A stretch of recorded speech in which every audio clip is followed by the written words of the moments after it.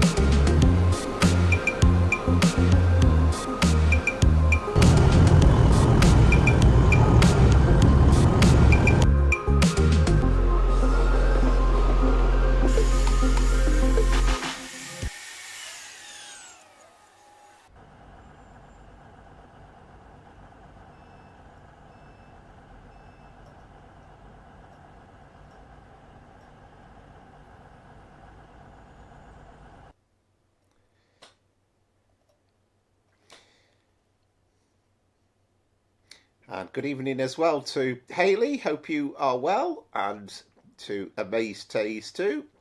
So hope everybody is ready and raring to go. But let's have a quick look back at last week and what's in store tonight.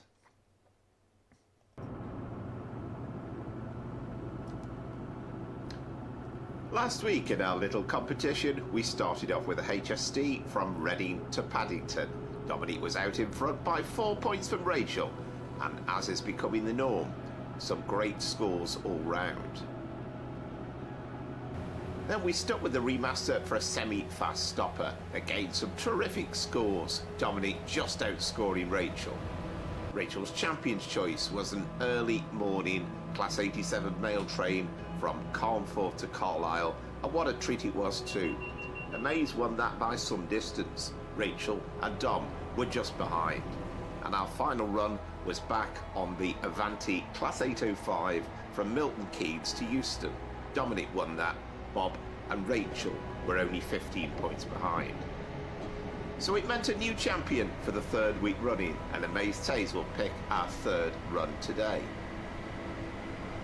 We'll start off with a Pendolino service from Manchester Piccadilly to Wilmslow. Ironically, not something you could do this week in reality. Then back to Great Western Remaster, Heathrow Express Connect, London Paddington to Hayes and Harlington. After the Champions Run, onto the Riviera Line and a Class 152, Exeter to Paignton. And finishing off with Diesel Legends and a Western from Reading to Paddington.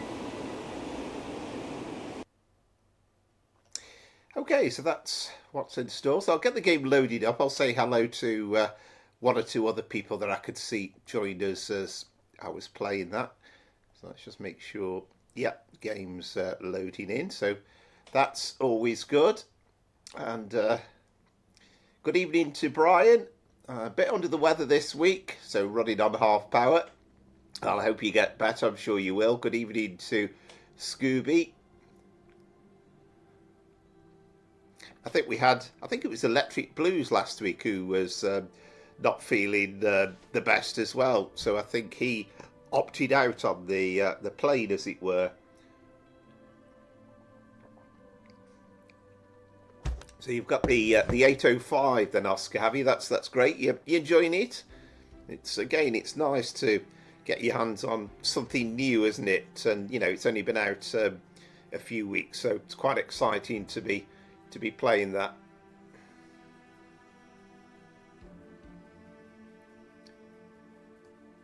And I aren't driving it tonight, but just simply because we've had a couple of weeks of playing it. We've had the live stream as well, so I thought we'd do something slightly different this week.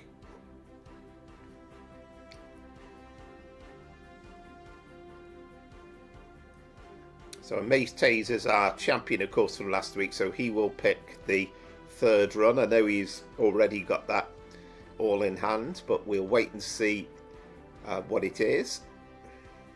And we're going to start off at Manch Pick, as G Loves Trains calls it, on a service, an Avanti West Coast service to Wilmslow. So only about 20 minutes, kind of a quiet start to the evening a little bit. Good evening, Andrew, as well. Hope you are well.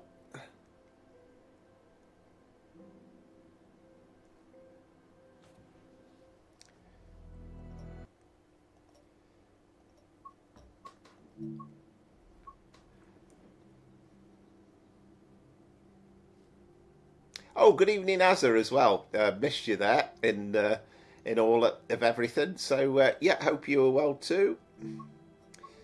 So Manchester Airport Commuter, it's a 390 service. It's the weekday timetable. Not really given the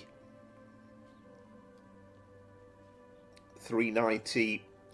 I've not really given the Sunday timetable much of a run, to be honest, but that offers differing service patterns, I think, but obviously a little bit quieter.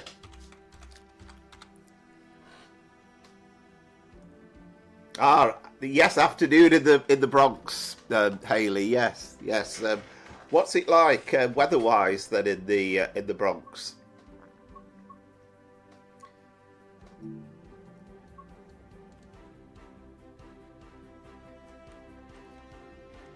The gang, the crew, the leg ends. Very good, I like it. Who needs legends when you've got leg ends? Yeah. Excellent. Yeah, so you're getting there with it, are you, a little bit, Andrew? Good evening, Dominic. Yes, I'm certainly good. Always nice to get Sunday lunch out of the way and all ready and raring to go. I haven't had a chance to have the afternoon snooze, though, this week. Yes, I know, Oscar. Yeah, you mentioned it about 5 times at least already. But yeah, hope you enjoyed it, and I'm sure you are. You're excited to be playing it, I guess.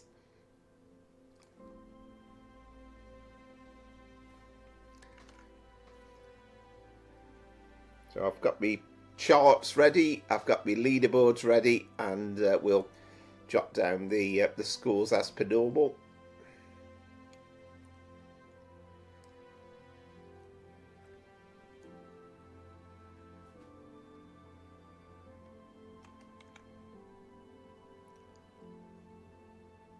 And I have got a Train Sim Classic video to come out tomorrow, hopefully. Perhaps get it uploaded tonight, but a new route came out surprisingly yesterday.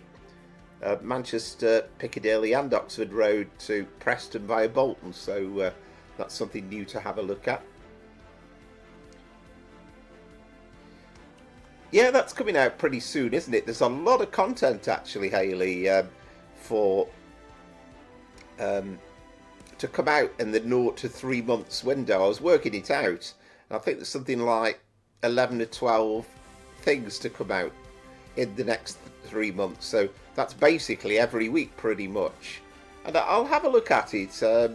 I'll see if I think it looks like something that I'm interested in. But it does seem interesting, a bit of an extended route.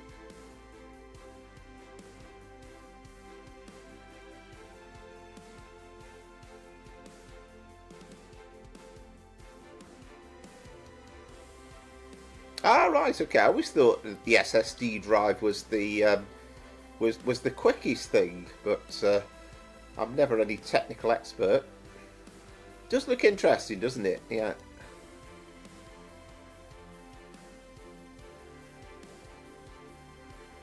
They certainly didn't, I'm afraid, Dominic. No, we lost 2-1 with about 6 minutes to go.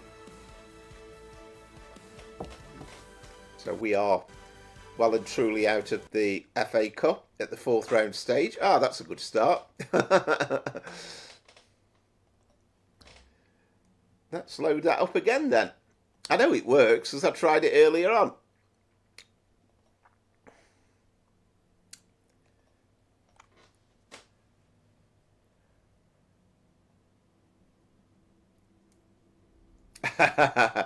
You did Paddington to Slough. I got held by a freight. I was going mad. Yeah, that's part of the fun though. It's I think again it takes a bit of getting used to, but just not having a end-to-end run where you have greens all the way and you get sort of adverse signals is quite challenging.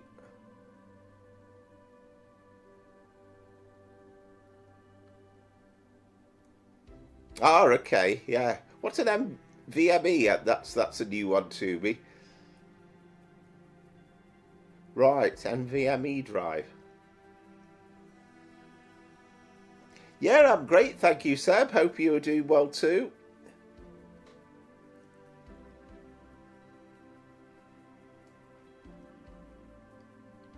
Certainly did, Seb, yeah.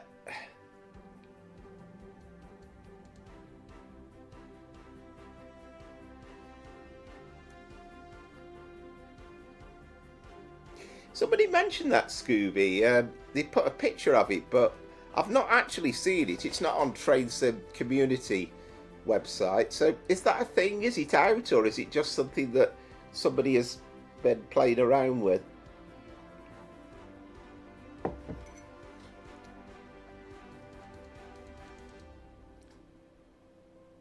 Right, go straight into the motherboard. It's amazing. Just got to upgrade my GPU and CPU next. I started to upgrade after that crash last week. Ah, okay, yeah. Ah, brilliant, yeah. Ah, excellent, Seb. Yeah, you joining us for 2, are you? Great. Well, hopefully, fingers crossed this time it'll work.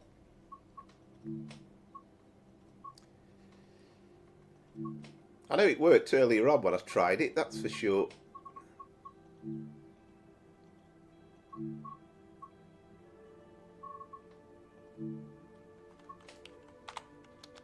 One 8. Typing it in. 1 Alpha 26.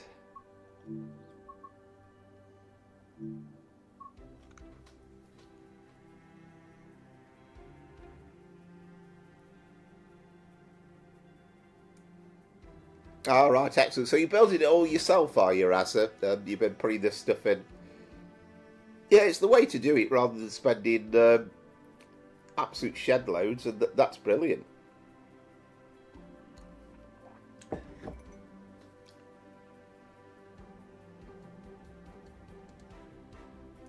Ah, good evening, Josh. Yeah, I hope you're well. Just restarting the game for a second time after it decided to crash on me first time around. Seb's raring to go with run number 2. Well, we'll try and get run number 1 out of the way first. Ah, right, excellent. No, that sounds really good, Asa. Right, here we go. No idea what happened there. We've had that not very often, but we've had it occasionally happen in the first run for some absolutely bizarre reason.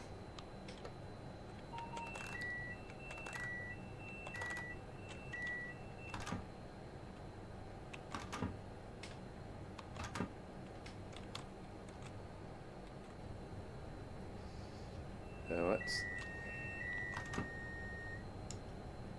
all this stuff sorted properly. And then not forgetting the doodah up here. I can't see what I'm doing. There it is.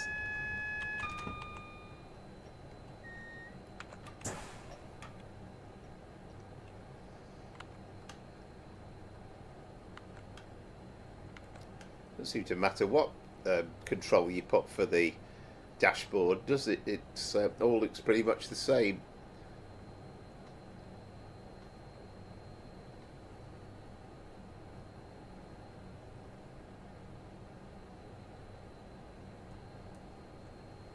Yeah, it does sound interesting, the 387 pack, and I think it was a late confirmation thing because it wasn't in the article, and it wasn't um, really in the roadmap screen, not in terms of any real graphics. It was kind of announced, and there's a bit of a mistake when they did the roadmap video because they said it was going to be part of the Great Western Express remaster.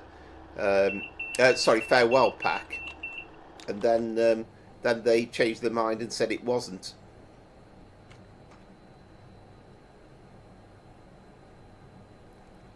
Oh, cucumbers, I can't believe your game crashed. Well, it happens to everybody, I think, now and again. Yeah, I thought it was interesting, personally, the roadmap. There's a lot of stuff coming out, and hopefully the East Coast way remaster isn't too far off, which is interesting. And also, you know, coming with the extra stock. Well, I say coming with the extra stock, it doesn't in itself, but the fact that we are getting extra stock for the East Coastway, it's going to be a whole new thing. And I think the really, really big thing to be coming out in the 0 to 3 month window from a British point of view is the Crewe to Preston route, which I'm very much looking forward to.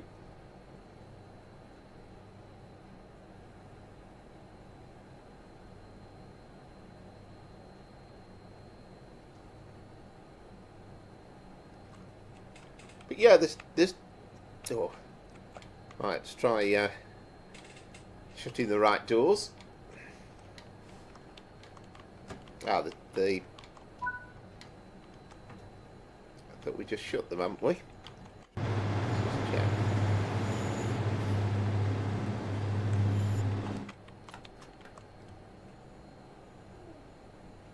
Right, that's it. We are shut now. That's better. West Coast service to London Euston. We'll be calling at Stockport, Wilmslow, Crewe.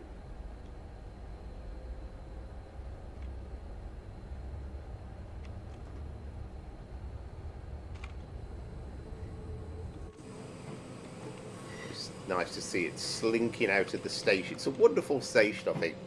Manchester Piccadilly. Oh, that wasn't very good. I pressed neutral then by mistake.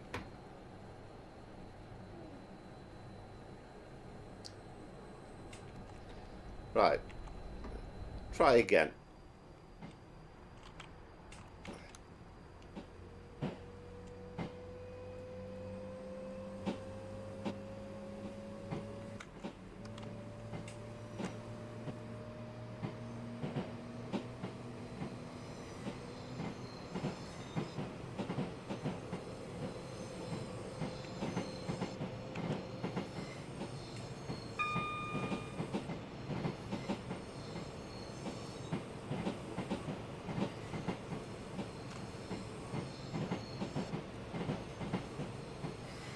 But yeah, definitely agree, Concord. There's a lot on there. I think there's a lot of kind of exciting-ish things where it's kind of line sort of things in store for what's coming up beyond that. And I mean, more or less, a lot of the things that have been announced are kind of over the next few months, really, that will take us pretty much into Trade Sim World 7. I think Crewe Preston for me, yeah, Medway Valley, and yeah, it's certainly they've made it look interesting. We know that the team who have created it will do an absolutely brilliant job, and it will be lovely looking. And if it becomes part of a sort of a wider Kent network over time, a bit like how All Aboard Studios are working, then there's plenty of potential. And I guess you've got to start somewhere, so nothing wrong in starting with perhaps something that's slightly on the smaller side.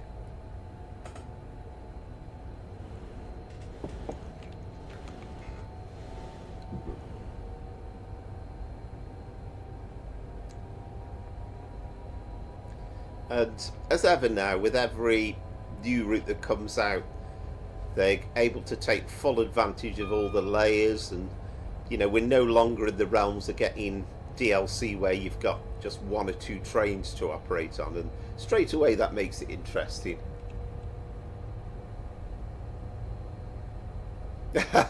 Yes, I think that is true. Yeah, um,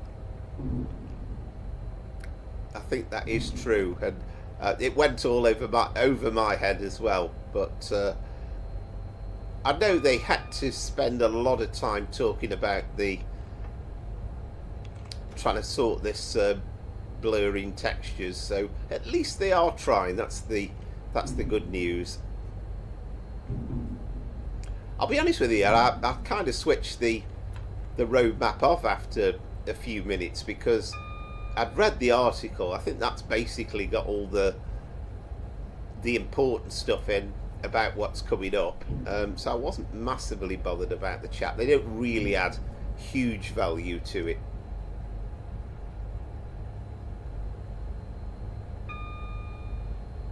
Yeah, a lot of the things are like, yeah, that's slightly interesting.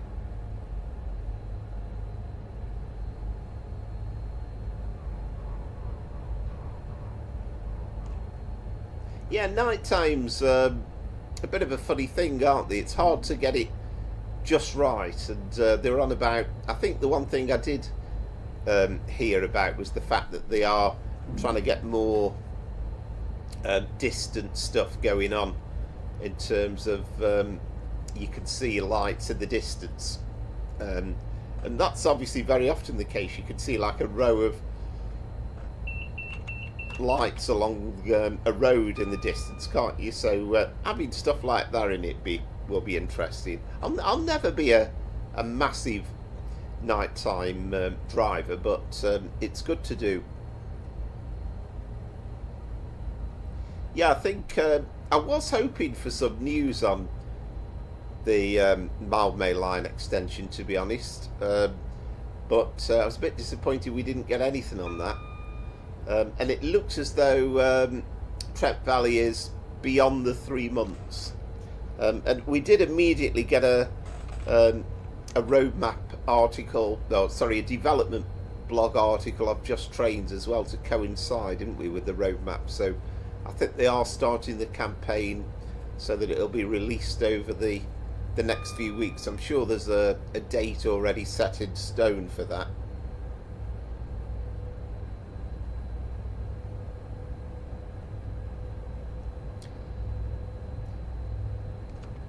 Yeah, it's probably the 375 is off the radar in terms of driving it at the moment, because it is quite old and having massively upgraded sounds, and I think they're putting in GSMR for the first time properly as well, aren't they? So we've got the Class 90 coming out as well, and of course the big announcement about the Class 70 as well, which is I think most people are going to be excited about.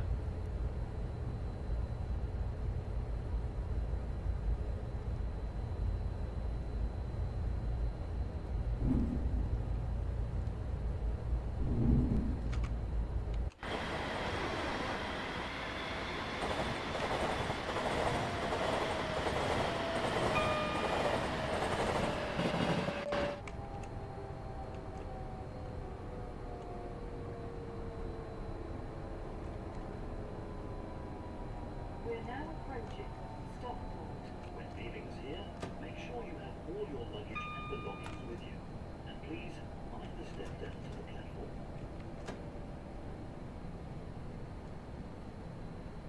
platform. Yeah, I think I was going to say it's been asked for quite a lot, but probably mainly by you. But yeah, you keep thinking it could be a thing at some point. But yeah, delighted that we're getting the Class 70. I mean, it'd be great to get the 90 out of the way first. That's again going to be one of the highlights that's coming out in the coming weeks. I think we're all going to be super excited about the Class 90.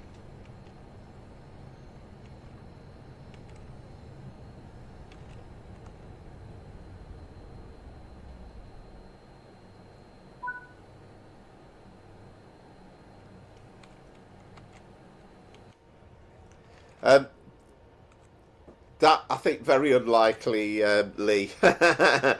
I've only just about installed the editor, apart from anything else. Southwestern's the man for stuff like that.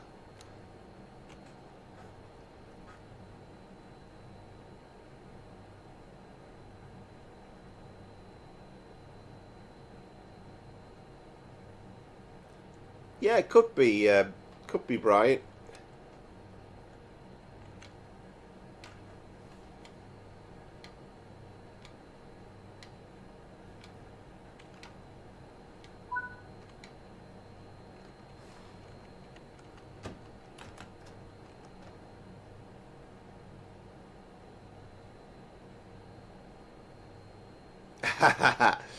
Yes, that's what you wanted there, Concord. Advancing West Coast service to London Euston. We'll be calling at Wilmslow. Crew. Yeah, at some point you feel as though there's got to be a Southwestern Railway in the game.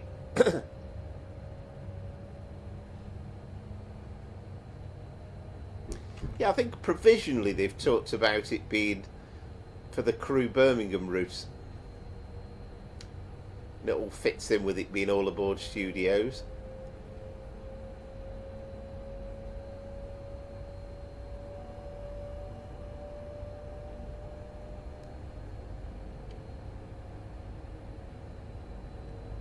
And again, the 70 is going to be a bit farther off, and you know it's not going to come out same time probably as the as Trent Valley. That'll be first, I presume.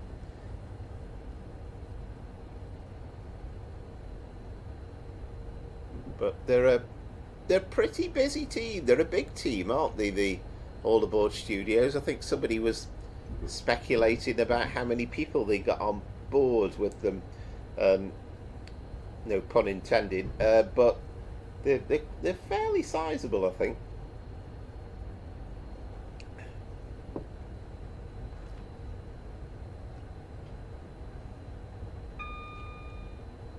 But I was kind of interested to see the that merry-go-round, the MGR hopper stuff as well.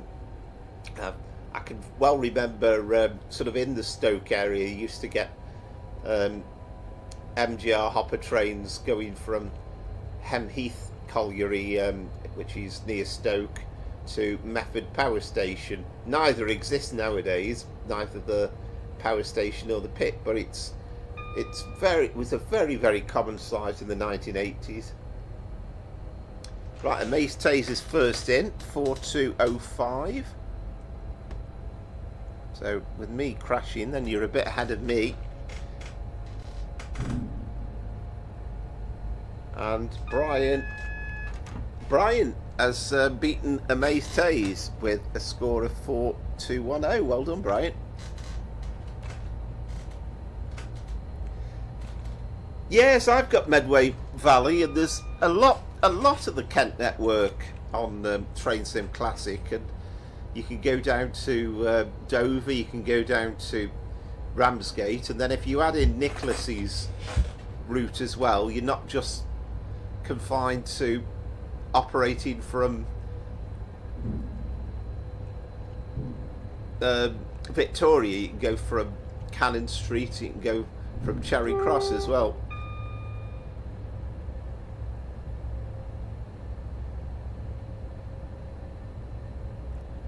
The Class 70 looks like the American freight train. Yeah, it's certainly unusual looking, isn't it? I think Pete made some comment about it being quite ugly a few weeks back. 4208 from Dominic.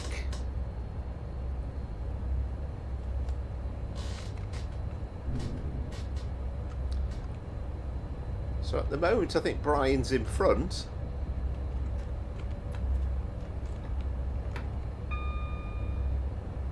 trying to make sure. Well, I'm not going to say because I am going to say, but I always jinx myself and say, oh, I've not done any speeding yet, and then I do something silly.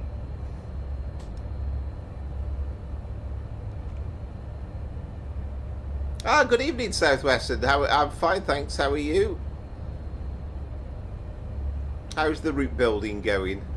And I know from one week to another, it's not going to be much different. It's a job for the long haul.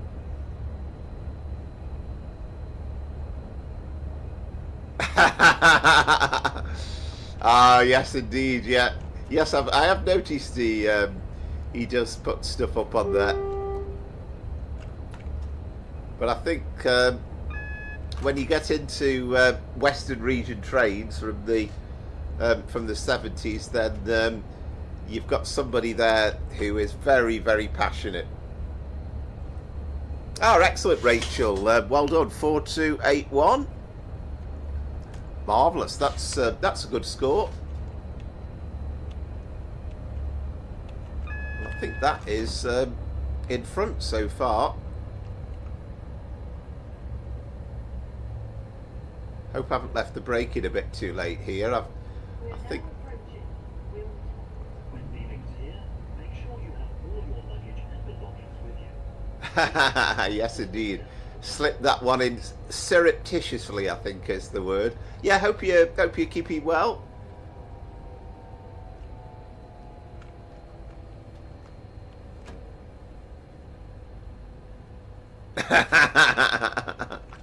Yeah, I can imagine with Pete, yeah.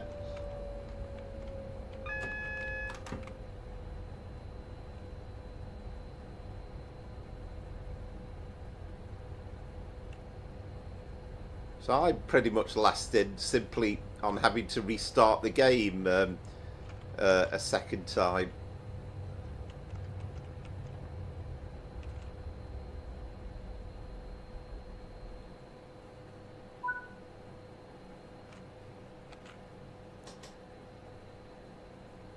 Ah, right, you were on the Malmö line, are you, Hayley? Yeah, it's a fabulous little route, and it's going to be even better when we can put in Richmond as our destination. Can't wait for that.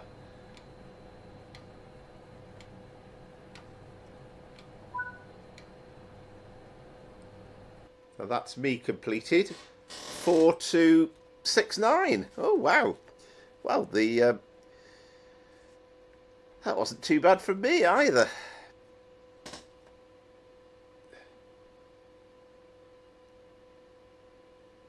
Ah, right, okay. You're a bit busy, are you, Josh? That's fair enough. I know you'll take part when you get the chance, which is absolutely fine as ever.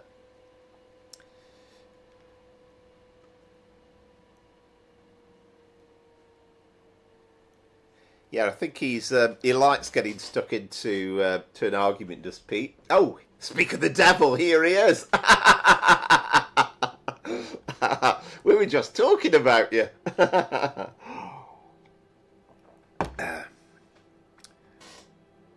As it was 3836. Well, you did say you were under the weather.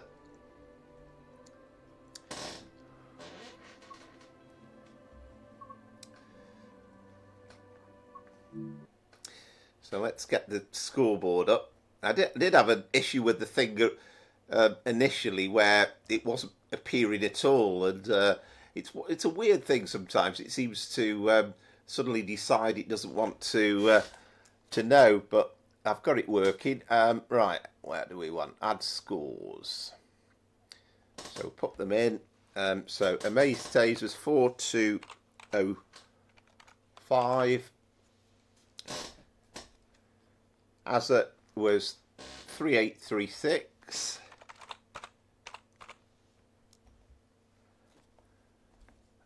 Brian was 4210.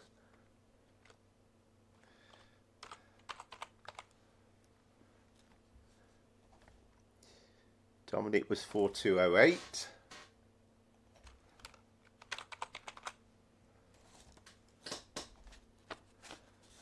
I was 4269. and Rachel was sorry, I was 4269 even, wasn't I? Yeah, that's right. No, I've put it right. I was confusing myself there. Rachel was 4289. So let me just go back to the other screen again, just in case I've missed anybody.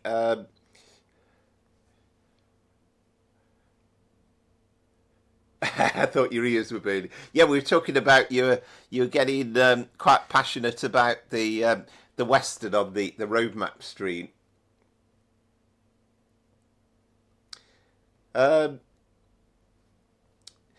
Is there any other liveries? Well, again, there is actually.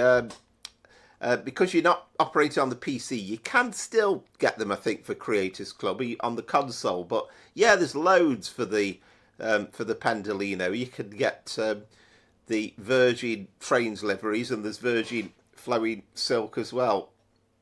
Good evening, Jam. Hope you're well. Jam is my jam. Crikey, that's not easy to say.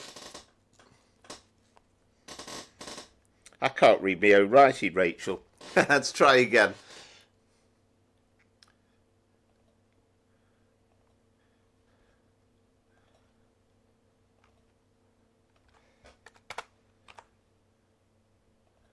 Right, so I think that's all the scores in then. So Rachel takes the lead. I'm into second place at the moment, which is a rare event. Brian in third.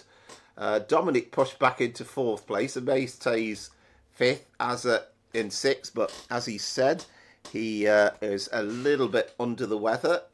And I think that just about ends the first round.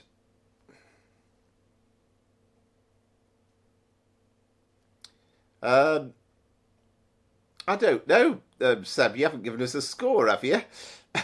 You're on the leaderboard just simply because you've been involved before.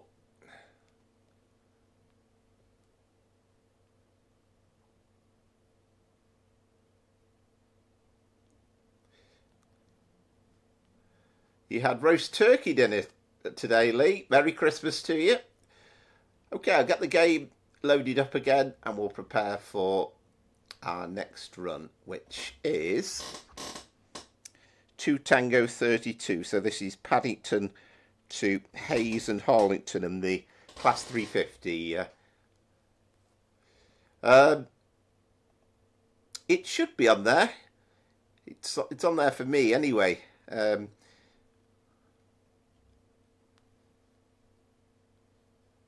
think it just... You're a few seconds behind on the stream, so sometimes it takes... wait a minute, it's not come up with the actual scores, has it? Weirdly. I wonder why that is.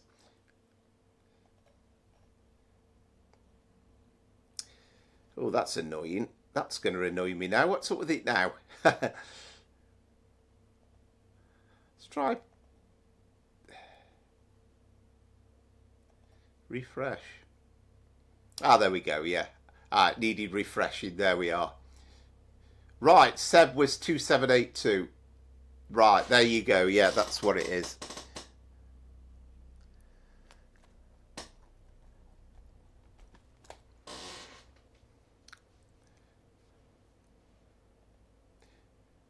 Yeah, it was one of those weird situations. It was all updated from my side, but very bizarrely, it wasn't showing up.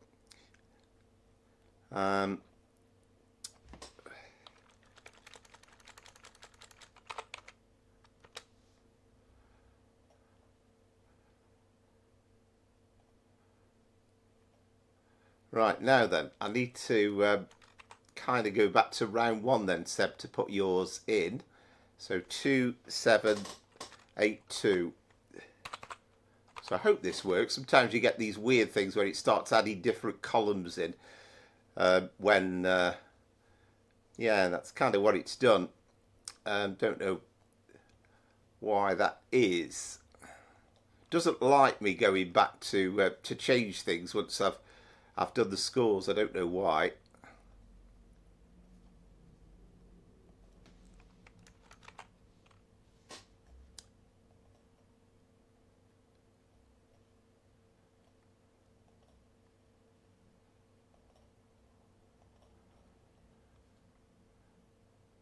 Yeah, it really doesn't like me going back. That's kind of confused things a little bit. Ah, right, you've only done the first one. That's fair enough, Rachel. Yeah, that's absolutely fine.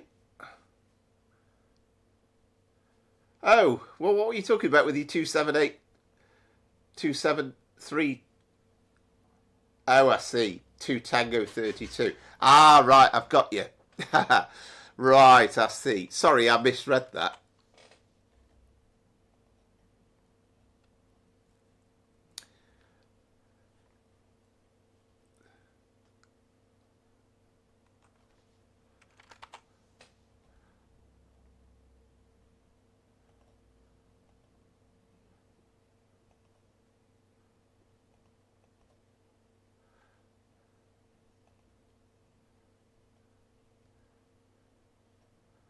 Right, I don't know how to get rid of it now.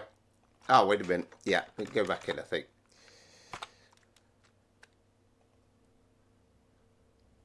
Right. Okay, we've got 3 columns now saying round 1, but we've got the right scores on, I think.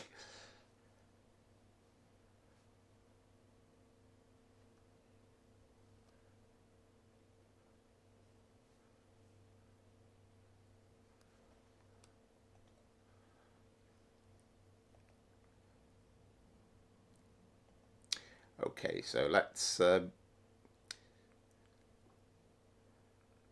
the game loaded up.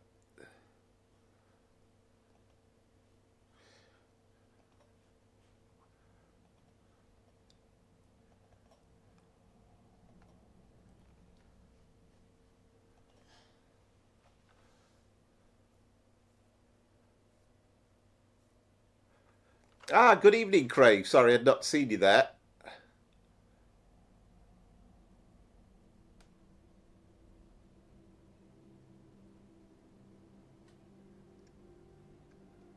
Is the Class 805 included in the deluxe edition? No, it's a separate add-on in its own right. So if you've got Crew Birmingham, then you can get the 805, or if you've got West Coast Mainline South, then it'll work on one of those timetables.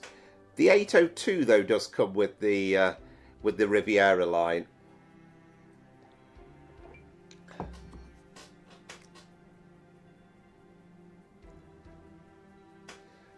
I've just seen your question earlier on. I was wondering which edition to get on TSW6. Does anyone know what routes and trains are included in the deluxe edition? Yeah, I think Concord's answered that for you a bit lower down. I mean, again, if you're a UK fan, the Riviera line's quite nice in its own right, and we will be looking at the Riviera line a little bit later on in the stream when we do a run from Exeter to Paignton.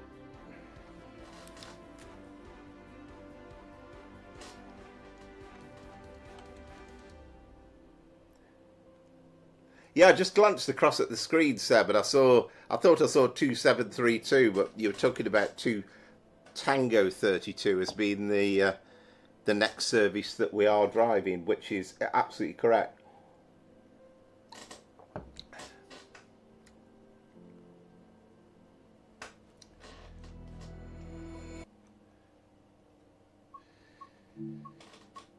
So what are we on to next? So Great Western Remaster 2017 timetable. And we want the 350.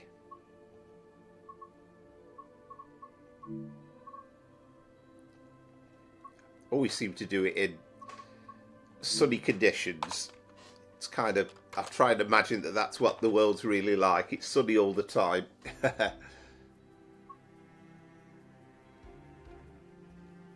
All right, you're already at Ely Broadway. Oh, you're well ahead of us there, Asa. I'm drinking a nice cup of coffee at the moment, Andrew.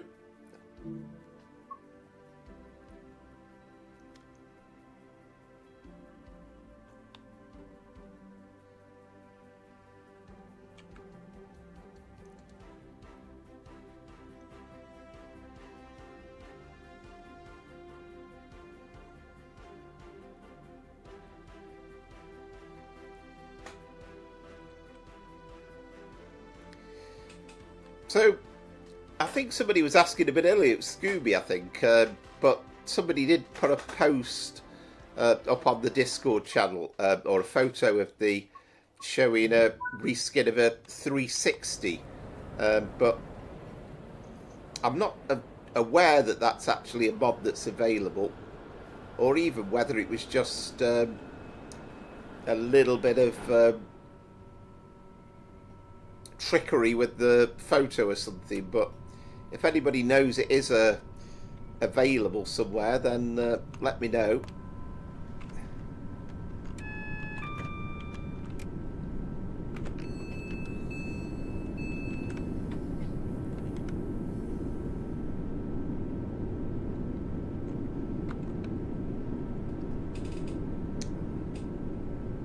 Remember if that works or not. Well, it works to a degree, doesn't it?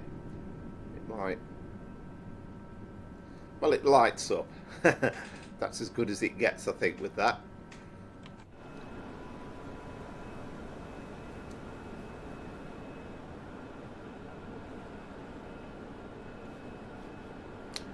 We're quite partial to Sauvignon Blanc, Pete, has to be said. Right, okay. Yeah, that's fair enough. I mean, I'm guessing even if it does come out, I mean, presumably you're going to end up with this cab anyway, aren't you? But we'll see. Be good if it does become a thing in time.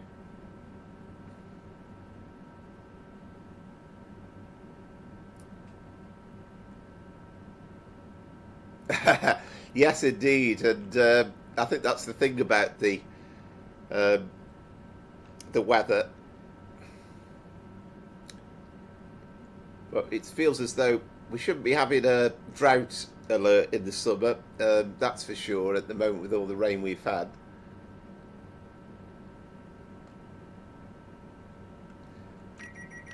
But yeah, we definitely do need the rain, don't we? We do need the rain.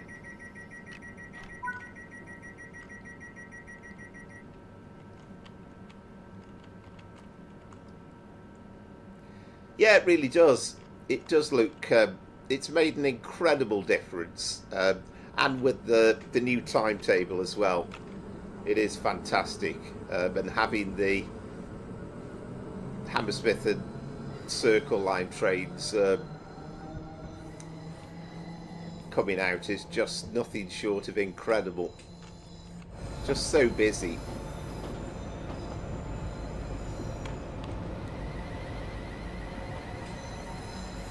Has anybody had a chance to have a go on the new German remaster as well, the Koln Aachen remaster? And if you have, what do you think of it?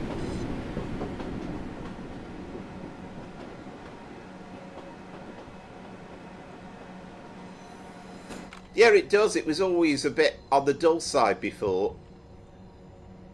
And I just love this timetable as well. It's just... there's just something going on absolutely all of the time.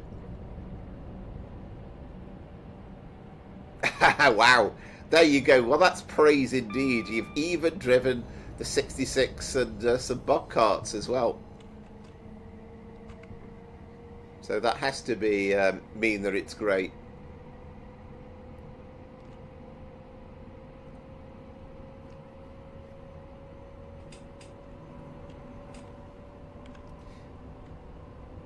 Well, the funny thing was, I went to load up the game yesterday and I thought, I need to get that updated, because otherwise I'll go for loading it up today and it's going to start off with the update apart from anything else. And then I realised I hadn't even got the original Koln Aachen route installed, because when I put TSW6 in, I kind of done it a bit staggered, as it were, and that was one of the routes that I hadn't done. So I have now got that installed, and yeah, it does look lovely.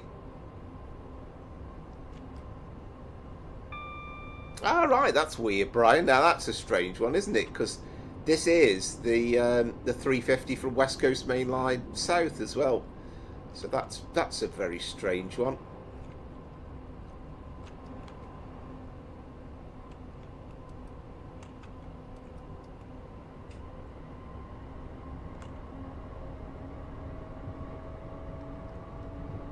it would have made more sense if they were able to have used the 350 from the All Aboard Studios, because that way we get the announcements and it's a superior 350. But I guess it depends on when it was all done in the timetable, and maybe technically it belongs to All Aboard Studios.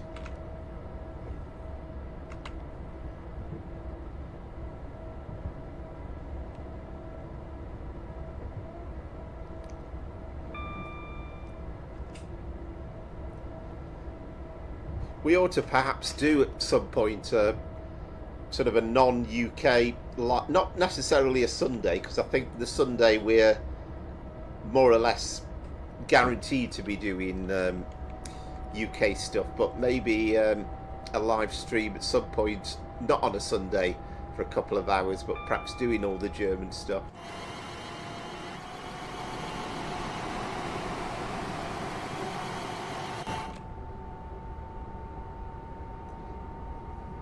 Yeah, it's weird, isn't it? You get some strange things happen with the game occasionally.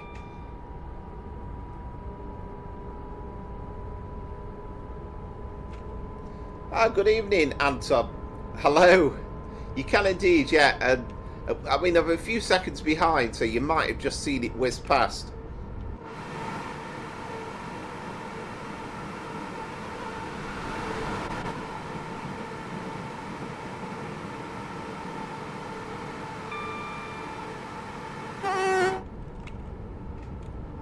Oh, that might be the answer then, Brian.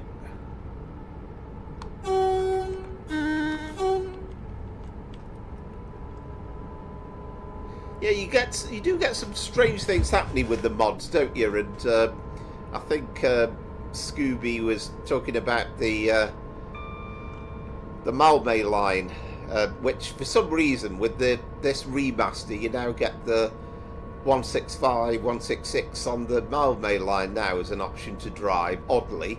And also you can instead of doing a 378, you could actually drive a Voyager on a stopping service if you wanted to.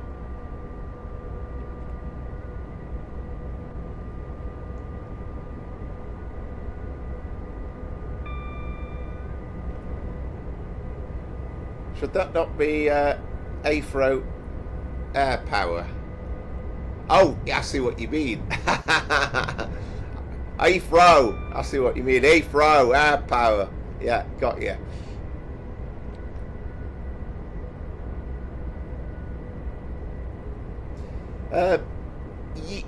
No, I think it's actually it's a PC mod, Anton. So the one thing, and Scooby will moan about this from time to time, but playing the game on the PC, you do get to do things that you just can't do on the console. But it's a mod. If you're a PC user, then you can get the branding, which is nice. So we've also got the we have got the First Great Western branding as well on the HSDs. Yes, indeed, Scooby. Yes.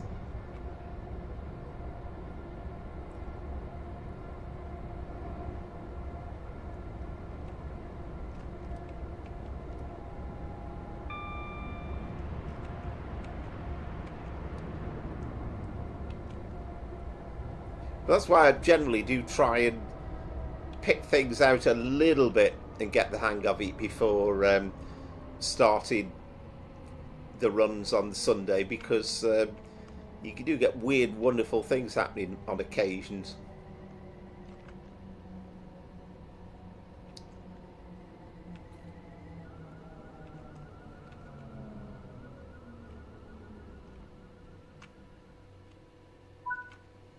Always find it a strange station to stop at. I don't know why. It's always difficult to get it just right. We start off from a very, very, very high position. Crikey, it feels as though we're doing a bungee jump or something. Somebody was saying that the line extends on a little bit further down there. I can't remember if it's the Piccadilly line part of it or but apparently there is a station model a bit further on, West Acton, I think it is.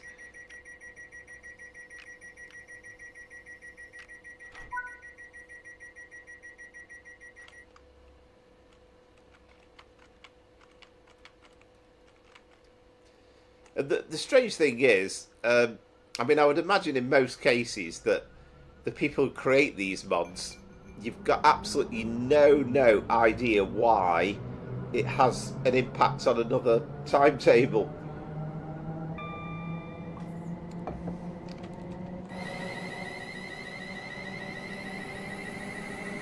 Yeah, it does look nice with the branding on.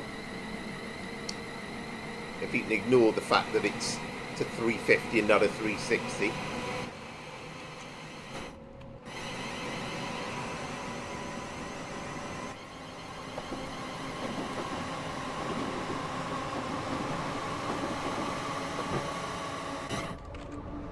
No, I haven't. I was strongly tempted when the London add-on came out, to be honest, because I thought that looks pretty good. But I think because I'm not on the game now, I just couldn't bring myself to buy a new game like that with graphics that kind of a little bit more retro. And I'm okay with Train Sim Classic because I've been playing that for years, but I couldn't quite bring myself. I have to say, if somebody brought out a route with kind of these sort of graphics in the UK with a bus, I'd be there straight away. And I was very impressed by the bus, the Berlin add-on, because driving around Berlin, and I've seen some of the videos, looks absolutely unbelievable. All right, and Mace Taser's in quick with that one, 5471.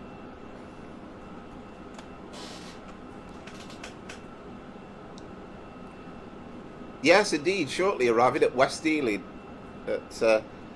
Because they've used this version of the 350, we don't have announcements on the train.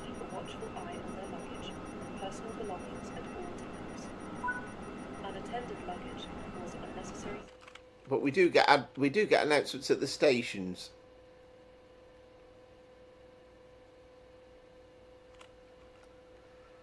There'll be loads, Andrew. Absolutely loads. I can't think of one offhand. I don't know if anybody else has got any ideas.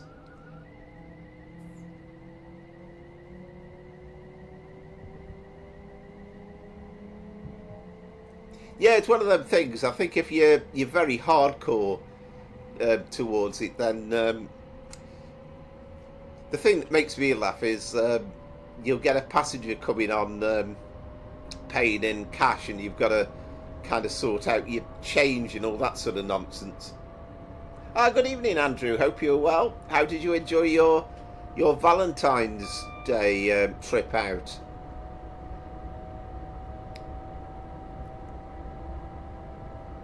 Good evening, Bob.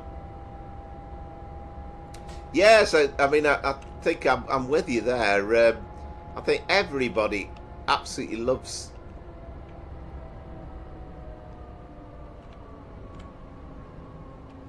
this add-on. I can't recall a single person saying that they're not anything other than impressed by it.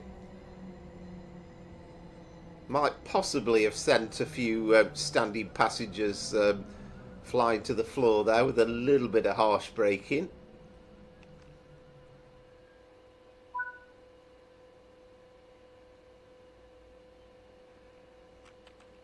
Yes, I think I had heard that they're doing that on ETS2, Rachel. I must admit that is something that I've teetered with the idea of buying, and Amaze Days encouraged me with saying it was in a sale and stuff, but I've never got round to doing it. But I could get into that, I'm sure.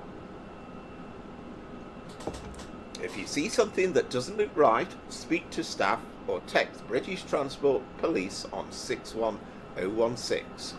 We'll sort it. See it, say it's sorted. This is Hanwell. This is your Heathrow Connect service to Heathrow Airport Terminal 5.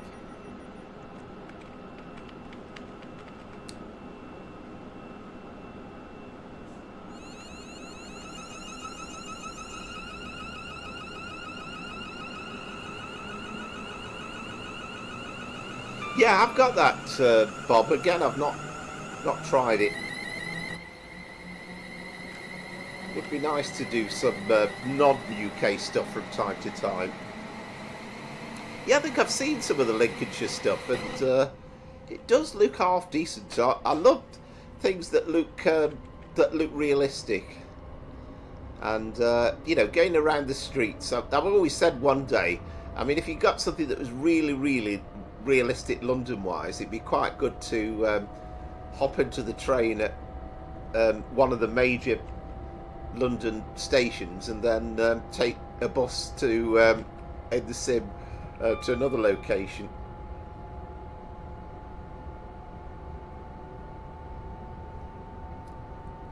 Yeah, I'm sure I'd have a few problems driving trucks, I have to say.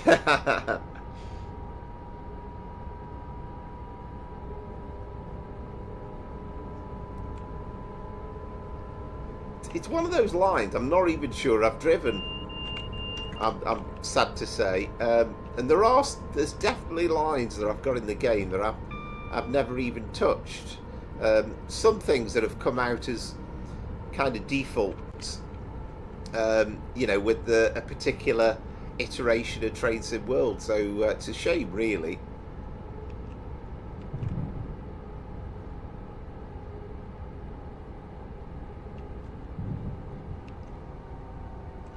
And I'd love to see a bit more with the tram stuff as well. And I loved the Vienna tram thing. I thought that was tremendously good. If you could give me Manchester or Croydon or Blackpool, I'd be I would play that a lot, I'm sure.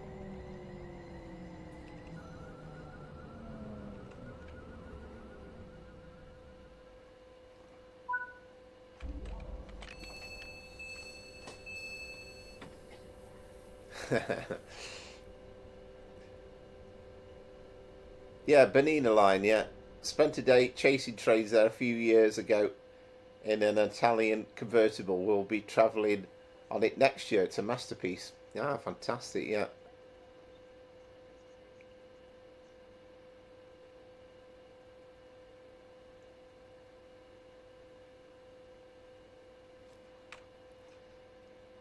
Yeah, there's loads of stuff that were pretty good when it came out, and you know, other stuff they've added to, but there's other stuff that's been kind of left alone quite a bit to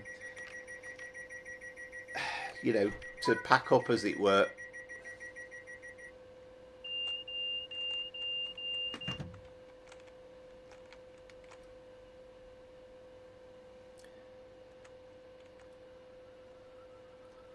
So Hayes and Harlington is next.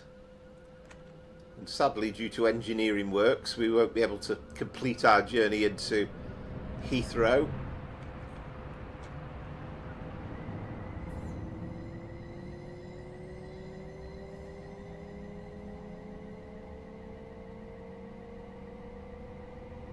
Ah, excellent, Rachel. Again, absolutely love it. Love the Dutch route, but I've never done a freight service with it. So there's loads and loads of stuff that I've not touched that are really good, but I've not fully gone into. So there's so much more that I could do on the stuff that I haven't even gone close to doing yet.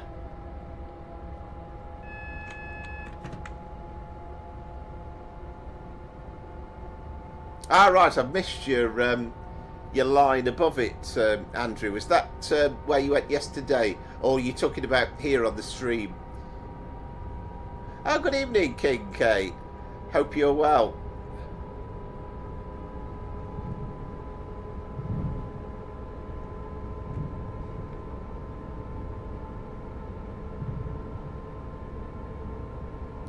The Brusio Spiral Viaduct, one of the most incredible feats of engineering of all time, considering how old it is.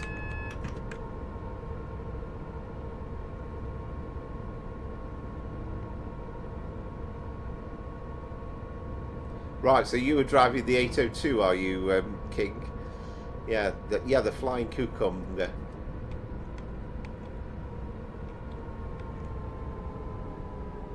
Good job. The brakes on this thing are pretty good. I feel as though I should get points knocked off for harsh braking on occasions. Temporarily off keyboard, just eating dinner. Well, fair enough. I don't blame you for that.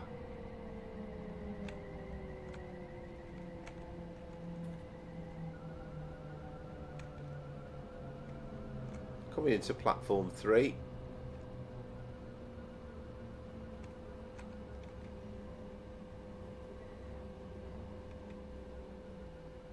So time-wise, I'm about okay, aren't I? But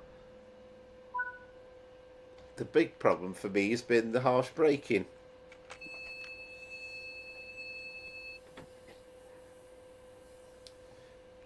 Yes, I got that at Christmas, Bob, and I did a video of it over Christmas, but it really felt like got me into the Christmas spirit, good and proper. Would you play the Tracer Classic Wessex Main Line if I made you a special scenario for you?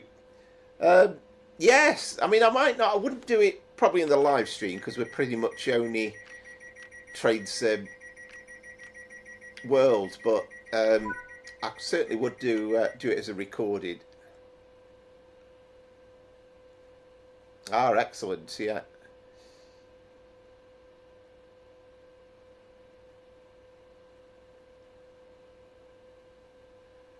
Yes, 1.14, but I think it has got that button, hasn't it, like on the Arosa line where you could actually keep, otherwise you'd be on the brakes all the time going downhill, wouldn't you?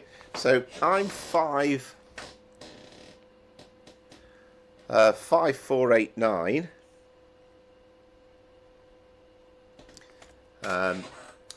So no speeding.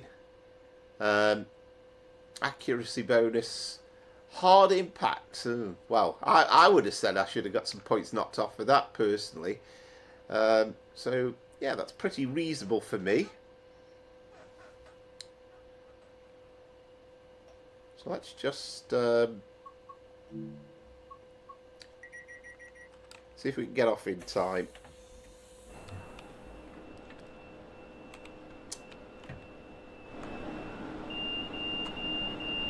Oh, I forgot to. I don't want to drive it. Oh well, we'll have to. It won't let me change it to neutral, so you have to ignore that bleeping. I'm just want to wait and see if we can see it departing. I should have put it into neutral before I left the cab.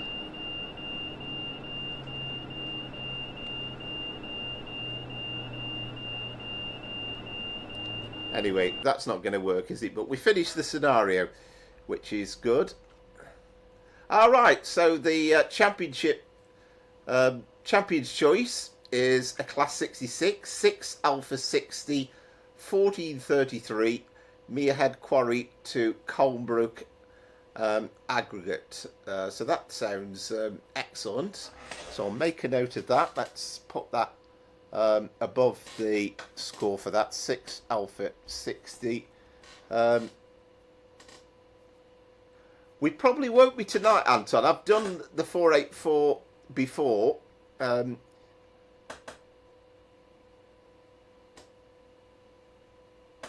Driving Super Alan Thompson with a rake of flirts. Yeah, excellent. That sounds good. So we've kind of got a schedule for tonight, Bob. But yeah, I must sort of think about that for the future. Yeah, it is good, the 484. Right, so Dominic is 5491. Now we know that Brian couldn't do it. I don't think Azza could do it, could he? So he's he's having dinner. So is there any more for any more, as it were? So yeah, Anton, I probably won't be doing it tonight, but I have done it before. We will do it again at some point.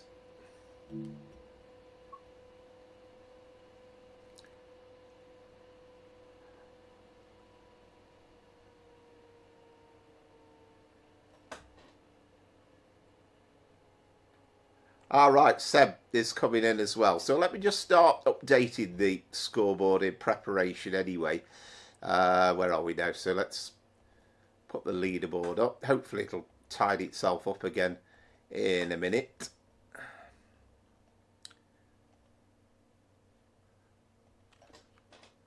So we need round 2.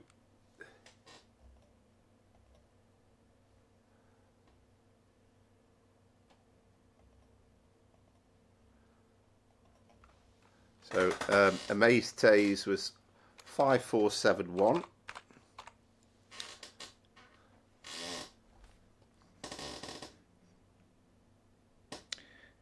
Dominic was 5491. So you beat me there by 2 points. I'm on 5489.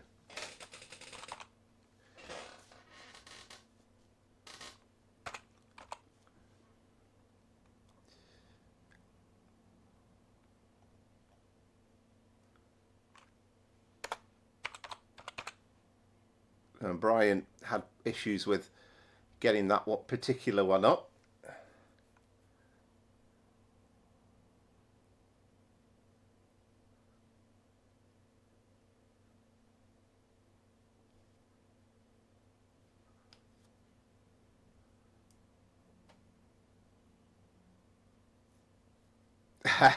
Yeah, it's going to be quite an interesting one.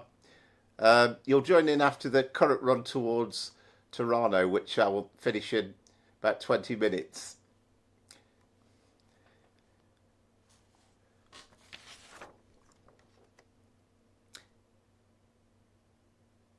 Right, so Azza, did you give us the score for that one? Yeah, 5452. Right, okay, cheers. I wasn't sure whether you could get that one going or not. Right, thanks for confirming that.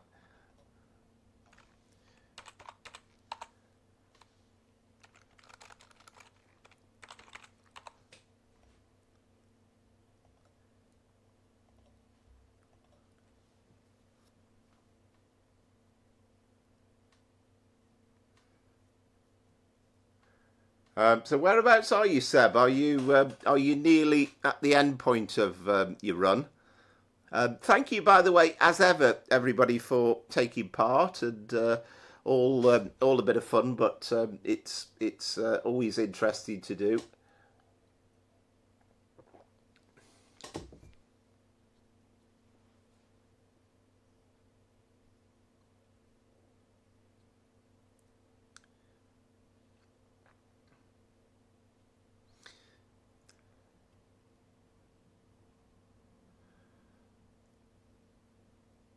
So you just left Poskievo in the last few minutes. Apologies, I probably made a mess of the pronunciation. Right, Seb is 5384. Thank you very much, Seb.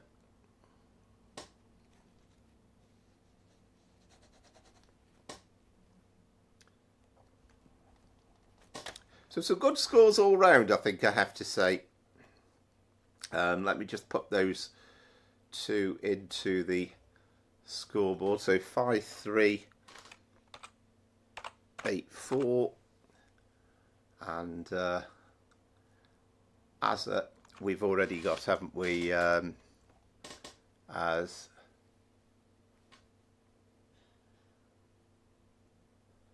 5452. I think I've got everybody's head. I'm confusing myself now.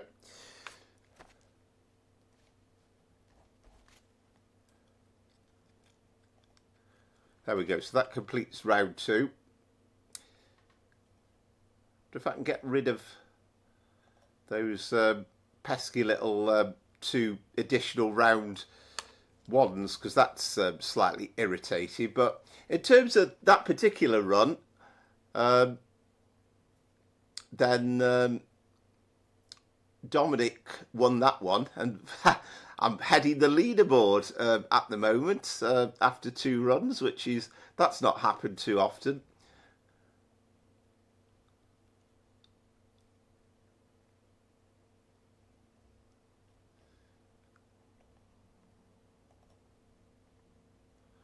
Right, hang on, delete round. And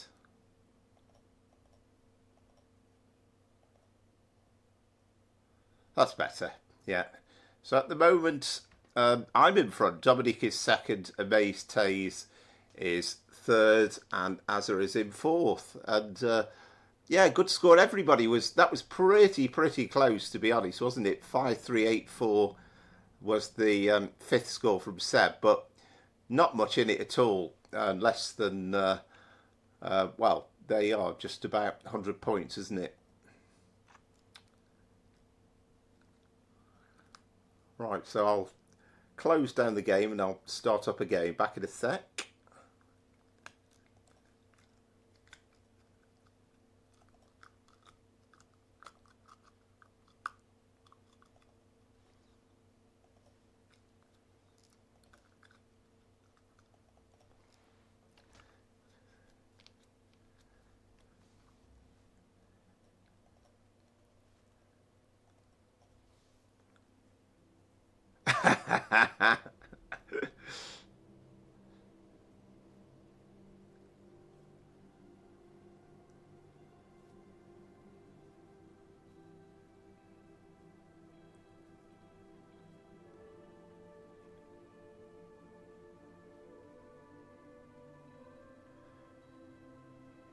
Yeah, so again, not too sure on the pronunciation, but Campo Colono, next stop Toronto, service terminates, the average speed limit 30 kilometers per hour, which is understandable with the steepness, yeah.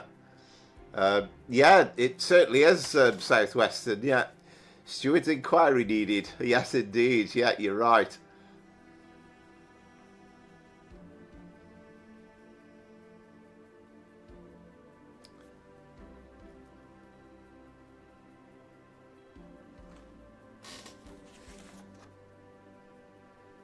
You should be 5491, shouldn't you, Dominic, on that? I haven't put you as 5489, have I? Let me just have a look. Where are we?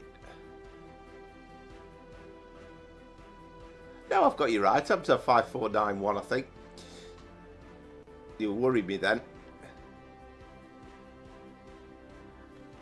All right, excellent, Josh. Yeah, see, it flips and goes. It flips and goes. I mean, it reckons 27 for me at the moment, but yeah, I think that's got to be a record actually. 40 currently. So for Seb, tea is ready. Back shortly. Yeah, enjoy your tea.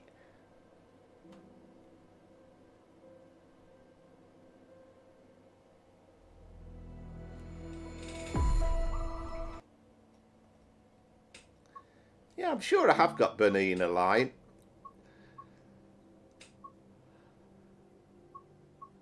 Doubting myself now. Whether I've got it installed at the moment or not's another matter. I'll have to double check on that. Right, so class 66.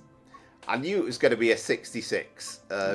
Just as I think we all knew that Rachel was going to give us a class 87 last week, I knew Amaze Taze it would be a class 66. I'm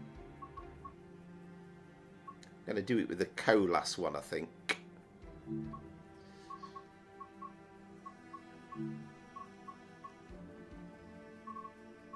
So we are 6 alpha 60.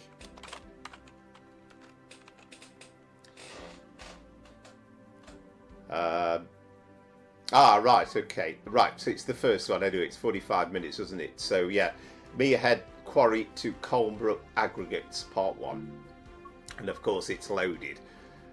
And we're going to be going from Reading to Hamwell Bridge Loop.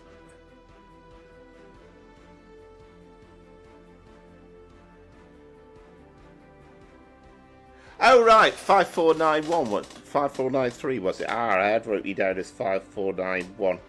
Right, okay. Well, I'll update it when we go back to it anyway. Marvellous.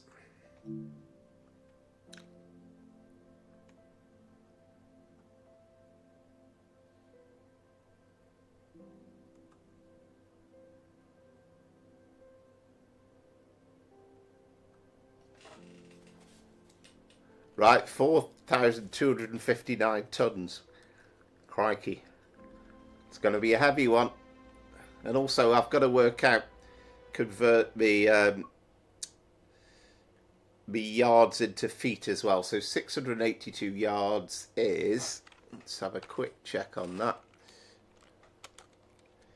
682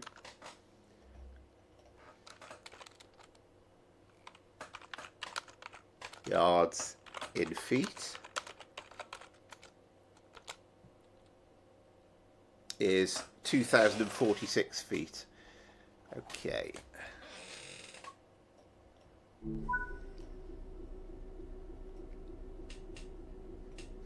Have fun, guys. It's a beast.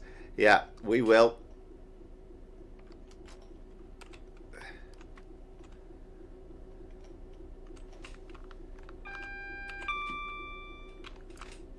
Alright, so let's get set up over here. So train length we'll do first of all.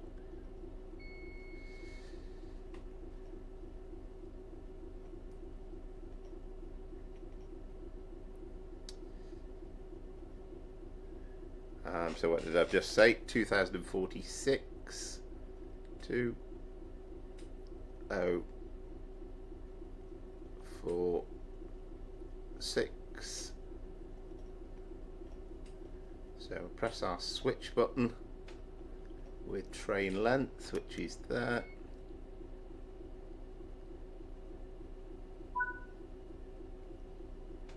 Didn't hear me beep for it, but I've done it anyway. Okay, and then we also need to get the brakes into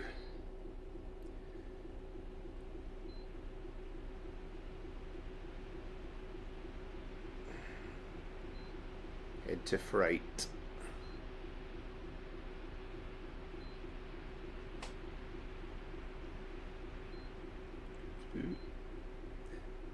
There we go. That should do us.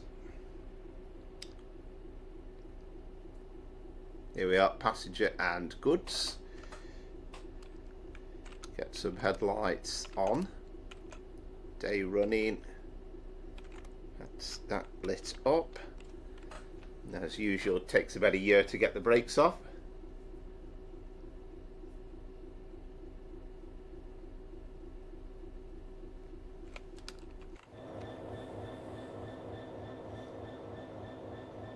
All right, never really give that much thought, to be honest. Does that matter? I mean, we've got the exhaust on it, so what do I need to do in the second one? Never really give that any thought.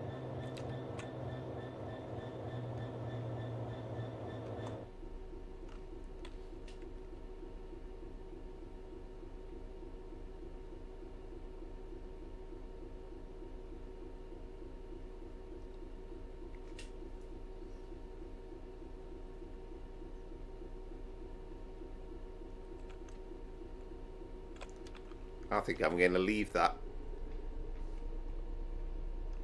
Am I supposed to set like the brakes up in that one as well? No, I mean we've got power from it, haven't we? So I don't know how necessary it is. I'm gonna leave it at that.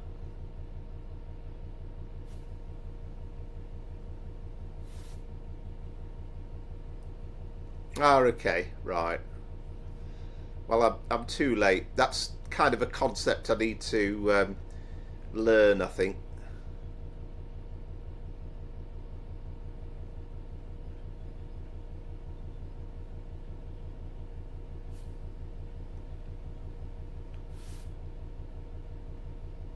Yeah, it's going to be an interesting one. The good news is we do have the branding installed as well.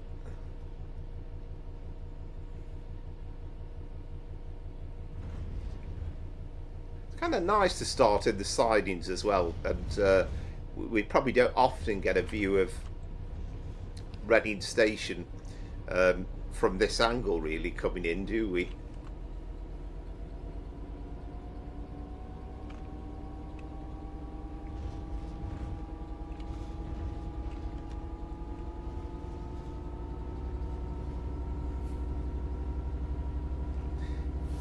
Yeah, that is that's the incredible thing, isn't it? Sometimes you can feel, you can almost feel the weight like this.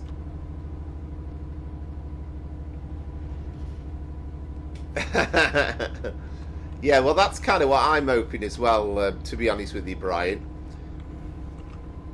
I mean, that was the devilish thing always about Josh's timetables.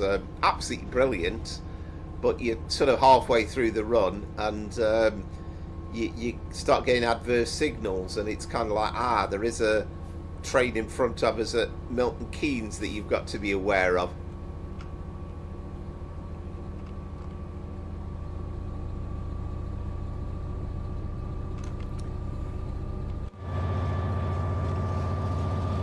So I probably should have kept with the DB Schenker livery really, but never mind. I was thinking of doing a Great Western Express freight service, but I just thought, well, I knew Amaze-Tays was leading with this one, so I thought he was bound to come up with a freight for this route.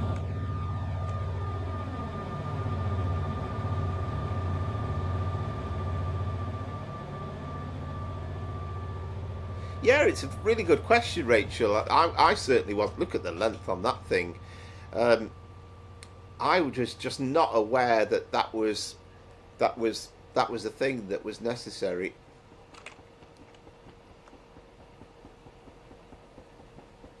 Oh, I love the fact that it's mixed wagons as well. I've never seen that before.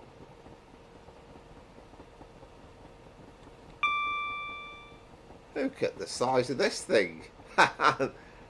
We've got the I Love Eggs patch in as well.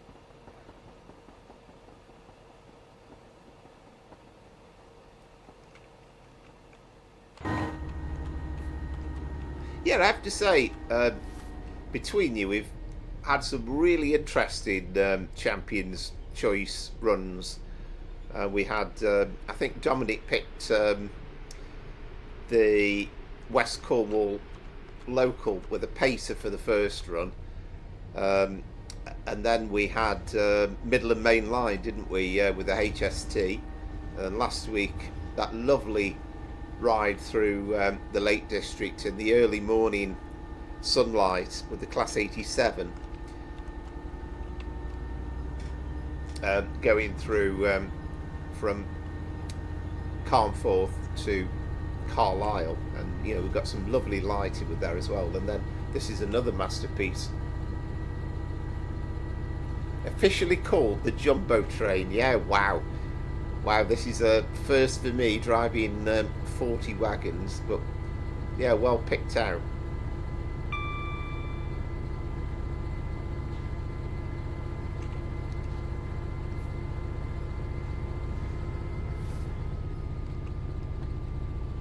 Yeah, I think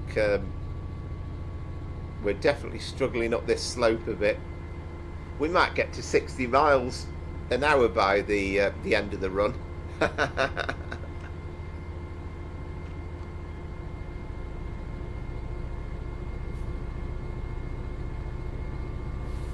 Yeah, it's one of those situations where if you were on a steep climb and you had a red signal, it'd be a job and a half. Imagine doing this in the snow or something.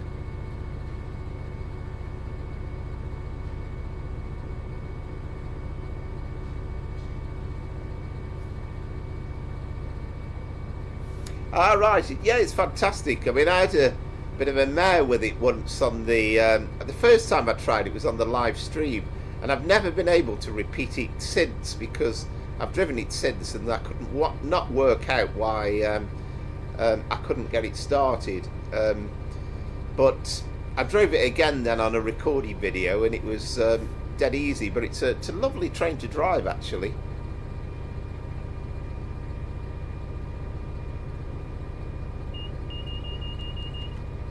I'm hoping as well at some point of doing a London-Liverpool Street to Stansted as well, because I've been filling in bits of scenery on the West Anglia line. I've been doing it for about a year and a bit, and it's not kind of up to the brilliant standards, but I have got scenery in and around that section out of London, so it should be not too far off from being passable. Yeah, if there was snow, it'd be, yeah, well, that's not going anywhere.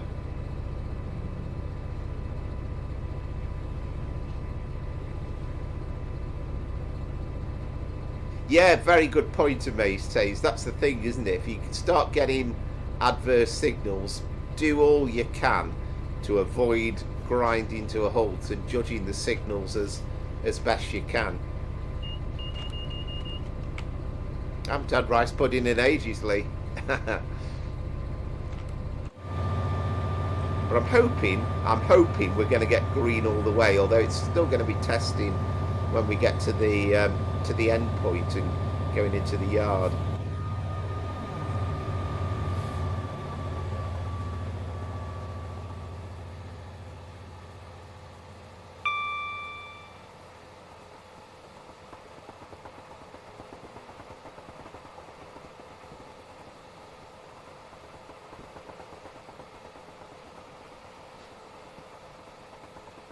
Graffiti's magnificent on those wagons as well.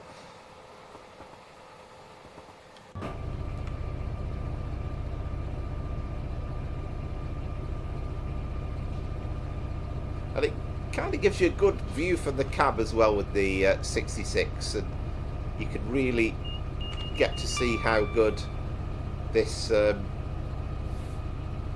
route's been done. We are on a downhill gradient now, so it's fairly reasonably easy to negotiate. Good evening again, Anton. Welcome back.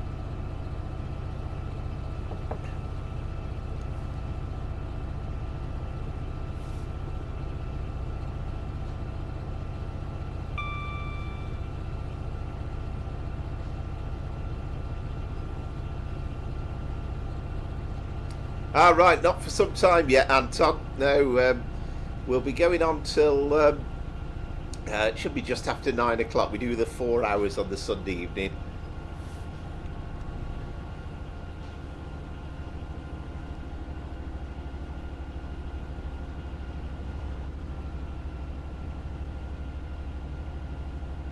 Yes, indeed. Yeah, we're all, I think, looking forward to the Class 90. Hopefully not going to be too far off, because it was in the roadmap in the 0 to 3 months.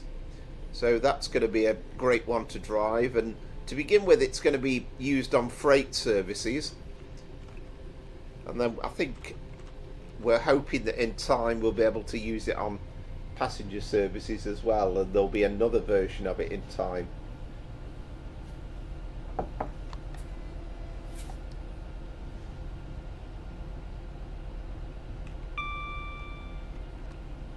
Trying to kind of be a bit sensible with the speed limit. I see we're going downhill, so we should gain a little bit of speed. Yeah, that's going to be 2 more freight locos, and I think we've had tremendous fun driving the 66, the shed, and there's, to be fair, if you see a freight service anywhere in the UK, then more often than not it's a 66.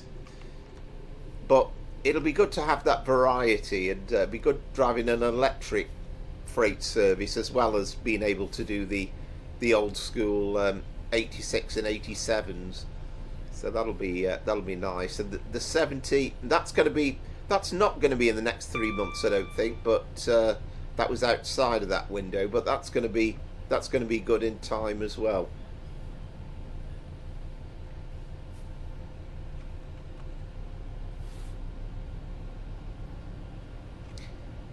And, you know, I've said it before, but I was a bit of a late convert to driving freight trains, and I've never really did it on Train Sim Classic massively, but I've had some tremendous fun driving some services on TSW.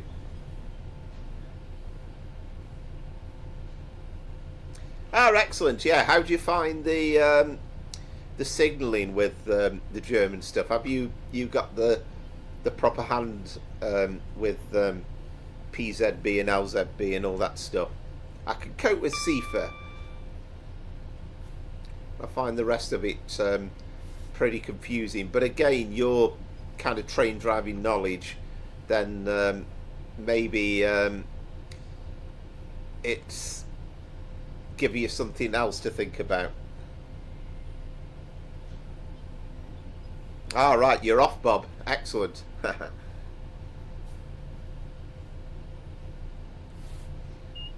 Ah, okay, yeah.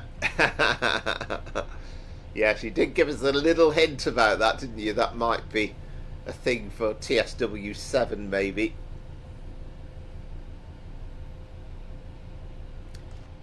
Yep, it certainly is, Azza. It's certainly amazing from Amaze Taze.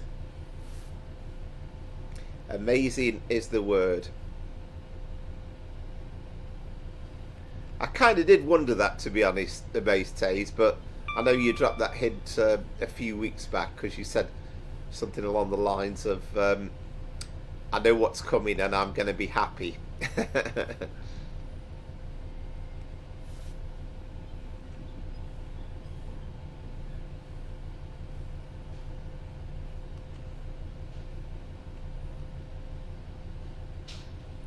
And yeah, I think we can look forward to that one without any shadow of doubt. I mean, I would just like it to be set in that, my ideal period personally, and everybody else will probably have a different opinion, but I would quite like it to be set in that era round about 2019, I think, when there's just about a golden period where you had the 90s and the flirts as well, and potentially you could have 315s and 345s, but whatever era it was, I'd be pretty happy.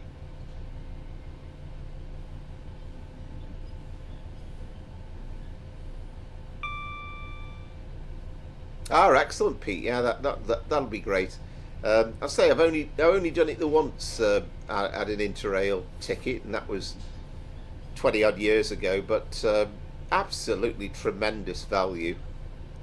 But it was such a long time ago that I wanted to reserve me seats on the train, so it was kind of a long phone call to somewhere in London. You couldn't do it all online back in the day.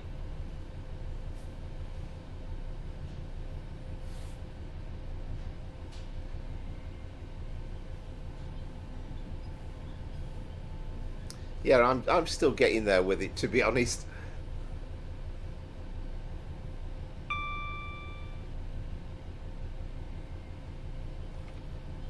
Oh, I'm sure there will, Lee. I think, I mean, you bear in mind that Train Sim Classic came out in 2007, I think it was. And here we are 19 years later, and there's still new stuff coming out. There's a lot of the network that's been done, but not all of it by any stretch of the imagination.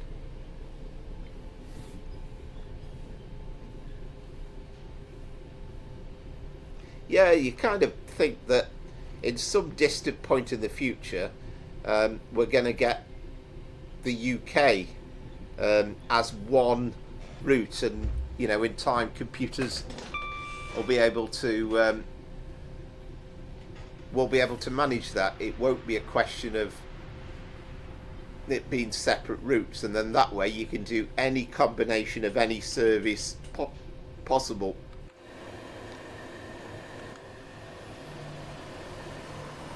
Yeah, double-headed Class 66 freight train. Never done that before.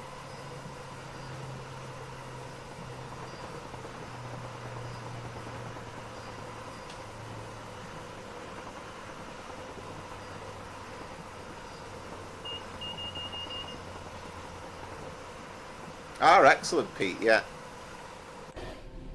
I mean, I've been on the trains once, and that was with a school trip many years ago. But we did do a fair bit of train travelling actually, and absolutely delightful. And it wasn't in the winter; it was in the summer, but absolutely glorious. But I've never been around Austria. I've never actually visited Italy, although I do love Italian food. So I think it would be somewhere I must go at some point.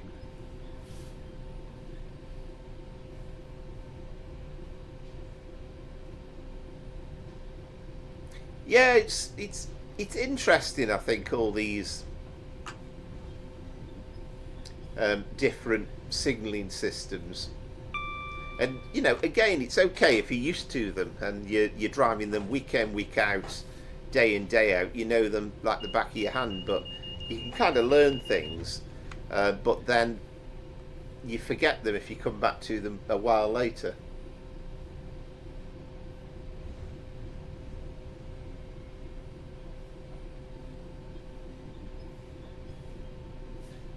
Ah, right, passenger services on the Camp Hill line, yeah, because there are stations, isn't there now, or they're building stations on that, but that hasn't been seen for many a day, has it?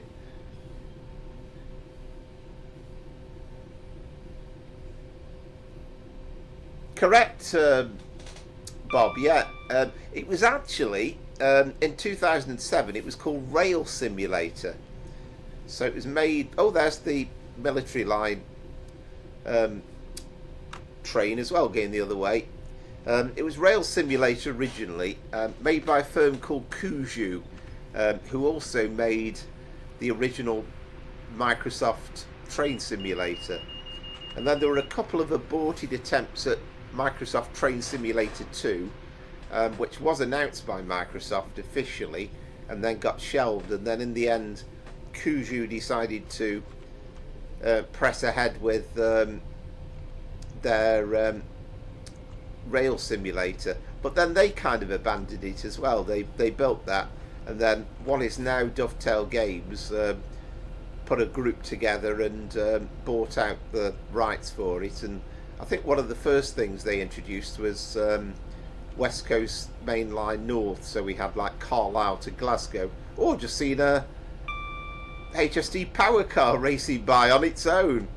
If that was Train Sim Classic, you'd think we haven't got the geos in and we were missing the carriages. That was a weird sight.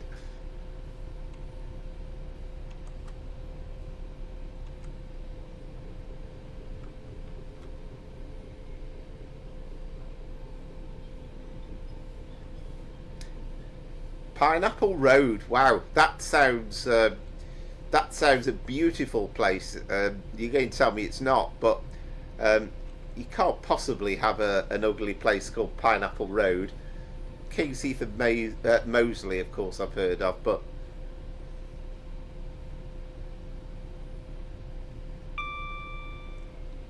yeah, excellent choice, Maze Tays. And as I say, all of you have come up with brilliant choices for the Champions run so far. And in the very unlikely event that I'm the overall winner tonight, then I'm not going to say it's not going to be my champion's choice. Whoever comes second would get there, but we're a long way off from me getting top score, that's for sure. Yeah, that'd be quite an interesting one, wouldn't it? The solo. I bet that takes off like an absolute rocket.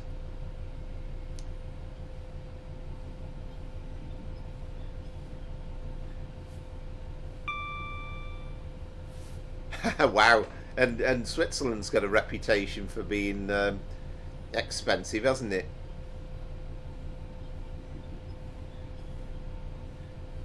As I say, I've talked about the trams earlier on, and Trams in Vienna's a lovely little add-on, and they beautifully represented the city of Austria, the city of Venice to good effect.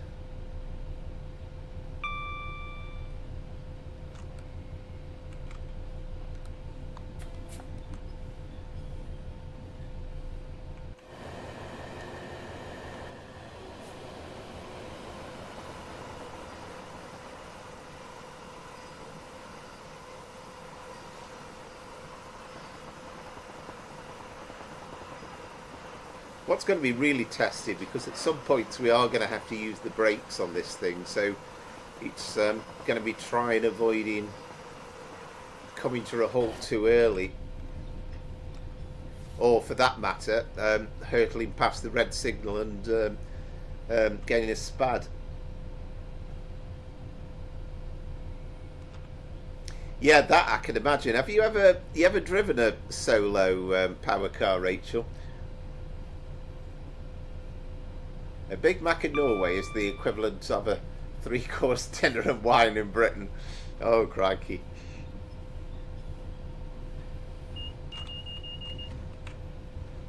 Yes, that's going to be interesting, isn't it? When we get to the end of the run.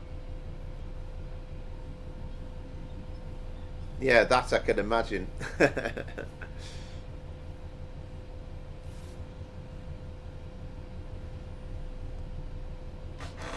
And I'm hoping, time-wise, we're pretty much on target for the half-time break when we get to the end. Just nice to see a great mix of Great Western Express now and First Great Western liveries.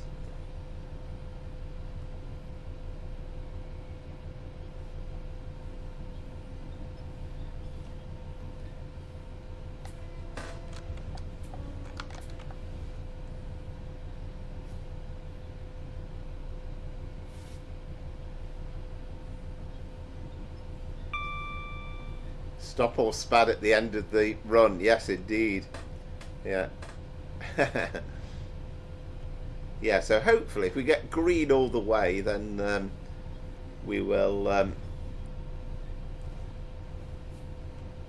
see what happens. I've no idea what gradients we are coming into Southall as well. If it happens to be on a downward gradient as well, then that will be even more testing. Ooh, we've got an adverse signal.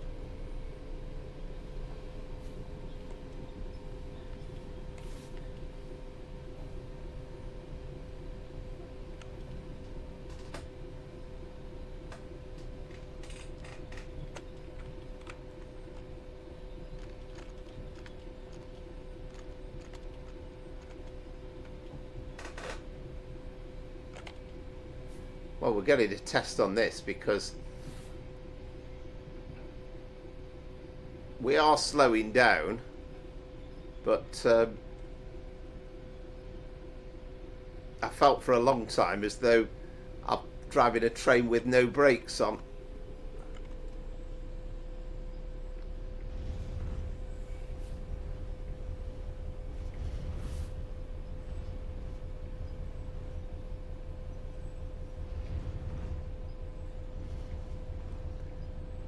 Can't wait for coffee and some angel slices I have in for the half-time break. Oh, excellent.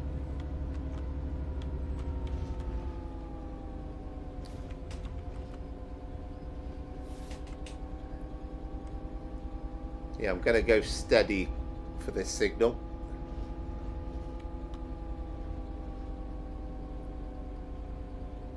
Oh, excellent. Right, I'll look out for that, Rachel. That's a new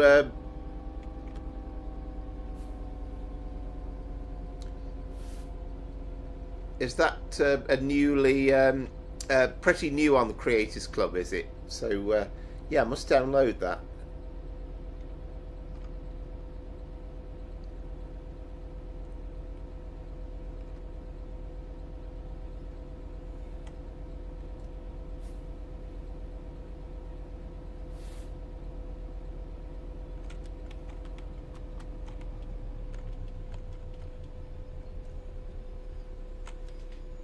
What is our... Oh, we're double yellow now. We're all right.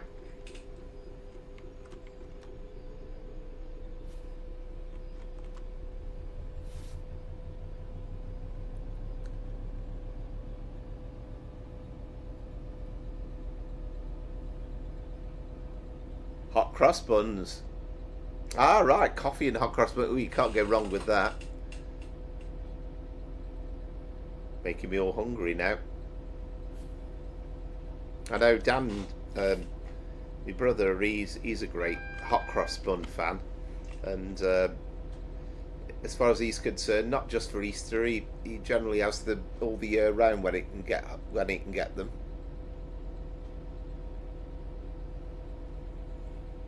I think you're probably right. Yeah, certainly needs some concentrating.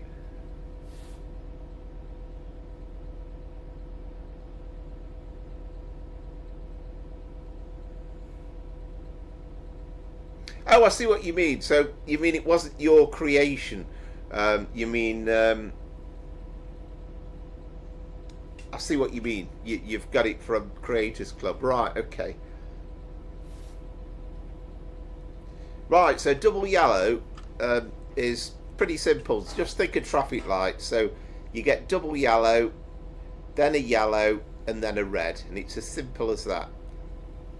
So when you're driving a passenger train, then it's a lot easier. Braking is obviously a lot more difficult on a freight train. But essentially, when you come to a yellow, you've got to be then confident that you're going to be able to stop at the next signal.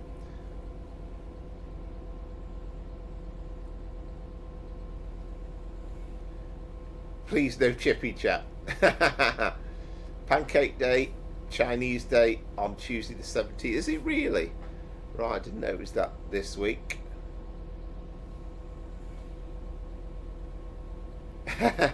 Unbalanced washing machine on spin cycle. Yeah, that's about right, I think.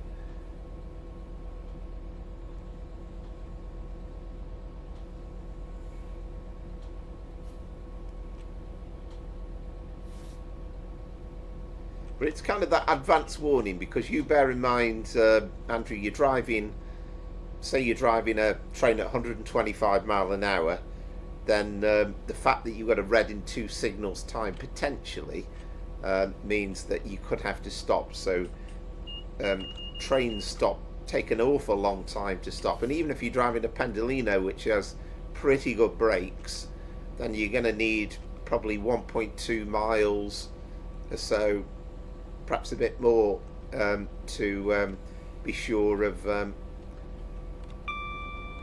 stopping in time. And of course, you just can't go past a red signal, because there's the potential then of crashing into trains. Of course, in trains in world terms, it's end of scenario.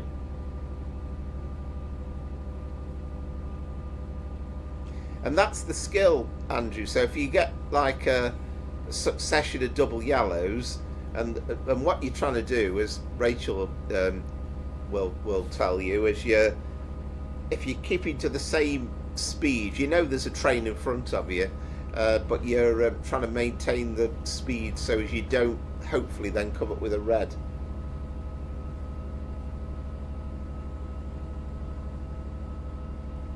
I love pancakes. Is that you're Canadian, I said? I didn't realise that. Oh, in your blood, I see. Right, okay.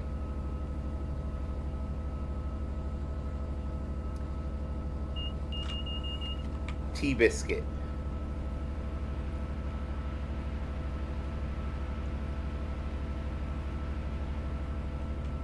But I mean, I'm certainly no expert, Andrew, but you do get better with it over time.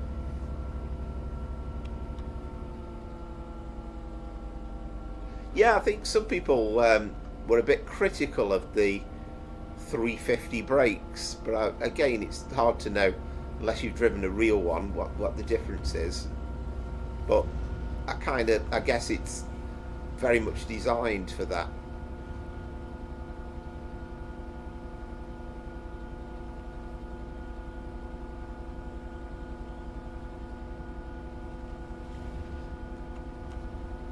So if we get a green now, I might just start accelerating a bit more.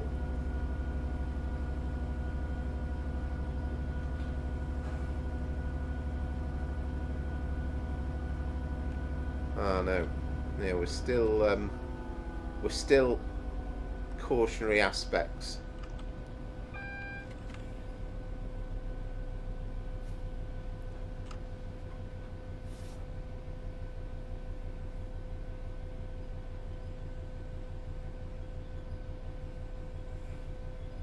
Ah, right, yeah. No, absolutely, yeah. Valentine, load of rubbish. Ah, no worries, Lee. Have you you got a prior engagement somewhere else? You're not off to watch that Richie Rail or something, are you? But yeah, cheers as ever for your company, and thanks for joining us.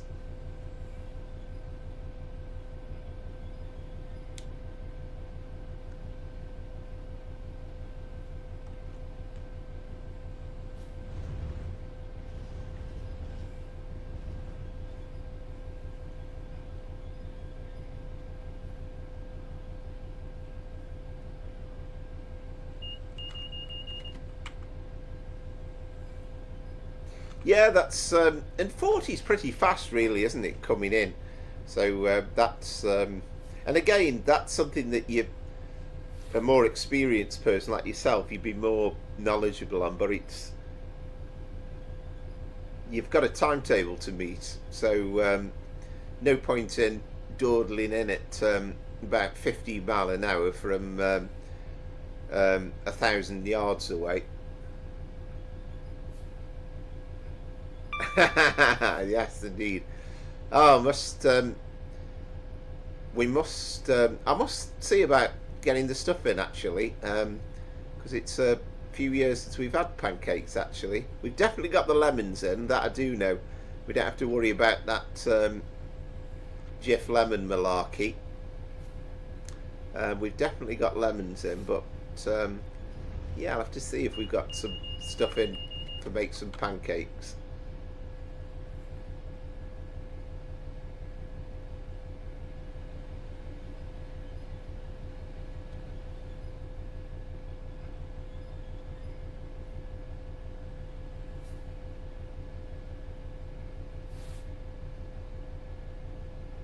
I wonder if we've got another. I wonder if it's a freight service in front of us, or it's probably more likely to be stopping 165, 166, isn't it? I would have thought. And natural from a signalling point of view that you'd be signalled behind a stopping service.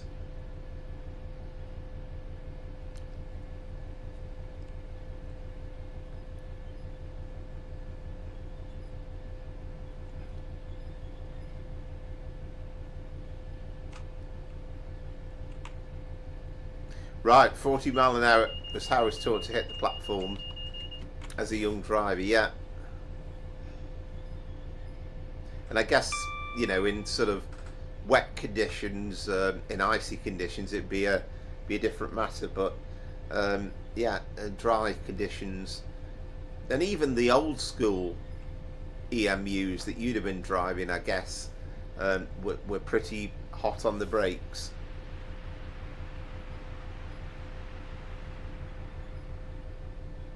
I always remember me mum years ago managing to hit the ceiling with a pancake. Cracky, that's going back a few years now.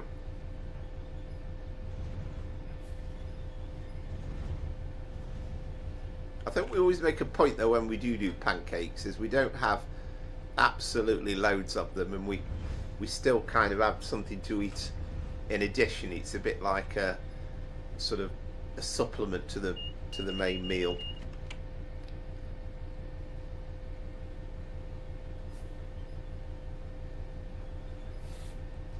Make crepes, fill them with Nutella and flambe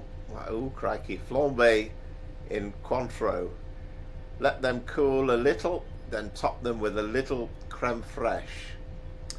Oh, very posh, Pete.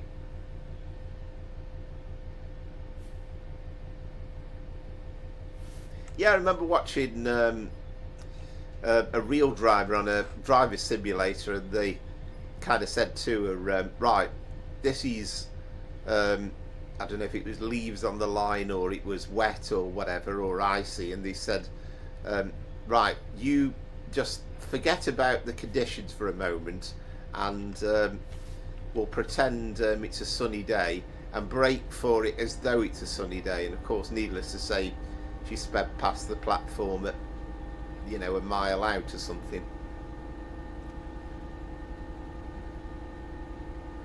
Yeah, that's a nice thing. I mean, of course, in my part of the world, in North Staffordshire, we also have oat cakes as well, which are lovely. Proper oat cakes, anyway, local oat cakes, and a bit of bacon and cheese on them, and you're absolutely loving them.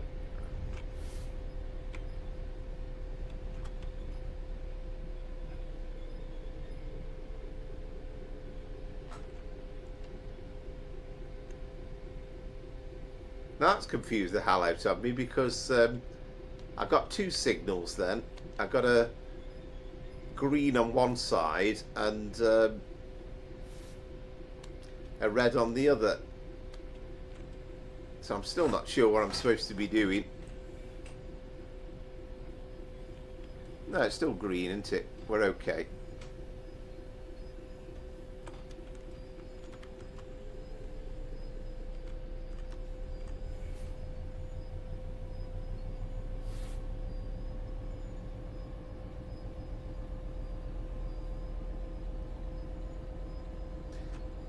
So I'd love to see those units in the game because they always felt like an upgrade for me on between Stafford and Manchester Piccadilly. It felt quite, the 304s were very basic. There were no toilets on them, and the 310s, 312s felt quite sophisticated and a lot more comfortable.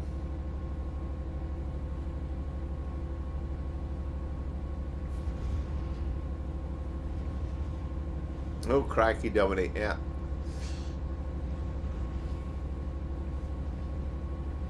Yeah, I do wish DTG had sorted the passengers out. I mean, it's funny to an extent, but some of the things are, just a little bit on the edge.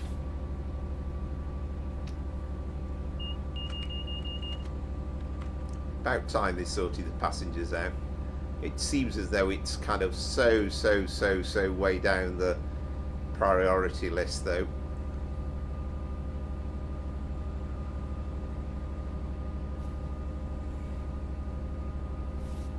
Right, so this is Airport Junction, isn't it? This is the Heathrow Express overhead.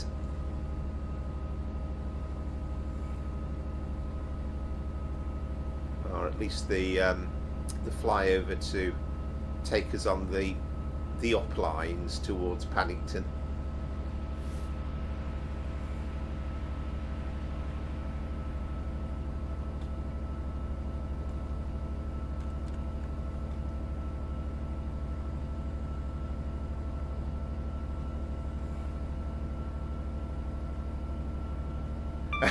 Yes, I can imagine that. Yeah, Furry Skate. Yeah, hit the platforms at 20 mile an hour, which you would think would be slow enough, and I was still doing 20 mile an hour going out the other end with the brakes in emergency. Yeah, wow.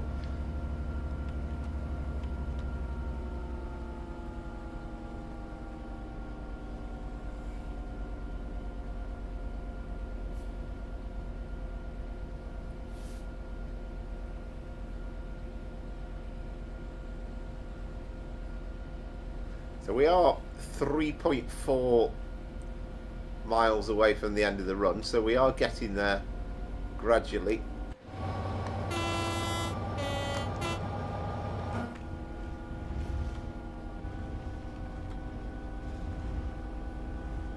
But yeah, it's interesting. I mean, I do tend to drive all the stuff in sunny, dry conditions, and I just think it just looks nice. And I kind of think when I'm when I'm going for fun on the train, really I want it to be a nice, dry, sunny day, and it's just how it should be. I'm not massively bothered about seeing horrible, adverse conditions.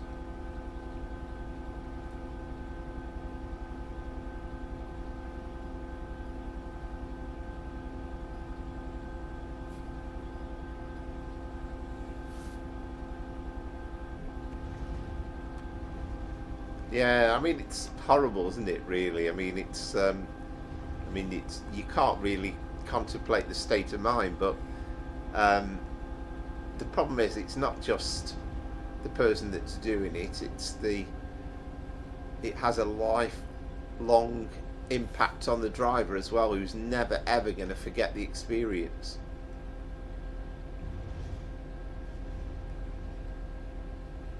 All right, with the 315, yeah.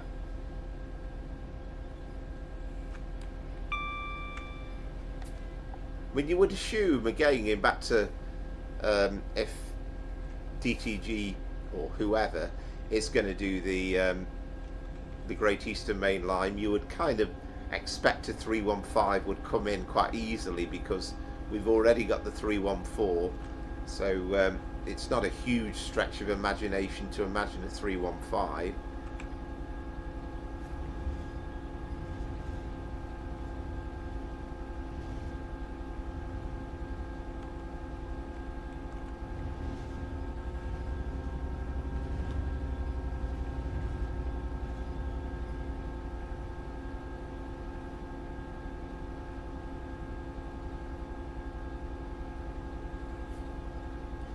Oh yeah, crikey, yeah, yeah. You can imagine. Must be a horrible, horrible, horrible experience, and it's something that the public don't always realise or think about. Well, I mean, it's obvious, really. I suppose most people do understand, but obviously, it doesn't matter how early the driver sees them. There is absolutely nothing they can do. You can put on the brakes into emergency, but you're just not going to avoid hitting them.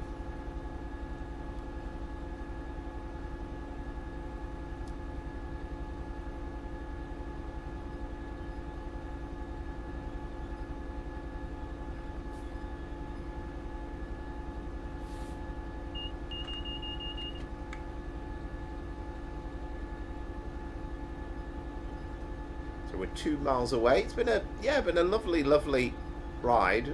Really enjoyed it, and that will take us towards the half-time break, and then we've got another pretty long one after that, a 150 on the Riviera Line from Exeter to Paignton. That's going to take us about an hour because I think we got a longish stop at Dawlish Warren, and we've also got a British Rail Blue, a Western to finish with, Reading to Paddington on the Great Western diesel legends.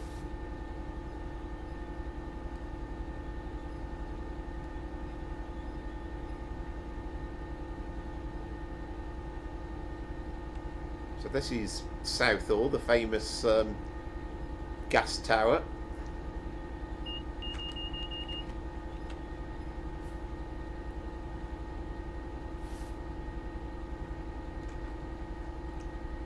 Yeah, so there's no time point as far as I can see for the ultimate destination. So I guess as long as you make the destination and you get it on point, then you're not going to be penalised for being too slow, I guess.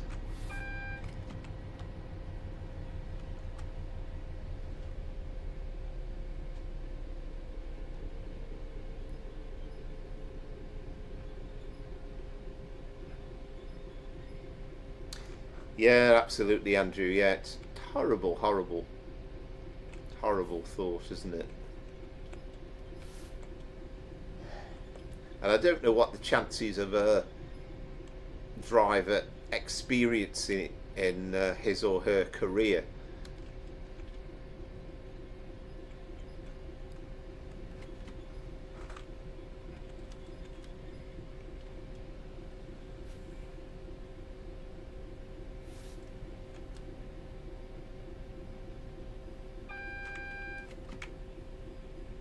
Oh yes, of course. Yeah, I've forgotten that. Yeah, there's another two parts to it, isn't there?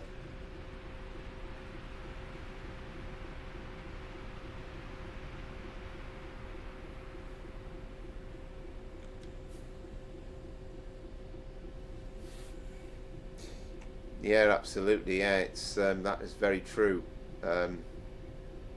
But psychologically, it's got to be worse for the driver, though, because you don't want to be hitting somebody, do you, with a train? And that's sort of a memory, I imagine, that will live with you for the rest of your life. But yeah, I mean, they must see such horrible, horrible sights. And, you know, I'm not going to spell it out, but obviously they're going to be in a right old state.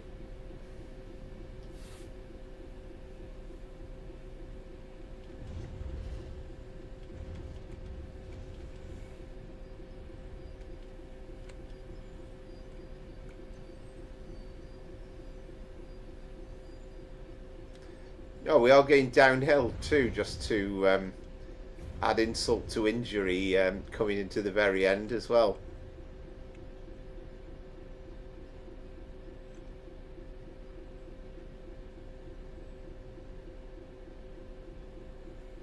Ah, right, okay. Ah, I missed that.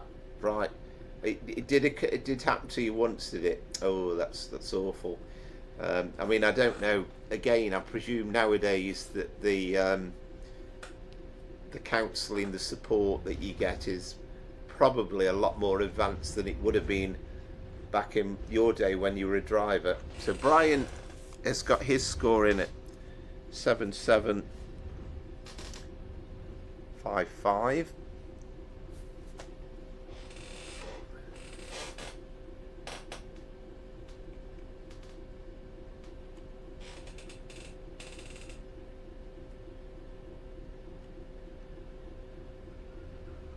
And I'm going to crawl up to the very end. But yeah, it must have been a horrible experience for you, I'm sure.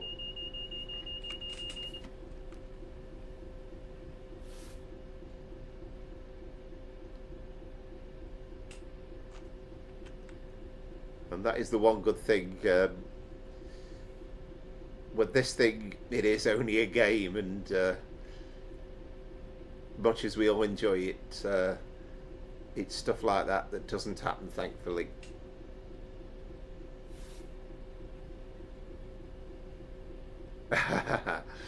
Yes, Pete, yeah.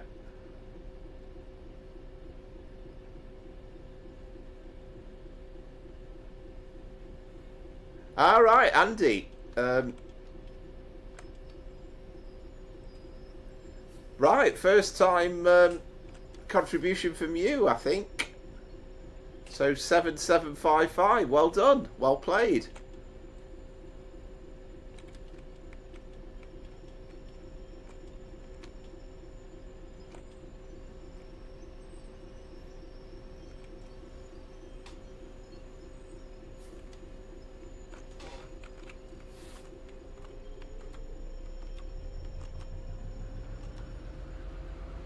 Ah, I didn't want to stop this soon. It's got me in the end.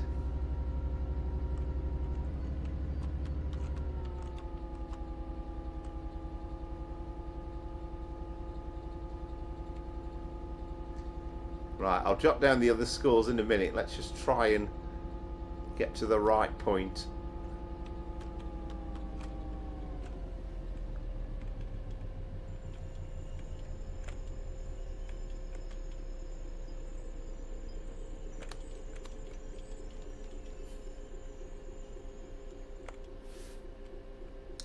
Alright, there we go. So that's me completed. A fabulous run though. Thank you very much for picking that one, Amaze Taze. Really enjoyed that. So let's jot down these other scores then. So Brian was 7755. Andy, a first time contribution from Andy, who was 7755 as well. And then, what did I score? Oh, I was a bit below, 7725. So, there we are. So, no speeding. Safety systems was okay, I think. I don't really... Accuracy bonus, presumably, it's just because I was a few... 2 or 3 yards away from the ultimate point. So, 7725 for me. Dominic was 7762.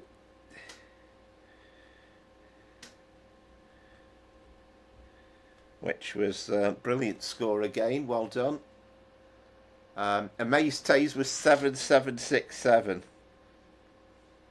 I suppose you've had the slight advantage on that of you probably practice it about 15 times. And Azza is just coming through Southall.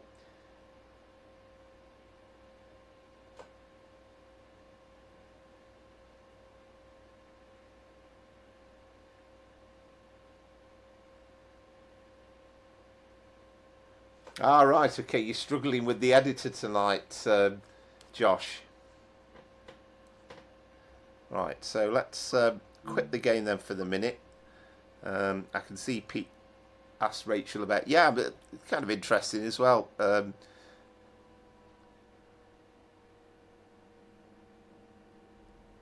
Azza is 7755.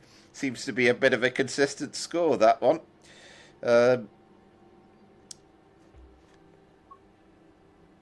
Right, so let's get some scores into the board, as it were. Right, 1997. Ah, okay.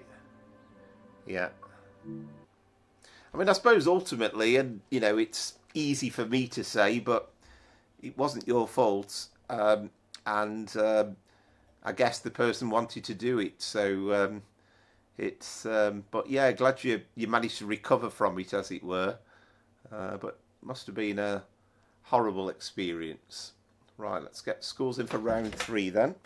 So Maze Taze, so some very close scores all round. 7767. Azza 7755. Was the how many people got that score? Was it 3?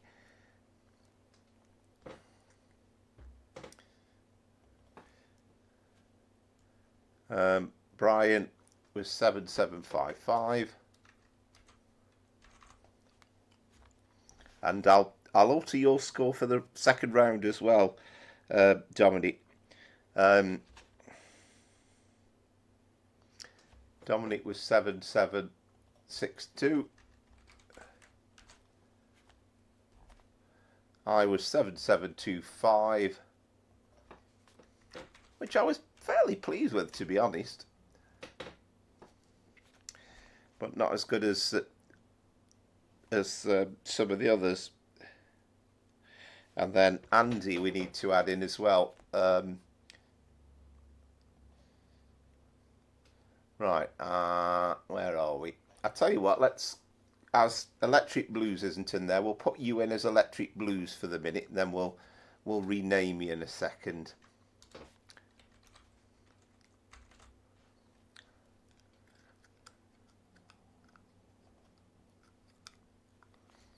Electric Blues, I'll do that straight away, otherwise I really will get myself confused.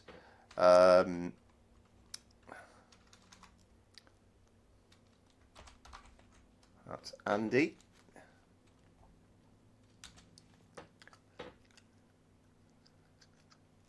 So I think in terms of the actual run, Amaze Taze won it, but by such a fraction, by 12 points, and then we had those 3 scores on 7755, which is amazing. Azza, Brian, and Andy. So let's just change that one from what was it? It was round 2 for Dominic. That should be 5493.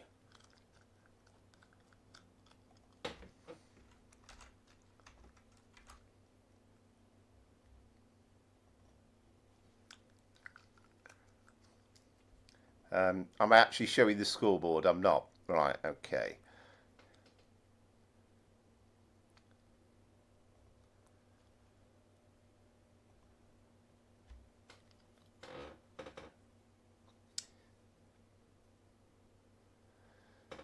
Ah, right, she was 15. Yeah. But resting in peace now. Yeah, that's very true. Very true. All right, Bob's not quite come in.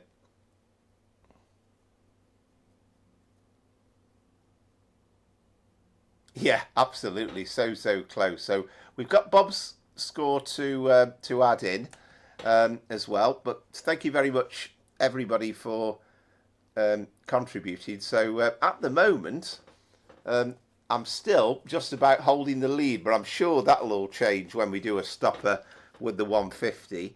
Yeah, it's again really competitive. So we'll put Bob's score in a minute, but I'll move away, have the advert break. I'll go make myself a coffee and we'll be back in a moment.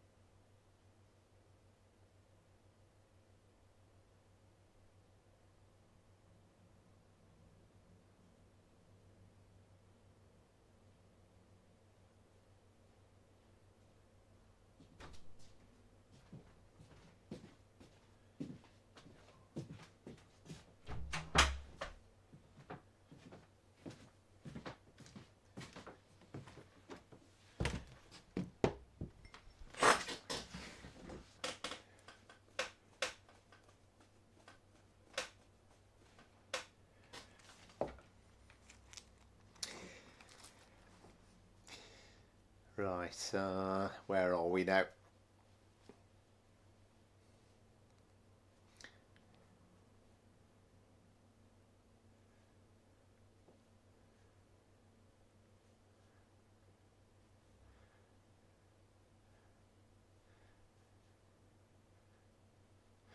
Yes, that's right. Yeah, we waited on Bob, but I think I've seen it a bit further down.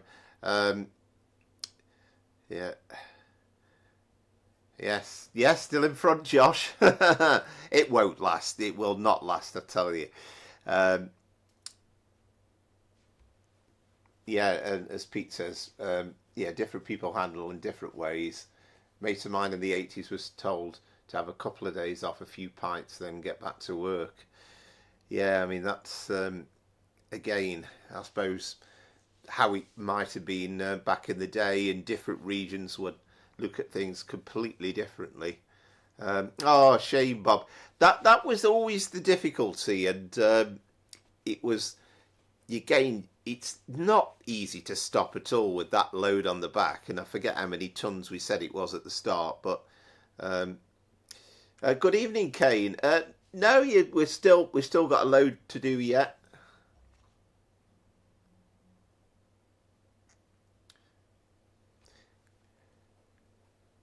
But yeah, shame, Bob, because it's, after 45 minutes with all that strenuous effort, and to fail at the very end, it's frustrating, isn't it?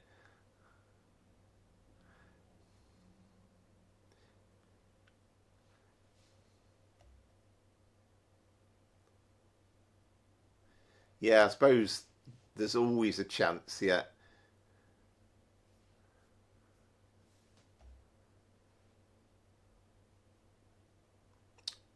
Crikey.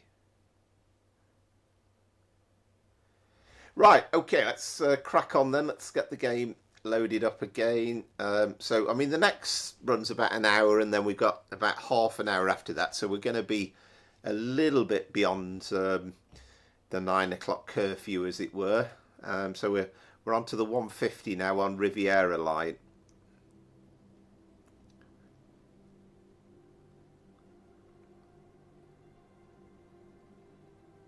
But yeah, not a nice experience for anybody.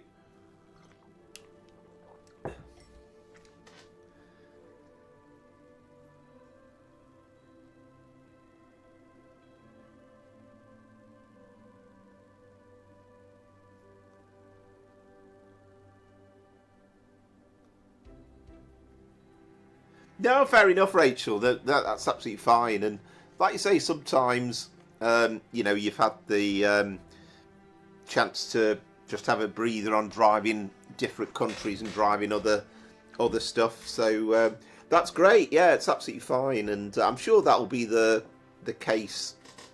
Over time, we're going to get people that want to do all the runs all the time, and not everybody's got all the DLC as well. So yeah, absolutely fine with that.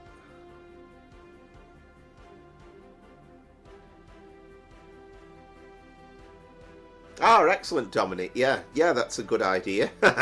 He says, thinking of himself. But I've got a feeling I'm not expecting great things from me, because having loads of stops, it's just trying to concentrate on getting your stops absolutely right. Yeah, I think you were saying on the chat earlier, weren't you, that you've done, I can't remember how many services you said you'd done, but you've done a fair number over the overall total. Now, we do have a little bit of a wait at Dawlish Warren, I think it is, which is why it's slower going in the direction of Exeter to Paignton. But I seem to recall the last time I did a 150 run, I did it the other way round. So I can't remember ever doing a Exeter to Paignton 150.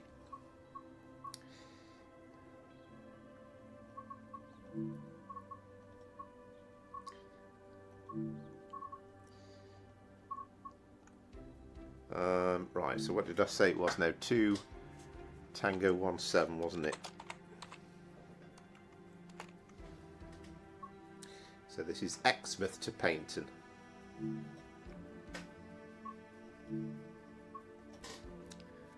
Oh, I think it's quite a fun little train to drive as well, the 150. It might not be as good as the Western that we've got coming up for the final run, which I'm sure Pete will enjoy if he's not got to leave us by then, but we'll...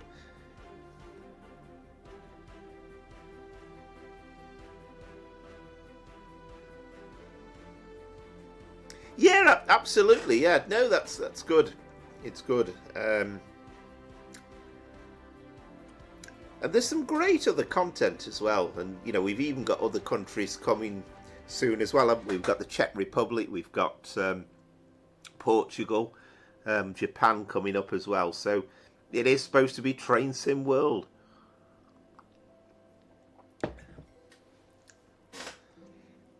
There's some good American stuff as well.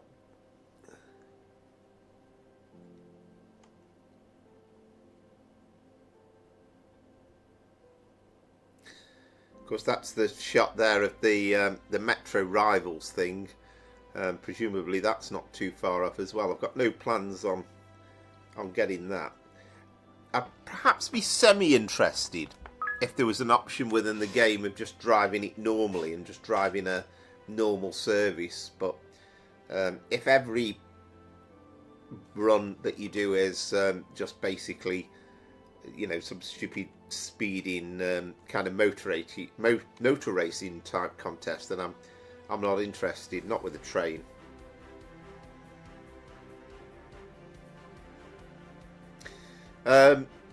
Yeah, so the one we're doing now, or loading up now, is Exeter to Paignton in the 150, and the last run we did in the Class 66 was from just before Reading, and it took us towards the yard at Southall.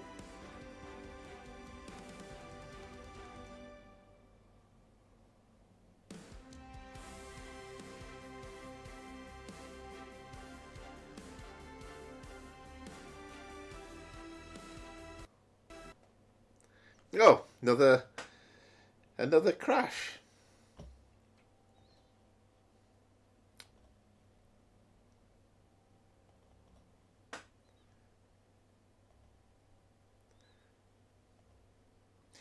Never really thought about this before I started the stream, but I've had the computer on all night. I never actually closed it down and restarted it, so it might have been possibly a good idea to do that ahead of the stream.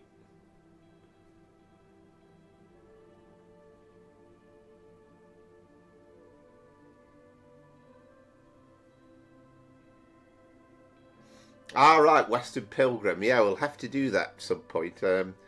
That's on Riviera Line, isn't it, with the rail tours? I haven't done a Western rail tour yet on it. I can't remember. I've done one of them, haven't I think? But I've got a feeling that was to Paignton, wasn't it?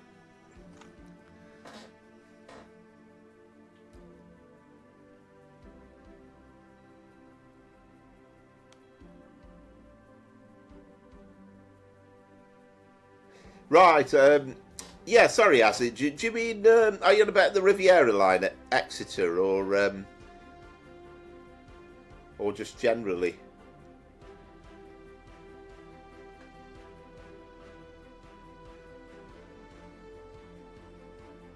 Yeah, you can't put the DSD on, can you, on the Western? I think the Rail Tour one works, but you can't use the Rail Tour one in Diesel Legends. So I think we can put the AWS on, but not the DSD. But yeah, see you in a bit, Pete, and I hope you enjoy your dinner.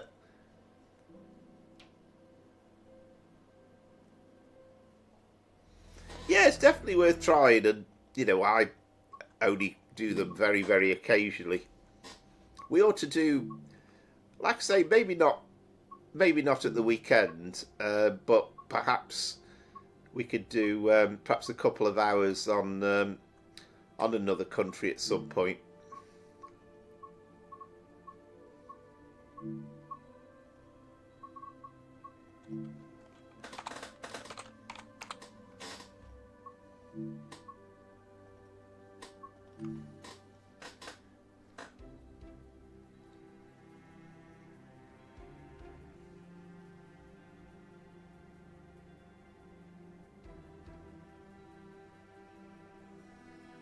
Does the DSD work then, Rachel?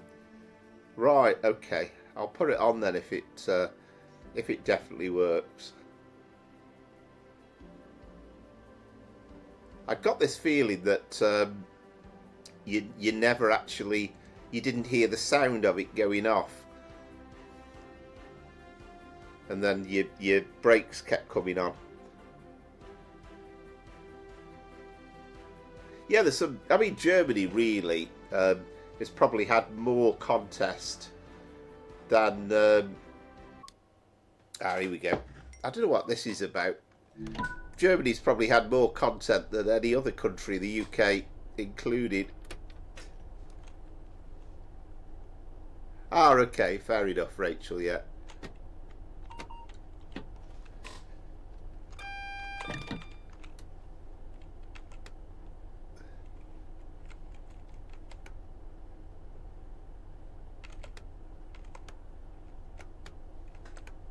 Day headlight, that'll do us.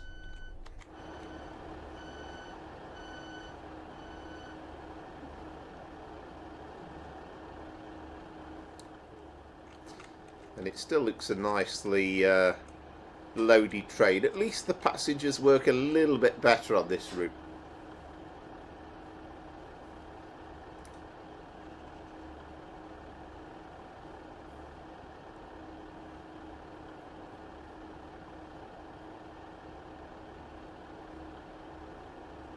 I really want to see Toronto to Barry, and that's not Barry as in Barry Island.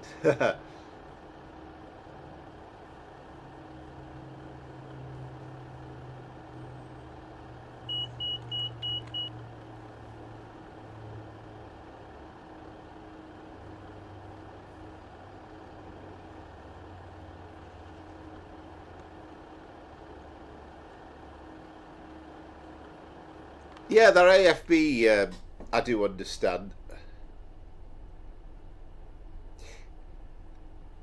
You see, that was what I was thinking. I was thinking that I think the DSD works on the red one, the original one, the one that came with West Somerset Railway, but I think it doesn't work on the British Rail Blue one, which on when we're doing the timetable for the Diesel Legends, then I think that we can't use it. So I think that is the problem.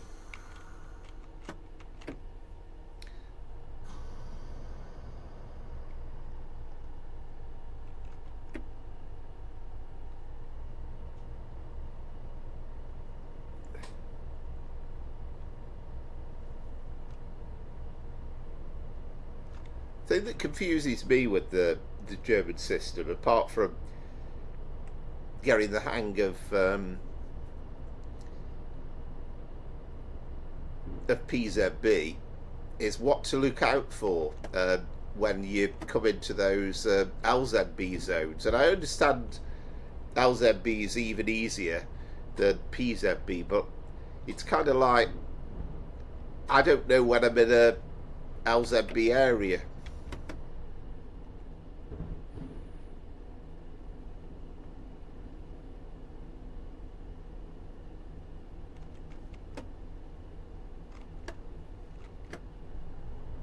Yeah, I'm pretty sure that's the issue. I think it works fine on the red one, the Rail Tour one, but not the British Rail Blue one, because they are essentially different pieces of DLC, aren't they? If you own one or the other, you're not going to get both.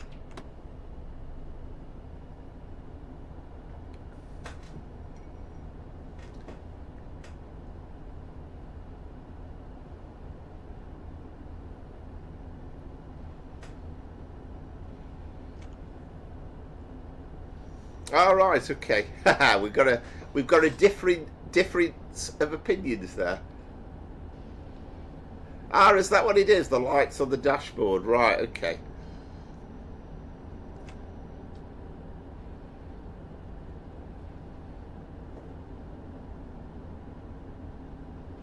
So you do get an audible alarm, do you, Rachel? Exeter St.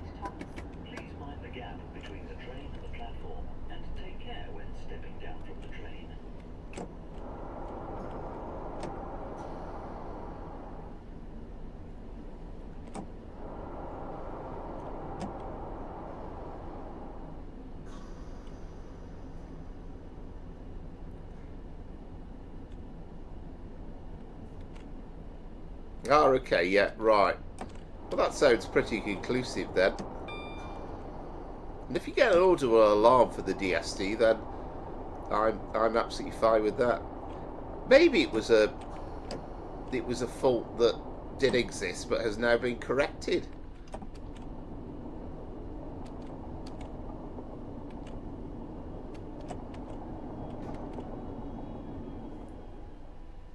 This is Exeter St Thomas. This is a Great Western Railway service to Paignton. The next station is Marsh Barton. Ah, right, that would be good at the base stage. Yeah, brilliant. Ah, okay. I think that must be the explanation. It must be that it didn't work, now it does. Because I do remember it not working.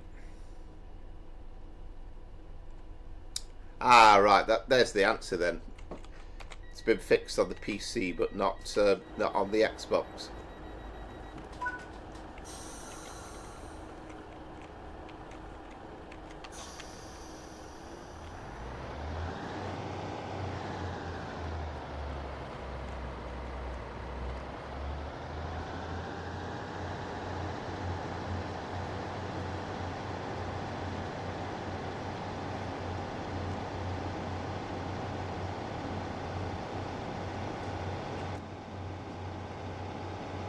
Two sets of 150s we have here.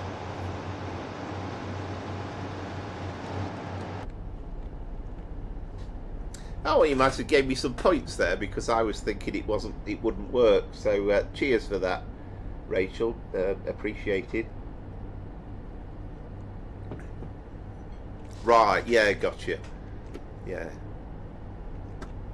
which doesn't worry me massively. I mean, I'm not massively fussed whether I get a platinum, gold, or silver, bronze, whatever it is. This is the new station, isn't it? Marsh Barton, only opened a few years back, and I haven't tried it, but I think there's one of the scenarios is with the pack is kind of like the opening of the station, and you get like a kind of a celebration VIP party.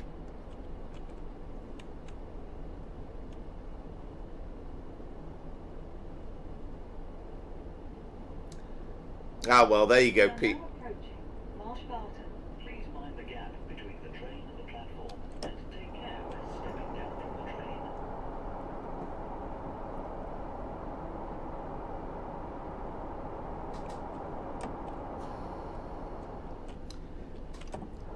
Well, that's right, Peter. The important thing is they've sorted it for the PC user. That's what matters. He says, ignoring half his audience who play it on console. I think that's known in the business as I'm all right, Jack.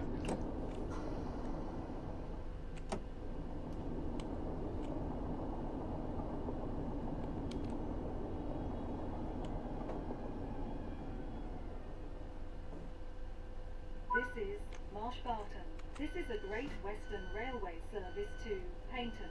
The next station is Starcross. Abbott, Torquay, and Paignton.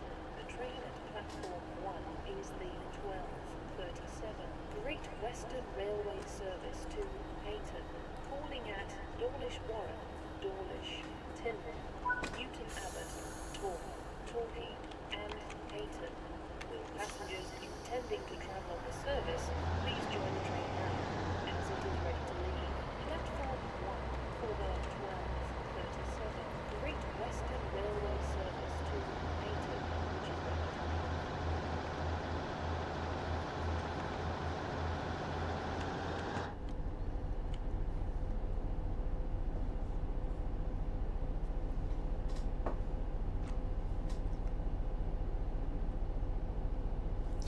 Yeah, there's one or two approach controls, isn't there? You get one on Cross City, don't you, where you're coming into Longbridge, I think it is. And again, I guess, as a driver, you can't drive it thinking that'll definitely clear. I mean, that's pretty much how the College Junction accident happened in the 80s, wasn't it? But you've also got to be aware that it probably will change. But it's again getting that balance, because you don't want to crawl to a halt and then it changes. It's just getting it just right. But again, experience is the way with these things.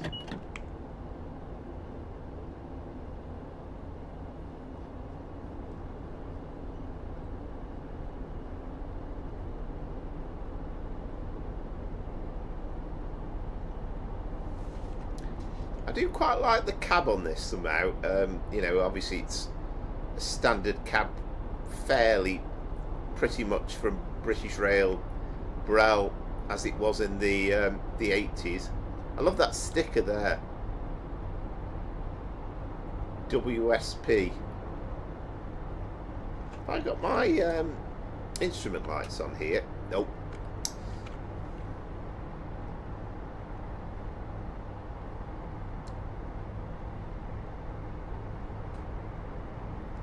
Have they done something with the way the thing accelerates? It seems very sluggish setting off, and I don't recall it being quite as slow as this. It used to set off a bit like a rocket, I'm pretty sure, before.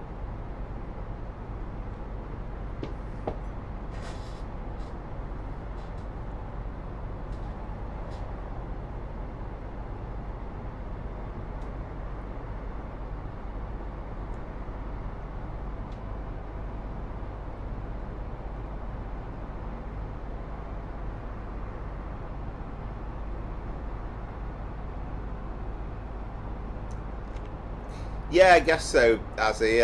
And I think with these things, you're always going to get compromises, aren't you? And I mean, Matt was saying when Great Western Express remaster came out, and he said, well, we couldn't do the later timetable because the tracks have altered a little bit at Paddington, and there's things that have changed. But I think sometimes it's just compromise, isn't it? You could have a perfect route for a certain era, but if you kind of want it to represent different eras a little bit, then there has to be a compromise.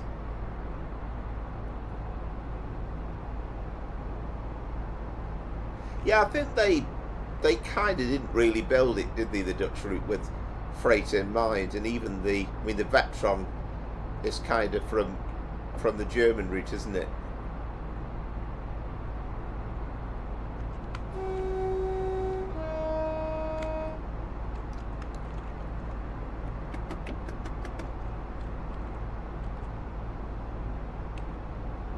Right, there's the marker for 75.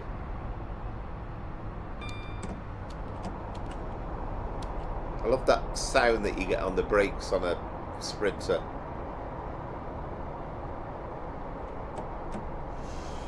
Oh, crikey, Mace Taze, you are becoming famous.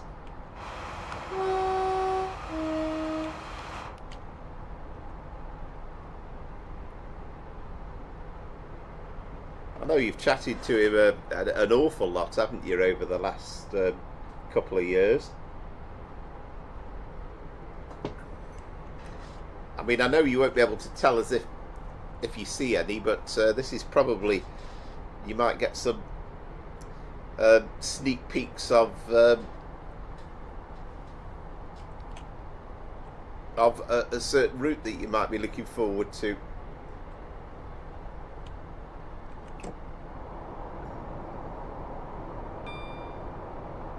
I mean, I think we hope for more Dutch routes, really. Hopefully they will come.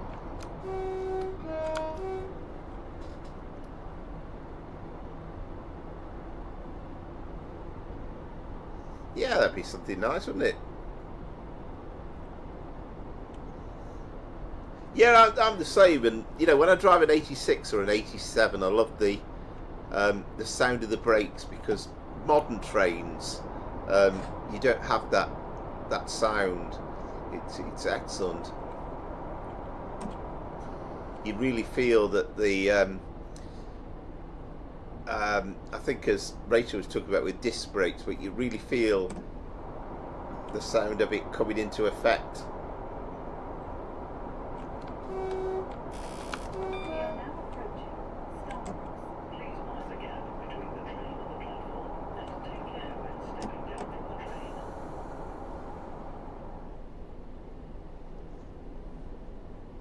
That will be nice, though. Enjoy that, and you know, I'm sure you'll report back. Tell us what you can tell us. There might be things that they've told you to keep under wraps.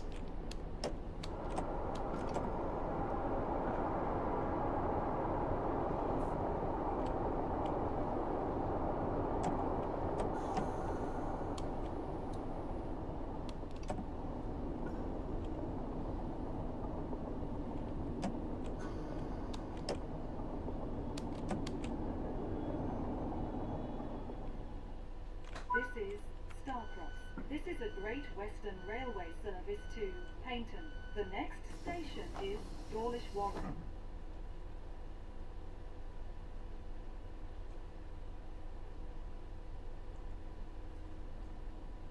Yes, indeed. Yeah. I think Dominic. I think, you know, we need to have a Class 87 stream, don't we, at some point?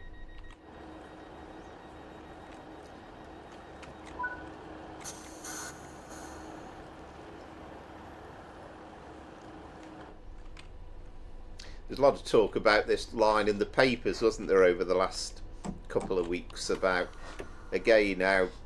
The next station is Dawlish Warren. This is a Great Western Railway service to Paignton. You know, just how unsuitable really it is for an English winter. There we go. I can see an 87 stream coming on, Dom.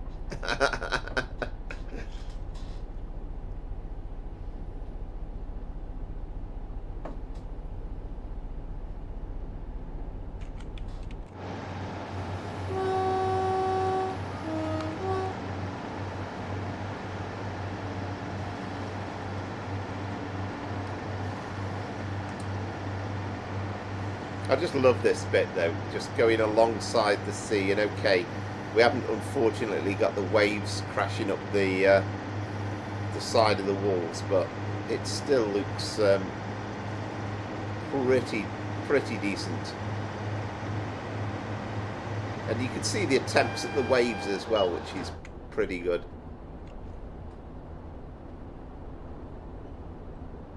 Absolutely.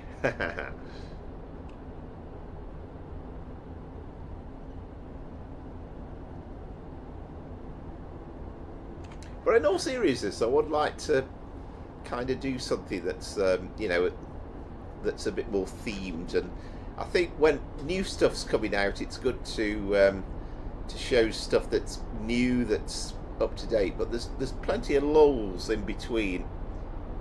Yeah, absolutely, a bit of heavy freight as well. You'll have a busy schedule that week. You won't be able to join us. Yeah.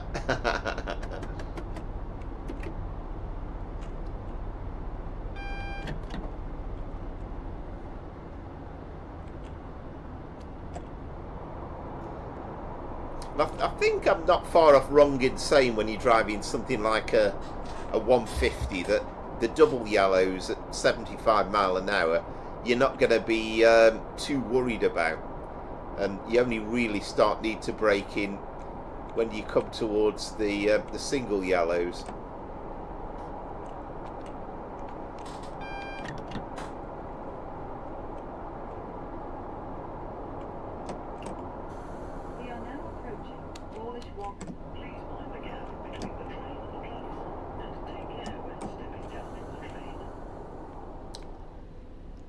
See, really, I dealt with that approach control with far too blasé, because I think essentially I was assuming it would change, and it did, but again, I shouldn't have been driving like that.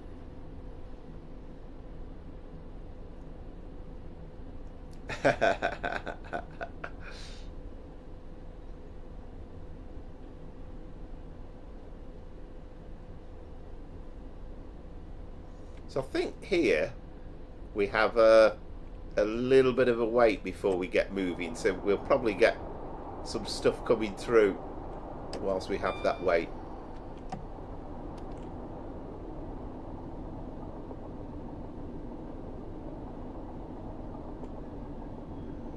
Yeah, I do. I like this, driving this train.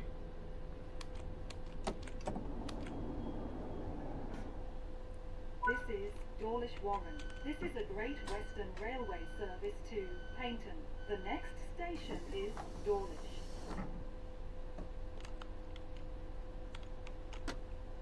So I think if we look at the timetable, where are we?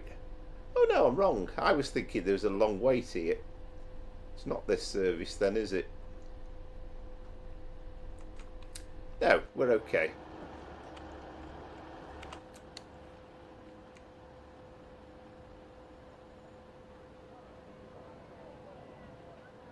Ooh.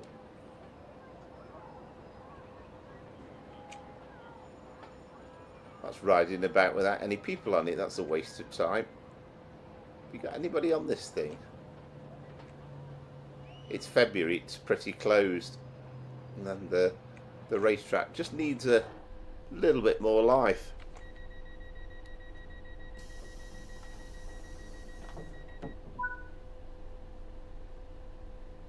Yeah, I like the St Ives branch, I have to say.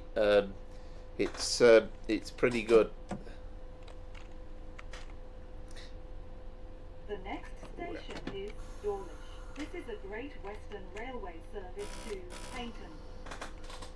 Yeah, I was thinking that, to be honest, and I fully intended to take all that into account, but I got a bit carried away. Because, as you say, there was the famous College accident, which is not far from here, really, between here and Stafford, and that's exactly how the driver got caught out. And I think he got I don't think he was exactly training him. I think he was unofficially in the cab with him, but he got a young lad who was, I think, was a trainee driver. And he was kind of explaining to him, and he said, "Oh, this signal all clear here," and it didn't. And it was shortly after the flashing double yellows were introduced. And then when he didn't, he realised that he needed to. I think both he and the lad flung themselves clear of the train, and I think it was the Liverpool to Euston train that then went in alongside.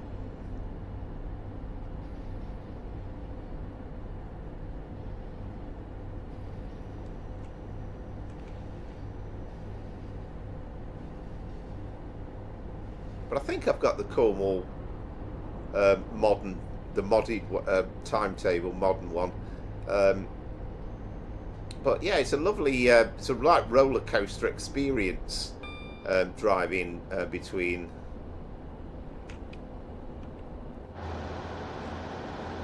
St Earth and St Ives.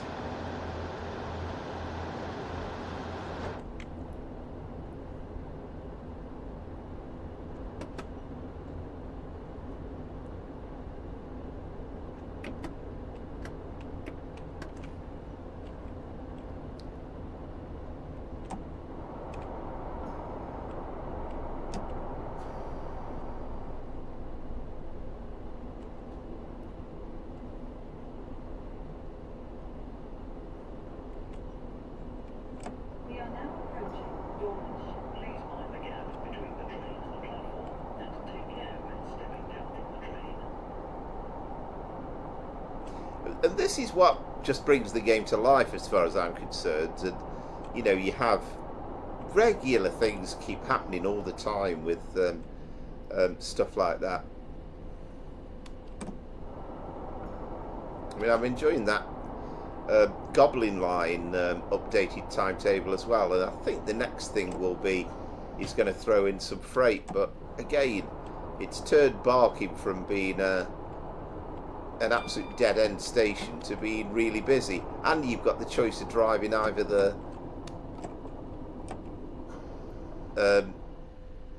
Aventura or driving the 172 as well.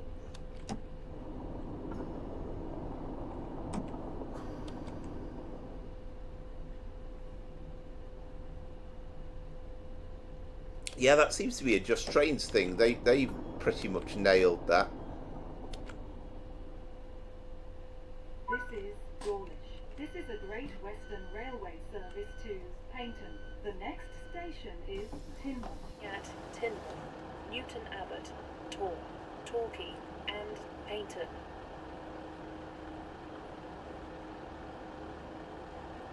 Yeah, it is. And again, compare this with driving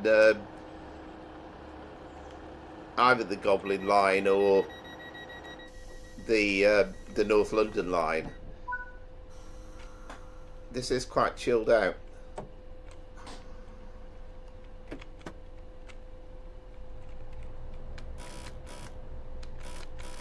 Yeah, we'll pretend we've heard from the guard. The next station is Tinmouth. This is a Great Western Railway service to Paignton.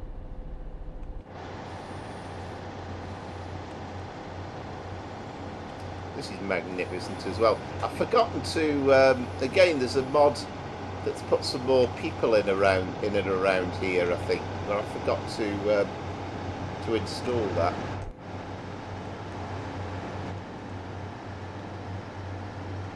I think it doesn't work with both mods. I'd have to take one out.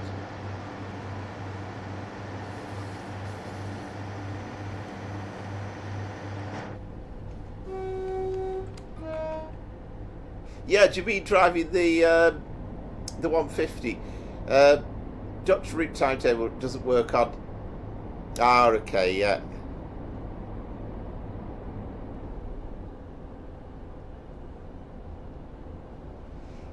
Good evening, Mr. Riley. Yeah, this is the 150. We're driving on the Riviera line, so we're driving a Sprinter. Hope you're well.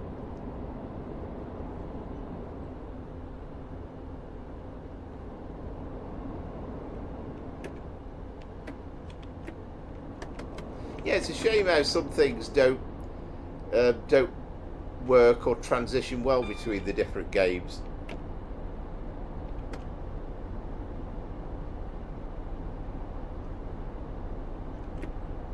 Ah, right, yeah. Yes, that mod, yeah. I definitely should get that in. Ah, right, excellent. So what time is it in your part of America, Mr. Riley?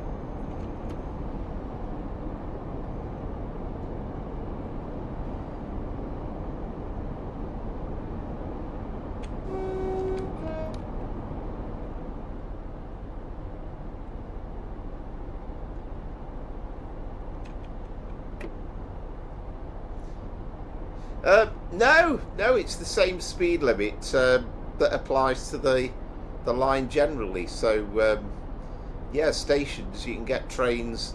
I mean, you watch videos on YouTube of people filming on the West Coast Main Line, and you'll see Pendolinos racing through at 125 mile an hour. And if you go to Stratford International, you'll see the TGV,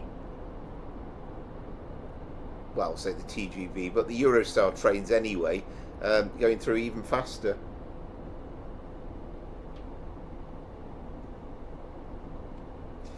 Yeah, definitely, Mr. Riley. Yeah, it's a masterpiece, and I mean, I wasn't.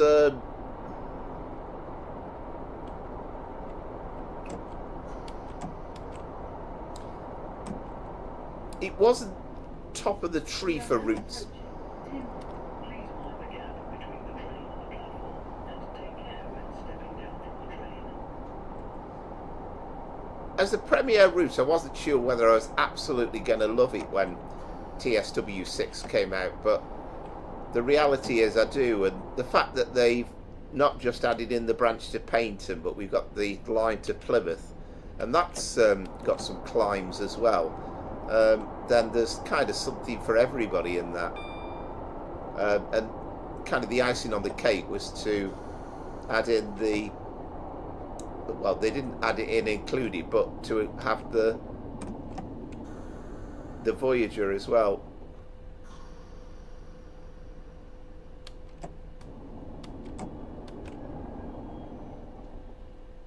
This is Timber. This is a Great Western Railway service to Paignton. The next station is Newton Abbot. All right, you're just having a nice Sunday snooze. Sounds nice, Mr. Riley.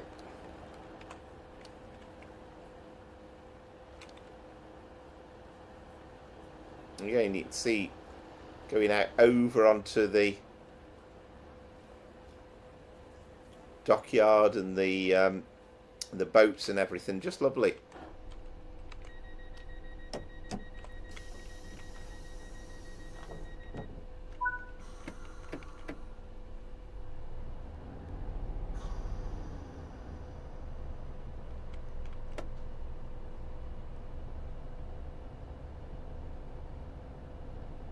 All right, excellent. The next station is Newton Abbot. This is a Great Western Railway service to Paignton.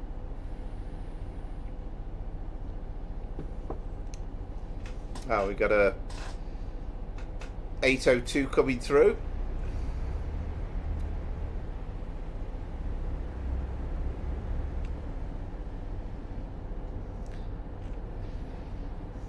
And then we'll shortly start going a bit inland and away from the coastline.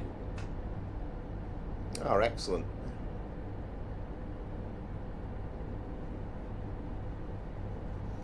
I can't remember whether it works on this. Yeah, it kind of does a bit, but of course it doesn't really work properly.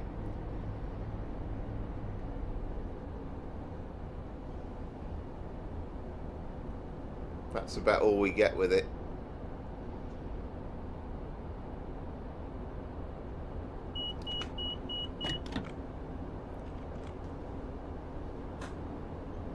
We might be able to get up to 75 mile an hour on the next stretch, which is our top speed, I think, for this Sprinter. There you go, 150.261. Maximum speed 75 miles an hour.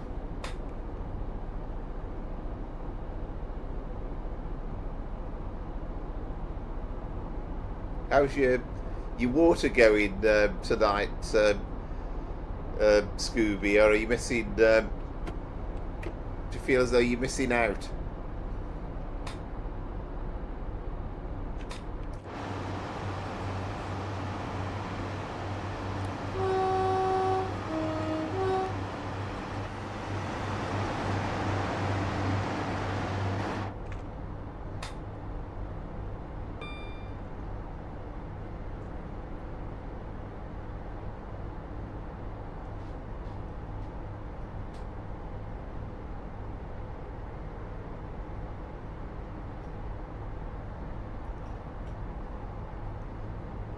Well, it's kind of doesn't do anything, I don't think, does it?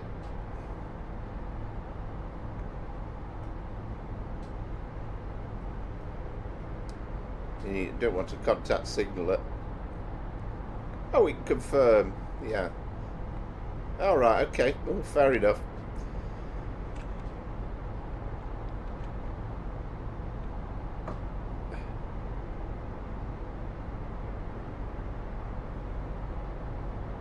Yes, it does. It does come with the Riviera line. It comes.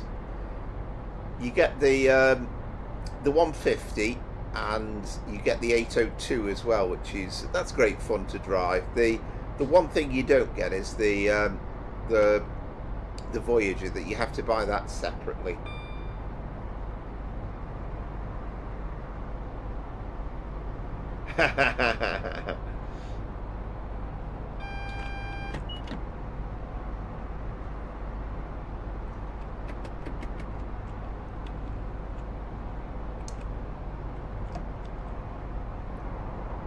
And again, I seem to remember there's an approach control at Newton Abbot as well.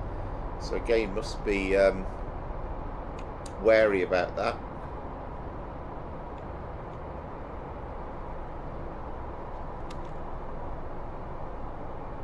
Yeah, well, hopefully. I mean, there's the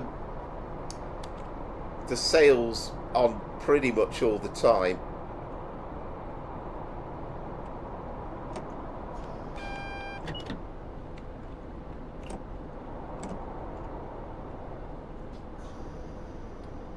Oh, excellent! Yeah, so you're looking forward to New York to Stamford then? That next route that should be coming out in the next few weeks, shouldn't it? But yeah, plenty of sales happening. It's a bit like what we get in this country with, and I'm sure it's the same with America. There's kind of like, particularly furniture stores in the UK that are constantly having endless sales.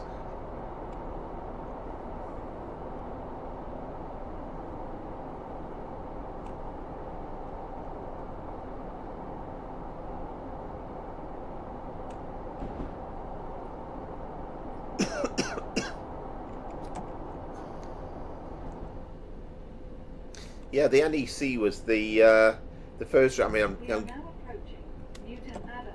Please mind the gap between the train and the platform, and take care when stepping down from the train. right. We have got the feather, so we're okay.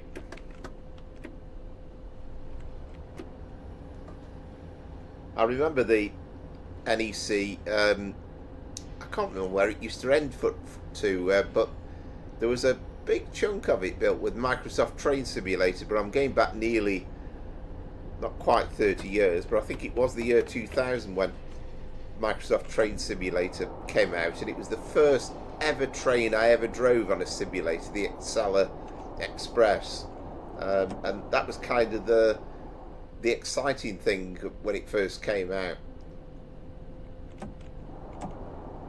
Of course, it was nothing like the detail that we get now.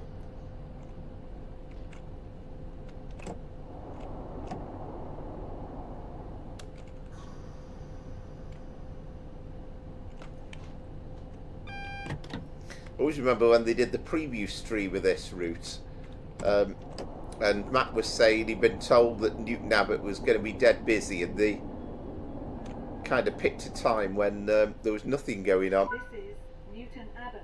This is a Great Western Railway service to Paignton. The next station is Tor.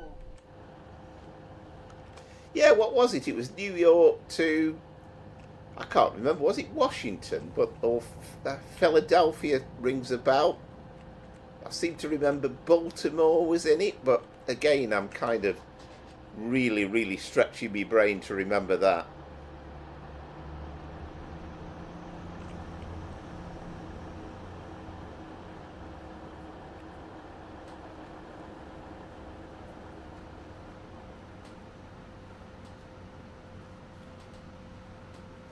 We've got a bit of a wait here, haven't we? We've got about a 5-minute wait. So rather than it be Dawlish Warren, then that's where we're waiting. Okay, we'll put ourselves into neutral at this point then. Yeah, it'd be interesting to see what comes out with things like that. I don't know. I think they haven't got a great track record of retrospectively fitting things in the game, so the first thing to sort out with the announcements is to get it working properly, and I think that is on the cards. I think they say they have got a fix for the departure thing at terminus stations, but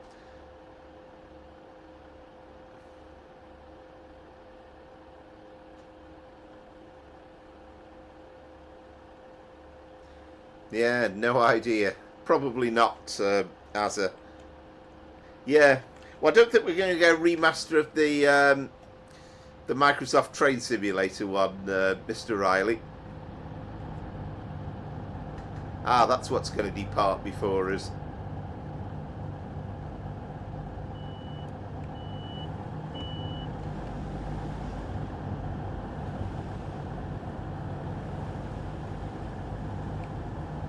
Plymouth service. So that's due off in 3 minutes, so just before us. We should get an announcement for it somewhere, shouldn't we? Why aren't we hearing the announcement? Am I just in the wrong place?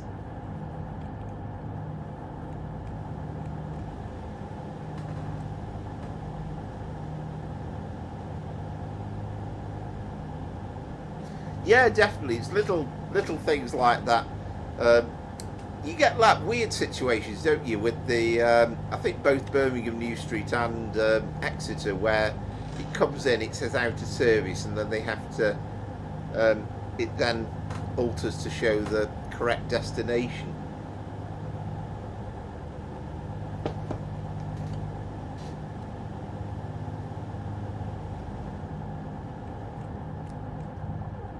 Well, it's perhaps 1:10. I think the announcement lady at Newton Abbot Station's eating her lunch at the moment, so she's not announcing this train.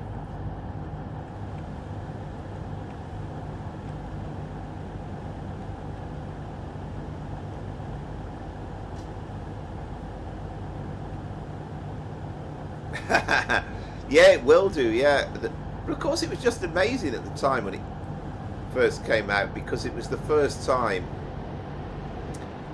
that we had any sort of train simulator with proper graphics, really.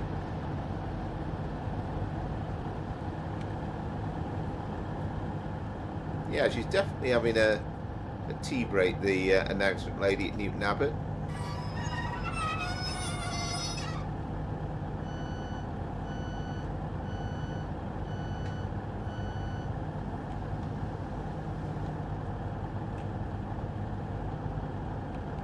Yeah, I guess you've got to plan things like that out if you're a train driver.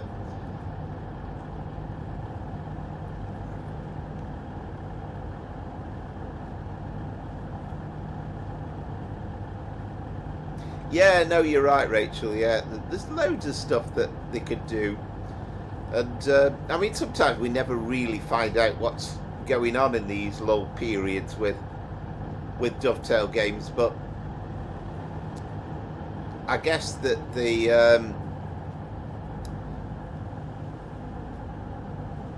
issue is they've probably been concentrating on building this Thomas the Tank Engine game, haven't they, over the last few months? That's probably been the main focus.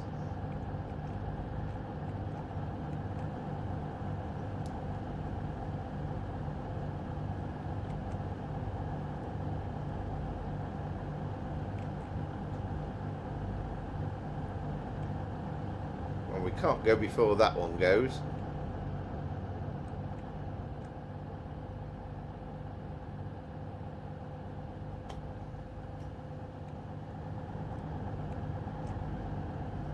I love the sound of this thing accelerating away as well, and I got me doubts whether the sound. Okay, we've got a sound mod installed, but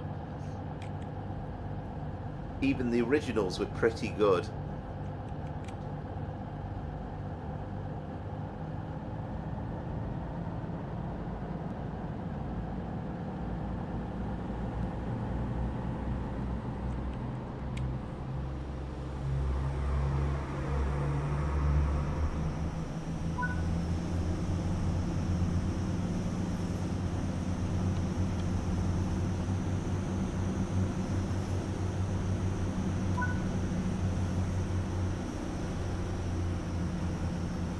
The next station is Tor.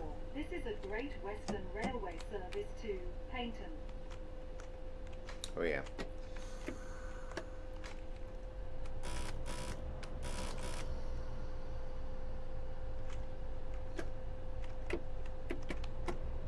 Oh, I know, yeah, definitely. I mean, I do remember years ago with, I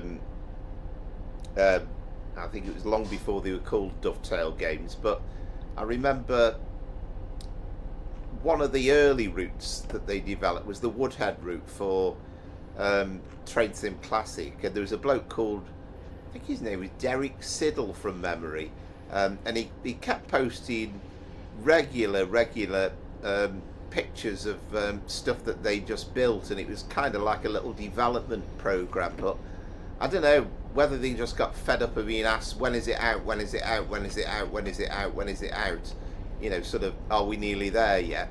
That maybe they kind of give up on that strategy. And also, obviously, DTG don't do a lot of the stuff themselves these days. I mean, we know that pretty certainly that Rivet Games will be given a big project that they're doing for TSW7 right now. But I think that the general consensus is that they built this route, and to be fair, they did a brilliant job with it.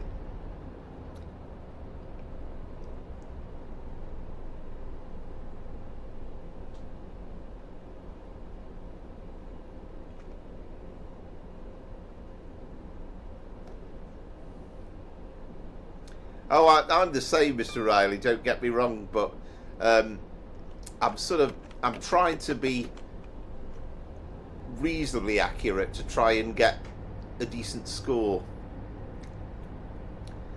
because you know, a lot of the people on the stream, or we've got a few people playing this run at the same time, so they are driving probably to a better standard than me.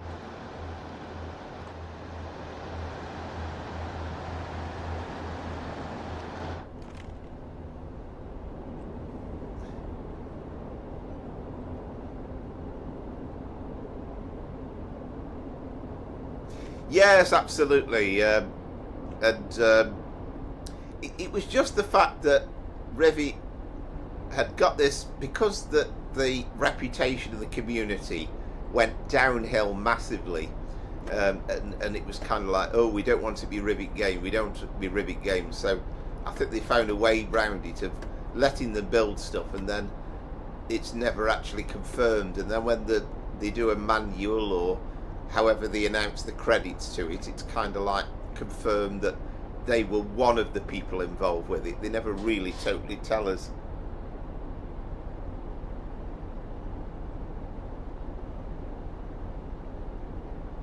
Good evening, Adam. Yeah, hope you're well. Yeah, good to see you again.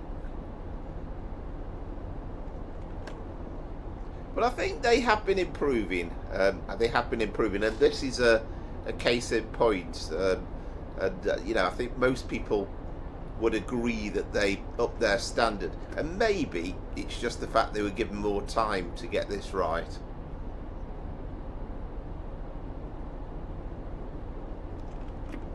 Yeah, and I think that's the problem, really. I mean, actually, they did the Isle of Wight route as well, but the original version of it was not great. But again, the second version of it, with the D-stock, and they'd actually gone out and recorded the sounds for it, then suddenly it was actually a lovely little drive. And they did 5 Circle as well. And you know, to this day, I still actually hate driving the MU that came out with it, the 385. Give me a 380 any day. I like driving the 380.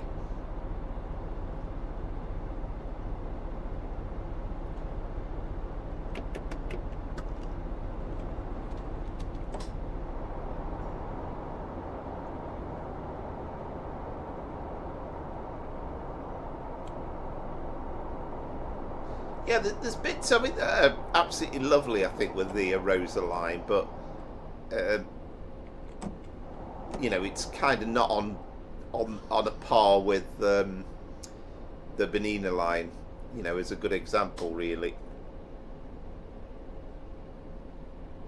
I think that's the thing, isn't it? And it, you know, that goes for anybody, doesn't it? And it's, you know, the same with my job. I'll always say, look, you know, if you want it rushed and you want it done really quickly, then I'll make mistakes, I'll get it wrong. It's as simple as that. But if you want it done properly, then you've got to allow proper time for it, and you kind of hope and that by now everybody's working in the right kind of time scales and they've got the head around all that sort of stuff.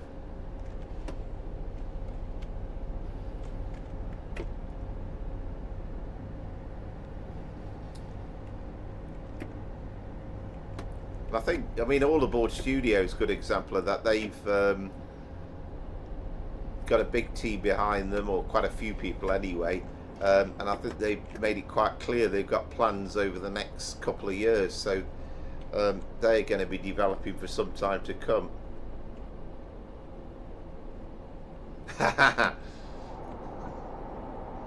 Yes, it's absolutely horrible, isn't it? And somehow you feel as though, I don't know what it is, but it's obviously small in real life, but the sounds are awful. I just hate the 385. We are now approaching Tor. Please mind the gap between the train and the platform, and take care when stepping down from the train. I can't even remember, it was Riviera Line.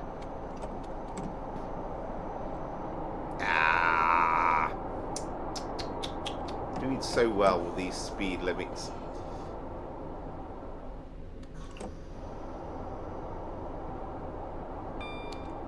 It was Riviera Line Rivet games as well, I can't remember.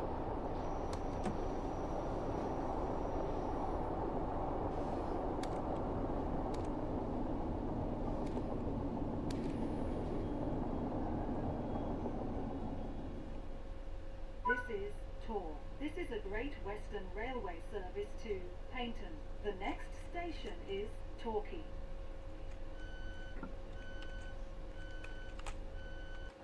Yeah, I think you kind of know that, don't you? It's like you're past Christmas, and they'll be well into it, won't they? And I suppose even before that, there's preliminary plans. They probably make their mind up in advance several months before, so it's going out and about, getting source material, getting loads and loads of photographs, and then you're ready to rock and roll, as it were.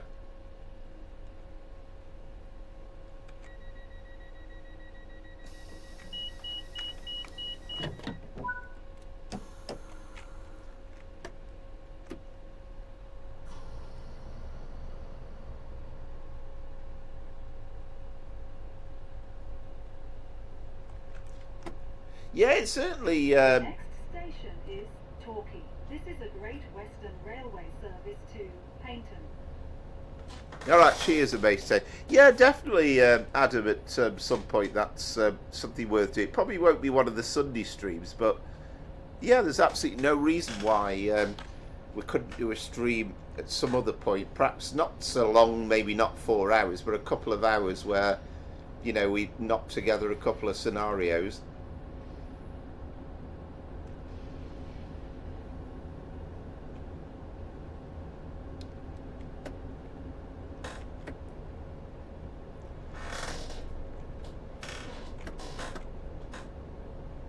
Yeah, I was doing all right with the speeding and the timekeeping generally until I hit the branch after Newton Abbot. But it's amazing the concentration that's needed for an hour's run when it's fairly sedate like this. You almost get into kind of too relaxed a state. Torquay. Please mind the gap between the train and the platform, and take care when stepping down from the train.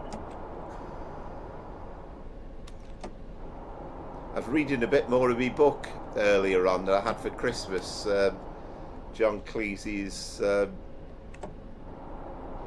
book about the creation of Fawlty Towers, and had it for Christmas, so really enjoying it. Can't think why I thought of that coming into Torquay.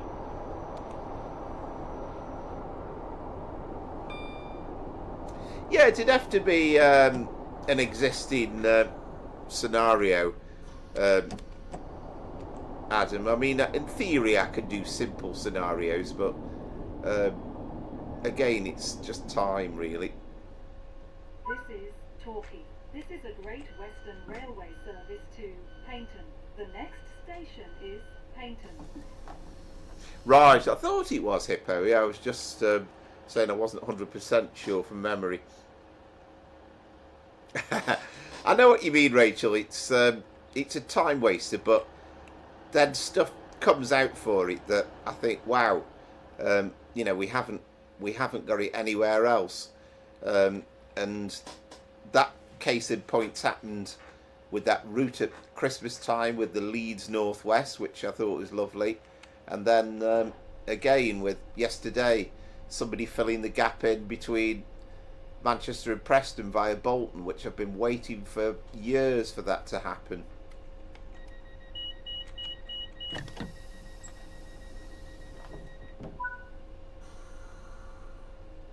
Ah, right, you've got the AP 319, have you now? Yeah, it's a lot more realistic and a lot better all round. I mean, there was, I think at one point... The next station is Paignton. This is a Great Western Railway service to Paignton. I think Armstrong Powerhouse did bring out a enhancement for the 319, but then they produced their own 319, and it's like chalk and cheese, really.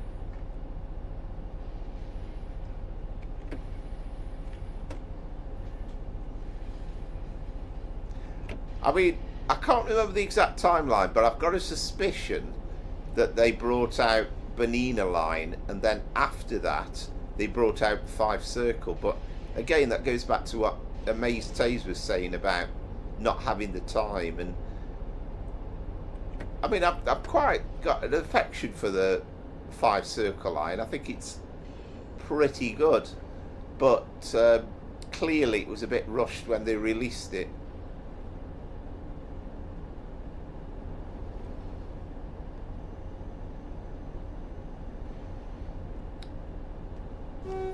I mean, I do prefer TSW, and I think something like this, the day before, I can fairly easily plan out a stream, and it's more or less ready to roll once I've worked out what runs I'm doing. Whereas Train Sim Classic, you could spend a whole night downloading reskins, and even if you've got the majority of the stock, it's a bit of a pain in the nuisance. Yeah, that's right. Yeah, I mean, in Train Sim Classic, you can do a full run from King's Cross to Edinburgh and Euston to Glasgow on the West Coast Main Line.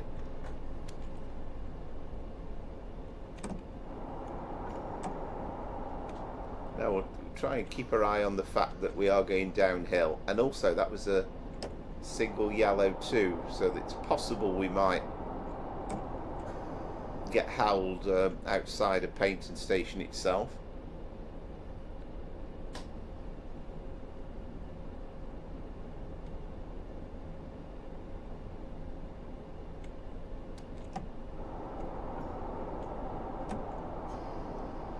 Everything about TSW is kind of geared towards the fact that you've got a player who doesn't really want to spend much longer than an hour doing an individual route, and I don't know whether that's kind of tallied in with the fact that they're trying to work out what an average console user would be, but it's kind of a little bit with that sort of thought in mind.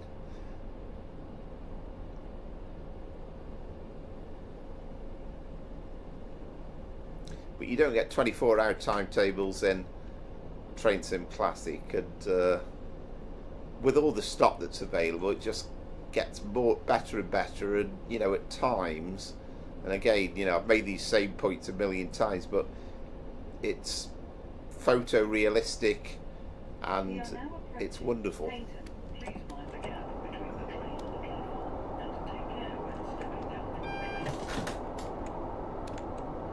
train. Now, what signal is that? Is that red or is it yellow? I think it's yellow, isn't it? It's red. Can't see what I'm doing. Ah, no, we're okay. We've got the.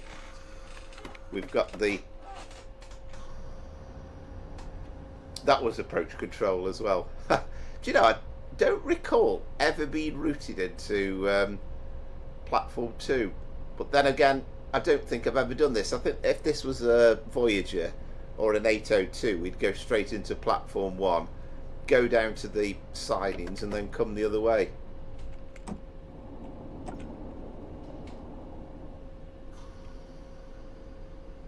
Yeah, I think it's been proved without any shadow of doubt that it can be done.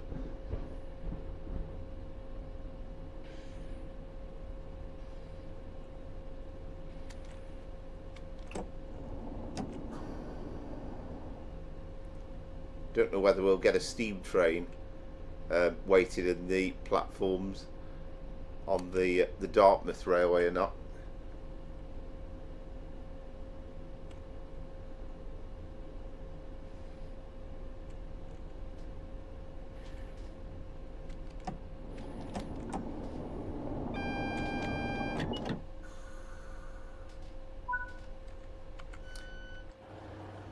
So have we got a steam train in?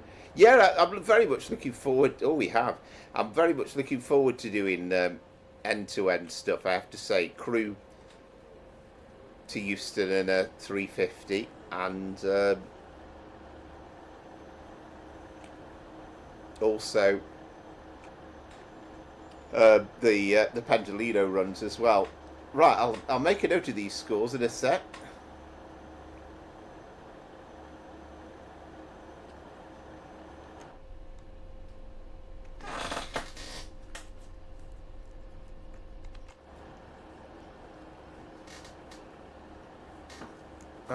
Right, where are we? So Dominic was 12.605.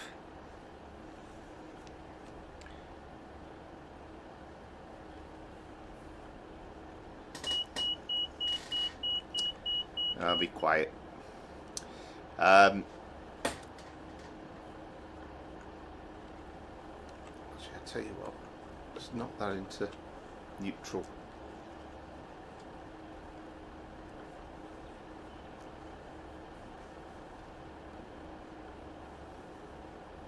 Yeah, there is that as well with the consoles, isn't there? I mean, it would work on PC. Andy was 12.604. Wow, have you seen that? You're a point off Dominic's score, and I mean, Dominic's proved himself to be a twice champion, and he's come close as well. Brian is 12.216. I'm waiting for the locked doors on mine.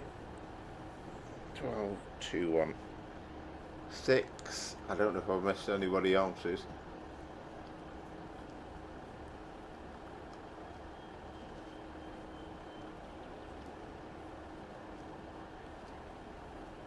Oh, and Mace Tays, yeah, 12.588. No, I've written that down already, haven't I? I think I've got everybody's score then so far.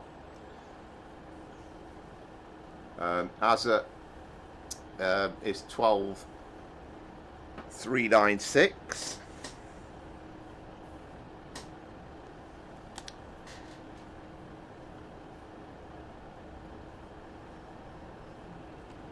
Yeah, it would be great to have a long end-to-end run. I mean, we're probably never ever going to get a PC-only route. And maybe that would be a solution, but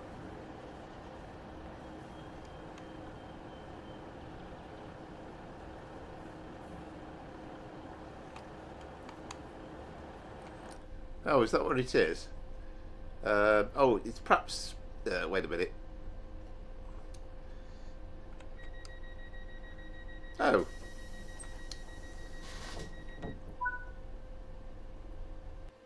right, there we go. Right, so 12.555 for me. I'm annoyed about where I've sped. I mean, it was only briefly, but I've lost 32 points there, which is quite significant.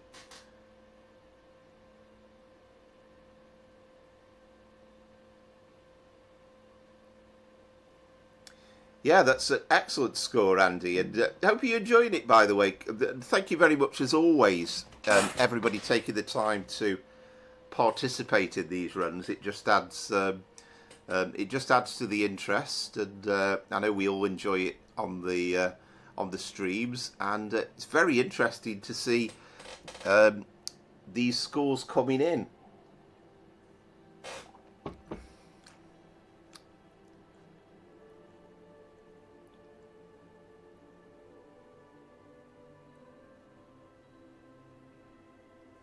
Yeah, I know what you mean. I find, I mean, obviously the new timetable from Josh is magnificent, but I don't very often do a full run from Lichfield to Bromsgrove or Redditch. I find it slightly boring.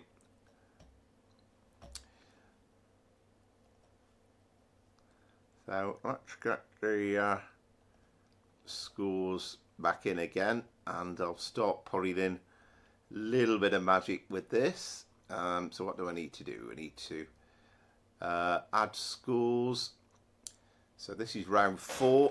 So Amaze Tays 12, 5, 8, 8. Azza was 12, 3, 9, 6. Brian was 12, 2, 1, 6. Oh, wait a minute. No, I've got Andy next. My alphabet's changed. 12, 6, 0, 4, which was so close to Dominic's score. That was remarkable. Azza was 12, 3, 9, 6.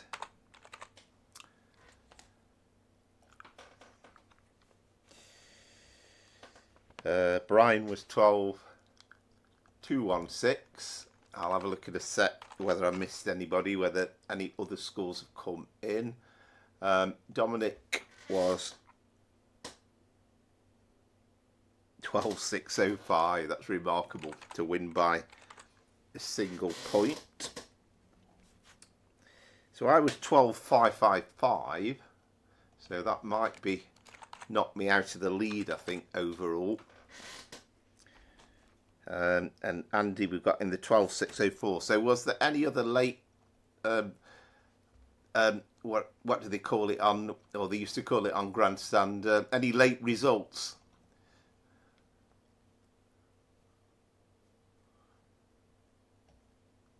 You might be struggling on the old loco next. Yeah, okay. Right, okay. Let's see. I think I've got everybody's score in. If there's any late scores beyond that, then we can put them in. The late results after that, we can put them in a little bit later on.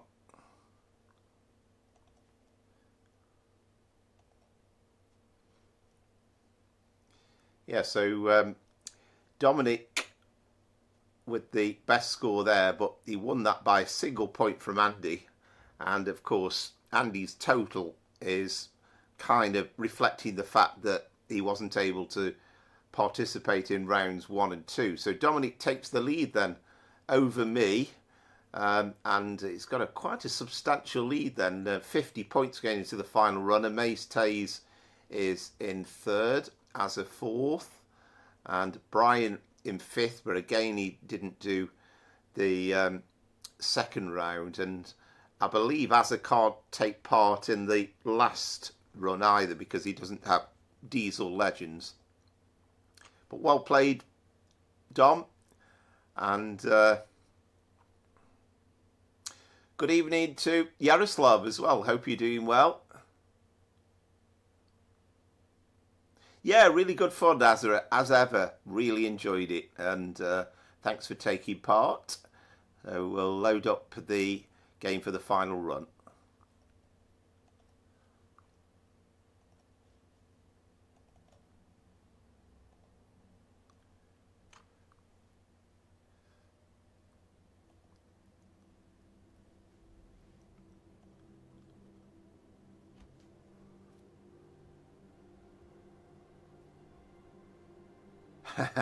Yes, indeed. Yeah. Well, I'd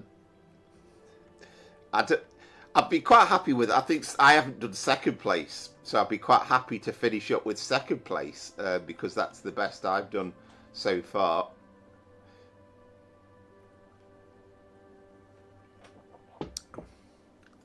So it could be quite crucial, this thing about the DSD, but as Rachel's assured us, it works on the PC with the DSD on, so let's get it on.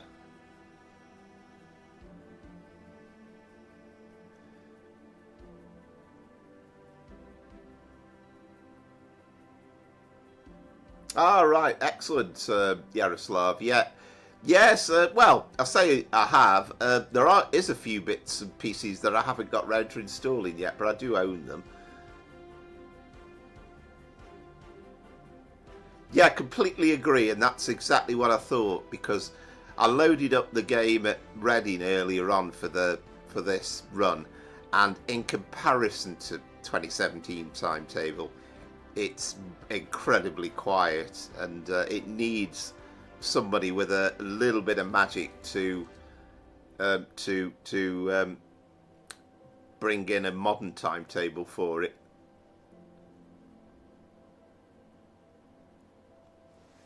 So how are we doing for time? So 10:02, so it's about right, isn't it? We're going to be a bit after 9, but not a million miles away.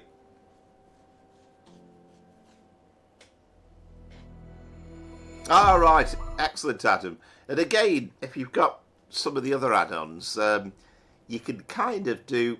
You can't quite go to Norwich in it, but you can do most of the run to Peterborough, because you can carry on from Sheffield, or you can go Piccadilly to Sheffield, then Sheffield to Nottingham. You can do Peterborough to Ely, I think it is. And I can't remember if it stops at Cambridge or not, but you do quite a bit of the run overall.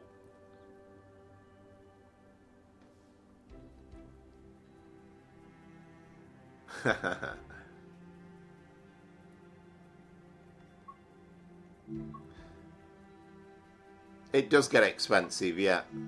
I think you just pick and choose what you want. You're probably never going to want to. I think you could play it for 24 hours a day, and you wouldn't play on everything that's available.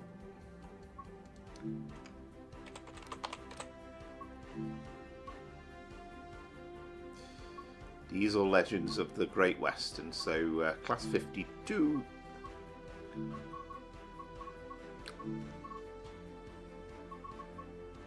And then I can't remember what the service was. The thing I love about this, though, was it 1 Alpha 53? Yeah. What I love about this is it actually shows the head code up on the front of the train.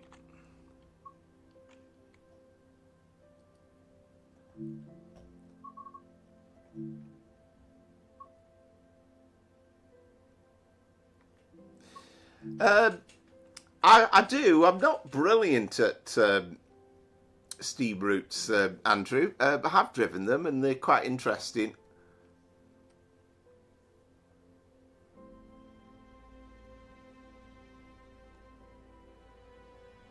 Yeah, I think you're right, and that's kind of the way I've been going with it. I know with Maze Tasers as well, you probably buy most of the UK stuff instantly. But other bits and pieces, you kind of wait for it to come about. That's on the floor, by the way, the AWS. There we go, DSD is on. Headlights on.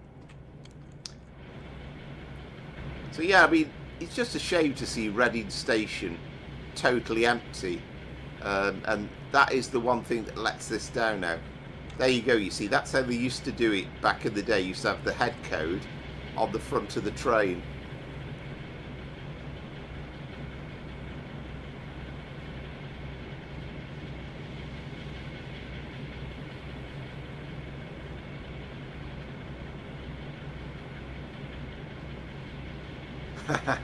It is practice though, which is great for me not playing much of the old stuff.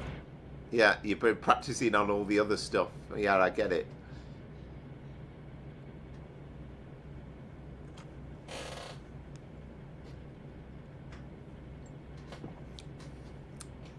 Yeah, no, I'm pretty similar, I would say, to a Maze Stage in that respect. And I bought some of the US stuff that's come about in the sale, but it still hadn't had much chance. But it was kind of so cheap in the sale, I thought, well, I might as well get them. I am interested in this New York Stamford thing, but I'll make my decision once it's out.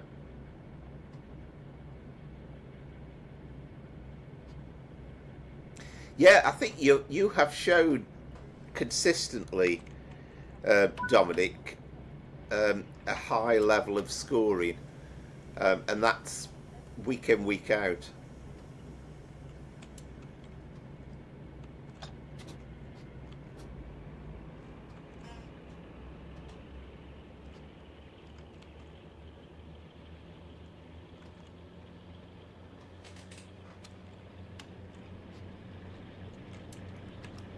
The one thing to remember with this is there's no stops involved.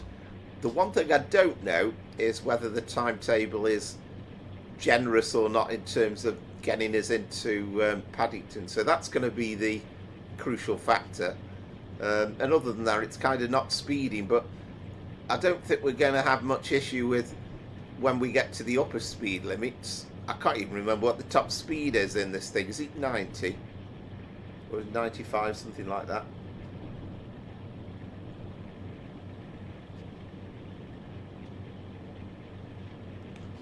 Yeah, it's a fantastic view. We were talking about this and the 442, weren't we, last week? And it's a great view.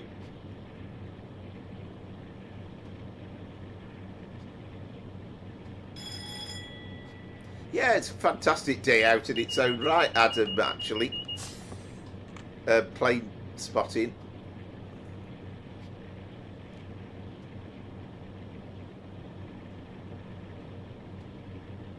The fishbowl, that's right, yeah. Yeah, it really is, isn't it? And again, you kind of think beautifully planned from a train driving point of view.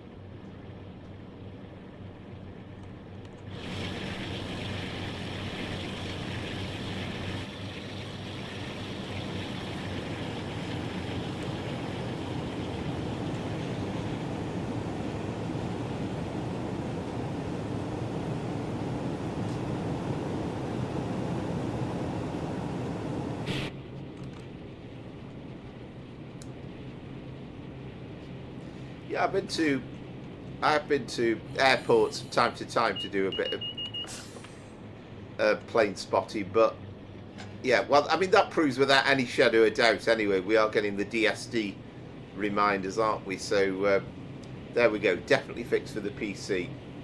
Yeah, 90s top speed, right. Well, I do like to go to an air show or a couple of air shows every year. So I only did the one last year, which was the Midlands Air Festival, but it's a great day out as well on a nice summer's day. Very entertaining.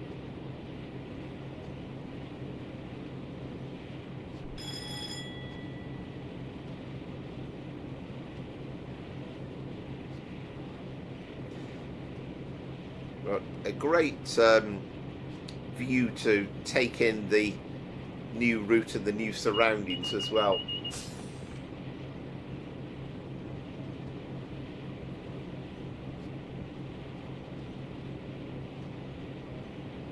All right, yeah, get your hood back on, Dom. or maybe not, maybe not. But I can't help thinking that, barring any great disasters, I think you've got this one in the bag. Rachel says, do it without the hood. I mean, I haven't actually done any hoodless runs tonight. I was going to do the Piccadilly to Wilmslow, but I forgot to make any notes beforehand.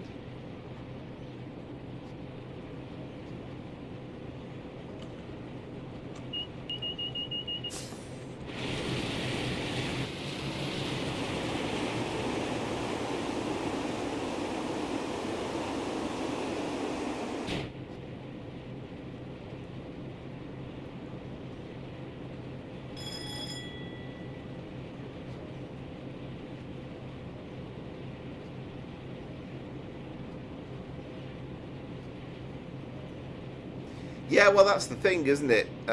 You know, once you're at max power, that's your lot, isn't it? And yeah, you might go a bit over 90, but that's about the size of it, really.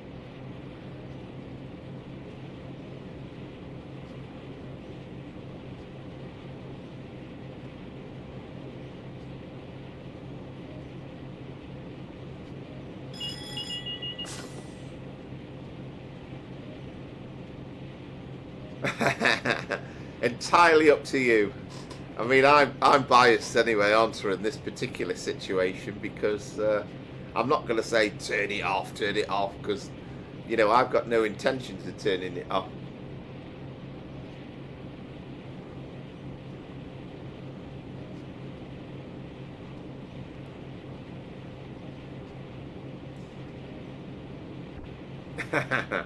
I can't really advise you on that, Dominic. You know, and obviously I can't advocate piracy. That one's down to you. You'll know this stretch of the line absolutely inside out. Do you mean kind of more real life, or your experience of driving it in the game? I bet you've driven between Paddington and Reading 1,000,001 times since it's been out.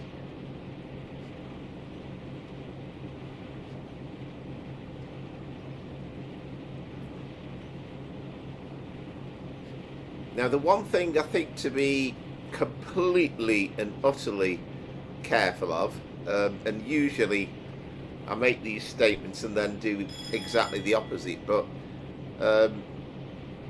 again, there's no danger of us going over 125 mile an hour, but on the other hand, it's making sure that we get these speed restrictions done.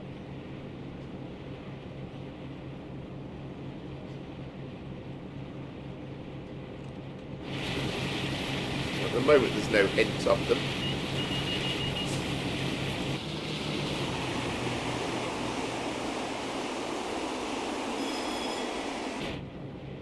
I don't know if the Westerns ever had Mark II air conditioned stock on the back.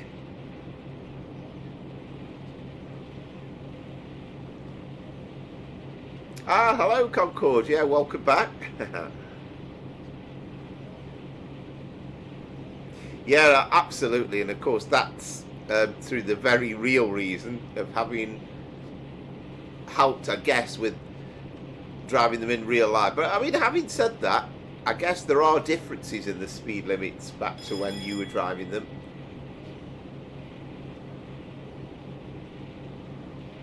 Okay, so you were saying 94, it won't get you above that in the game, but in reality drivers use a bit more skill to get a bit more out of them.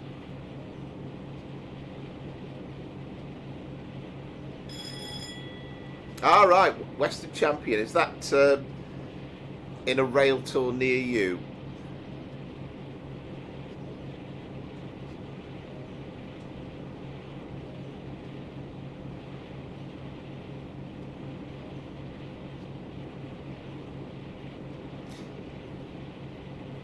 Yeah, I guess, yeah, I suppose that's the thing, isn't it? Preston Carlisle's exactly set in your era, isn't it?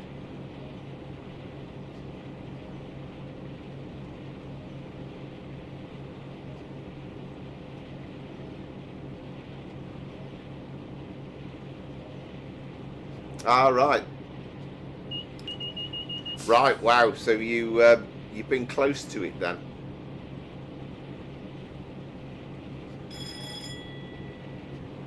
I mean, I know you couldn't apply to be a train driver and say, well, I'm really good at driving a train simulator. You know, they laugh you out of town, and like Rachel says, sometimes you don't necessarily want to go in for it and push the fact that you are a huge train enthusiast. But I think just purely, I've never obviously seen you drive on the game, but just purely based on the skills, it's fairly obvious that you've got an ability and a talent for it.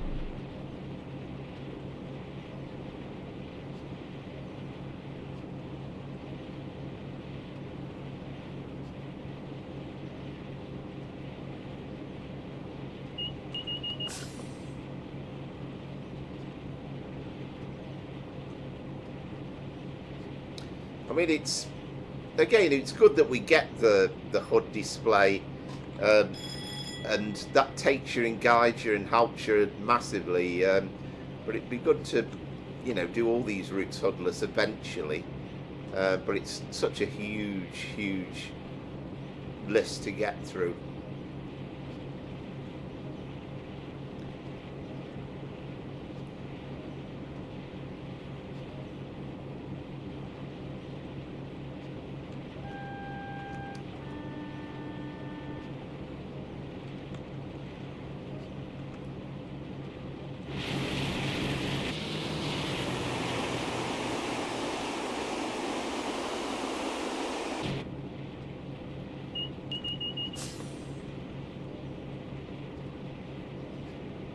Yeah, absolutely, Rachel, and I'm quite certain that I'll be doing the modern day Cumbrian Mountain Express, because of course that runs from Euston to Carlisle, so looking forward to doing that in an 86, and we can create a formation that closely resembles the real life version of it.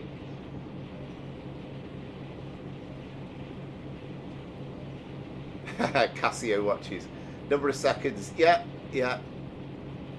I've heard about these sort of techniques before to get the speedometer or the speed.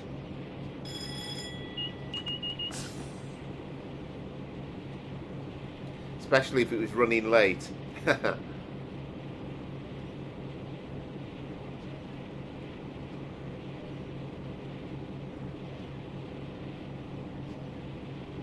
Yeah, shame, Dominic, because I think you've undoubtedly got the ability, and you've obviously got the enjoyment because you enjoy playing the game.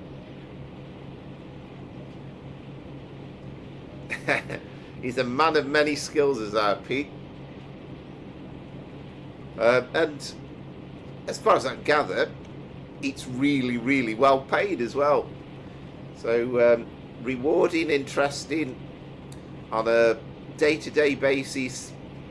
You'll have something different, and okay, I guess if your train breaks down and it's absolutely chucking it down with rain, or it's minus temperatures, or you're getting up at 4 o'clock in the morning, then perhaps you might not feel it, but there's many great advantages to it.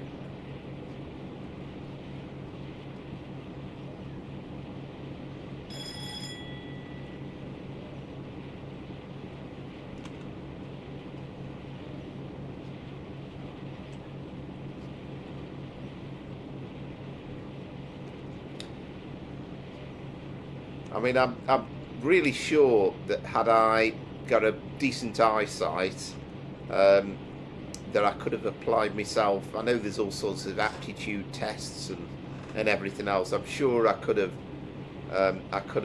got there with it, but sadly, I've never had the eyesight. Yeah, that's only. I mean, it's interesting, isn't it? But we've only been doing these competitive runs over the last few weeks where we've done the aggregate scores, but consistently you are hitting the nail regularly.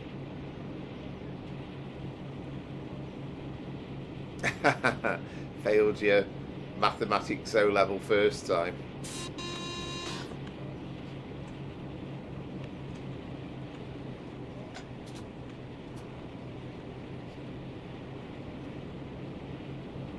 That's one of those fake AWS reminders, isn't it? Well, you didn't do too badly for yourself, did you? That's for sure.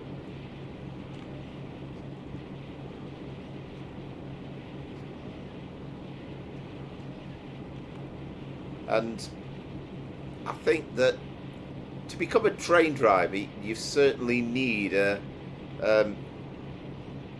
good level of intelligence. There's no doubt about it.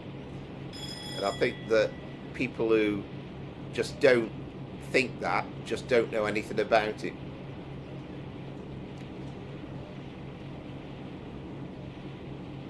Yeah, absolutely. And all I can say is you obviously enjoy it, so it'd be well worth the effort.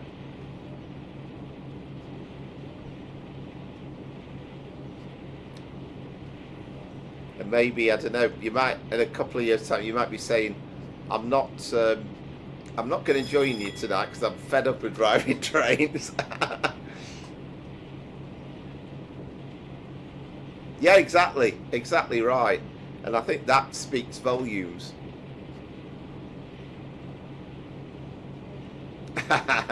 Rachel, I went to Ormskirk Grammar School. That made Hogwarts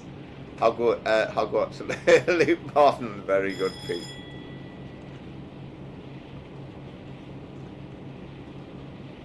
Now I'm in danger of enjoying this run massively and missing something here. I've got to be really careful.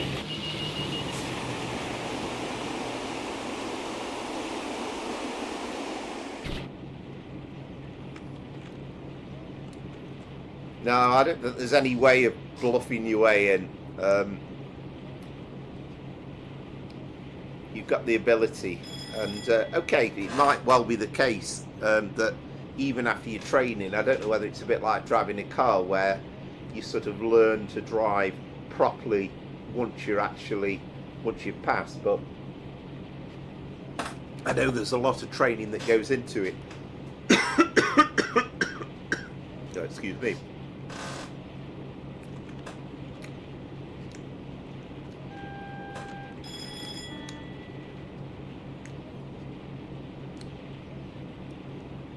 But to have done it for, what was it, 32 years or something like that, you know, you obviously proved time and time again that you could do it.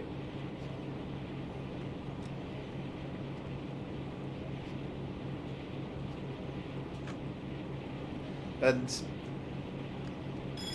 you know, travelling about the country as well. Not a bad life, really. You see all beautiful sights going up and down the country, and I know you get to do that a little bit, Pete, with your lorry driving as well. I'm sure they would. The thing is, they've always been desperate for train drivers.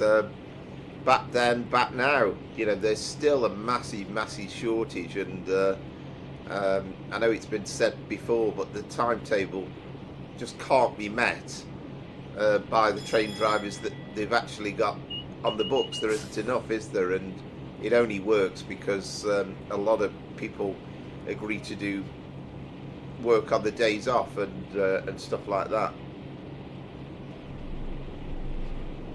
No, I haven't actually, Dominic. No, not for many years anyway. 20 odd years.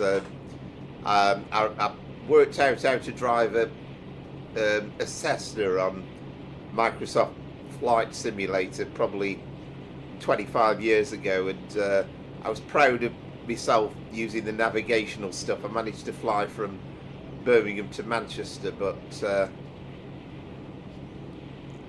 the only thing I do remember with planes, and I kind of recognise this to this day, as you're kind of taking off, you kind of feel they're putting some extra thrust in, and you kind of know why, because on the flight simulators, it's at that moment that when you just start to drop and descend back to Earth again. But I always notice that little extra kick where they apply a bit more power. Yeah, and of course, I suppose the difference was back then you hadn't got the computer simulators around, and it was, yeah, sitting in the cabs with real drivers out on the road for real.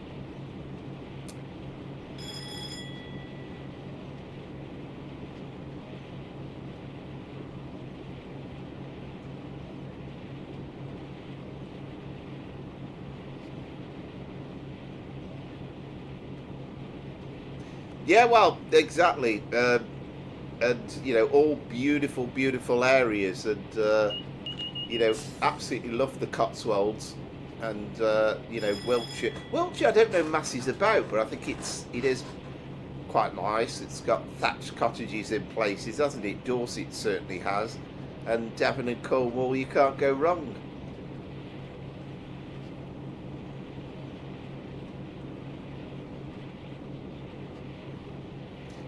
Right, gotcha, yeah. So that worked out quite naturally, didn't it? So, yeah, 17, 4 years. I bet you were absolutely itching to drive a train properly.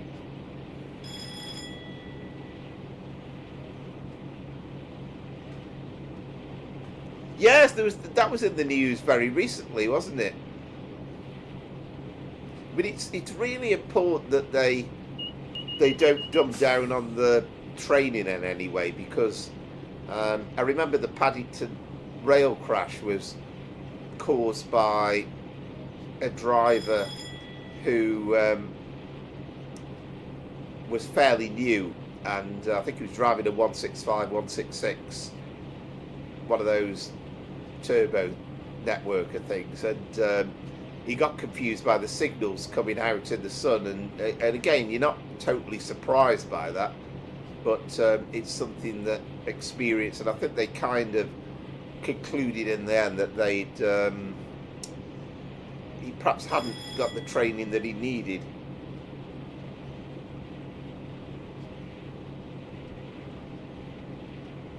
Yeah, absolutely, and it must have been really, really fun times as well.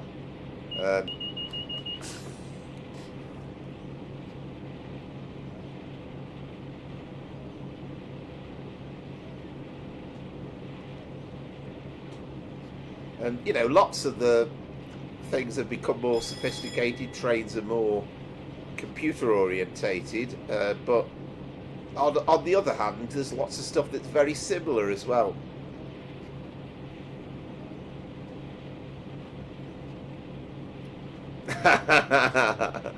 Yeah, you were very lucky, Pete. But of course, you know, even then, the reality was, you know, you've got somebody that was keeping an eye on you, making sure nothing went awry.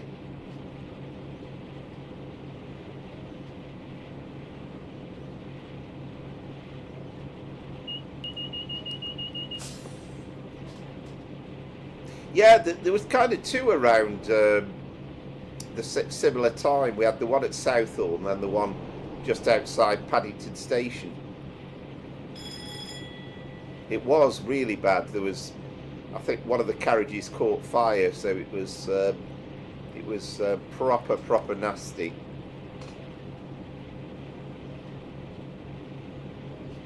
Oh crikey, yeah, yeah, that's right. That's Ladbroke Grove. That was the one I was talking about. Yeah, there was one at Southall as well involving a HST, and that was. I think I'm right in saying he was a bit of a cavalier driver. He was known for being a bit fly with stuff, and I think he basically had this reputation. He started packing his briefcase up before he got into Paddington, and on this occasion, I think his AWS wasn't working, so. He came a cropper with a freight train at Southall Yard. That was the cause of that crash.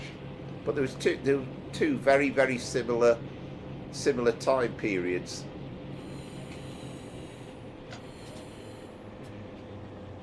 Right, okay. Yeah, absolutely. Well, it shows they knew they were in safe hands. Yeah, I'll have a bit of a sleep for a bit.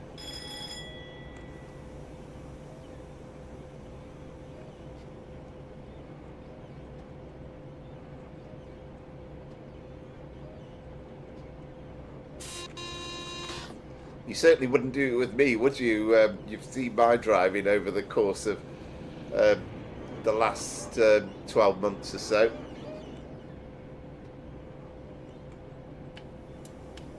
That was the other thing, wasn't it?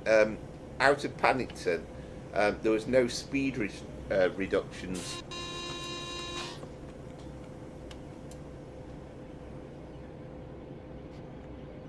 Ah, right, okay, wow. Right, I see. Yeah. Yes, I see, yeah.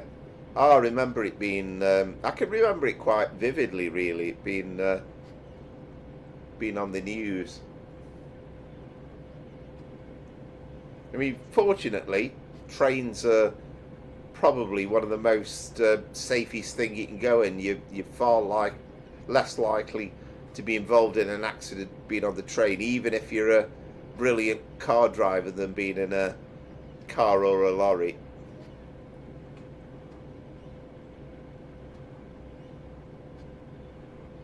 Right, gotcha. Yeah, yes, it was. It was extensively covered on the news, and I mean, the Mark III carriages have got a terrific reputation for their build and their durability in these situations, but obviously the problem with that was the fire that resulted.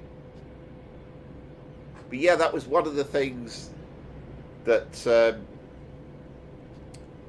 was a consequence, was that they they reduced the speed limit, coming into Paddington. Yeah, absolutely, yeah.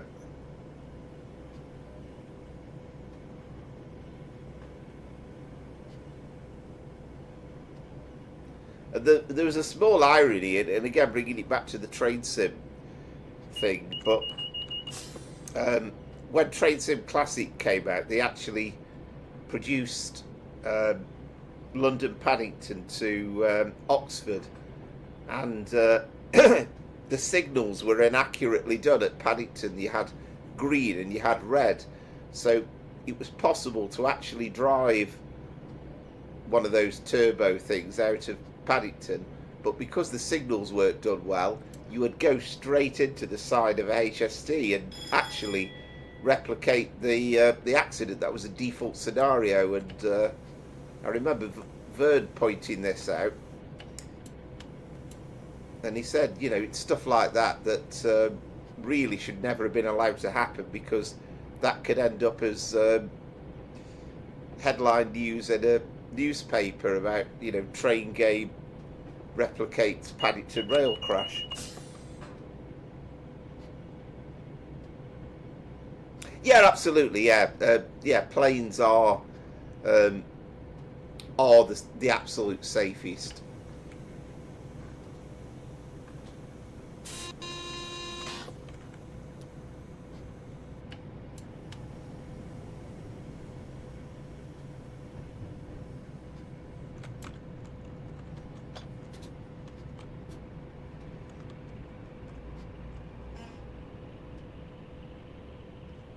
Sadly, I have got a few points knocked off for me speeding. I mean, the thing about planes is, if something goes wrong, then you know, you've had it, haven't you? You're not going to survive. But planes essentially are incredibly safe.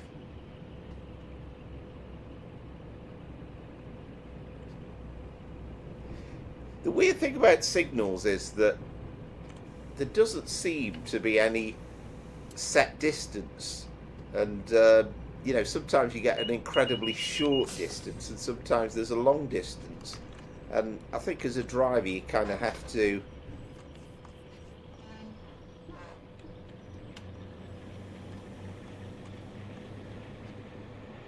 well, I'll tell you what, I've made a right pig's ear at this end.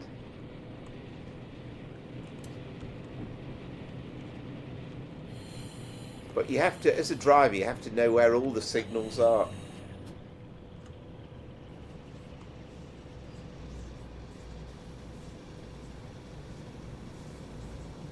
Ah, right, yeah, I can imagine, yeah, but a sad day. Oh. Cracky O'Reilly.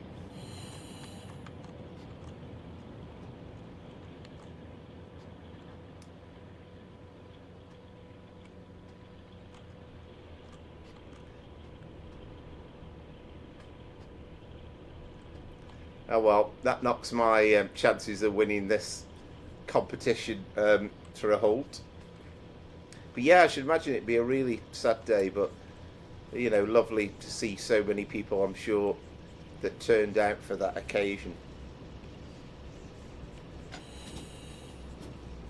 Of course, yeah, I'd kind of forgotten. Obviously, this was such a big area for you. I've done it again.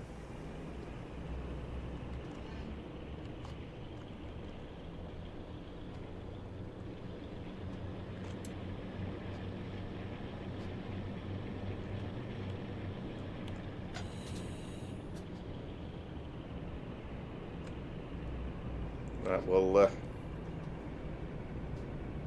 slowly into the platform.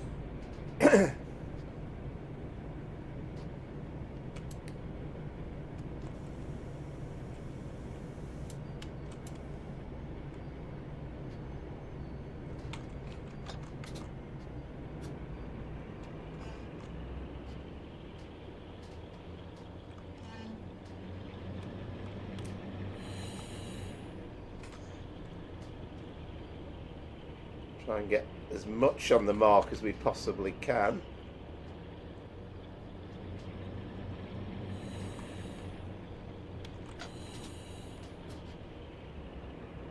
Oh, there we go, that'll do us, I think.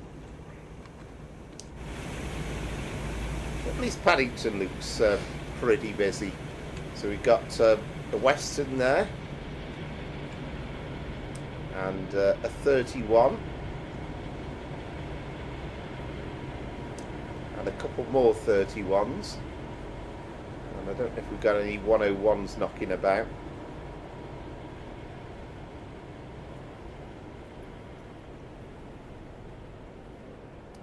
Yeah, it looks a bit busier than Reading did.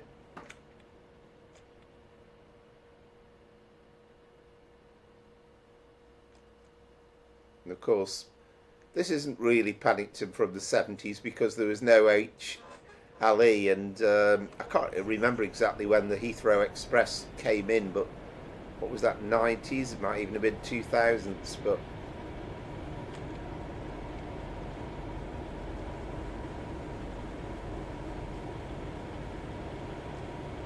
whistle stop like that.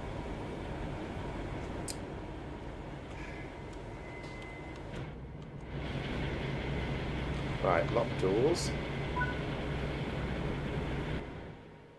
Yeah, it's a lovely sound, a lovely train to drive, and that's my final score on that, 5819,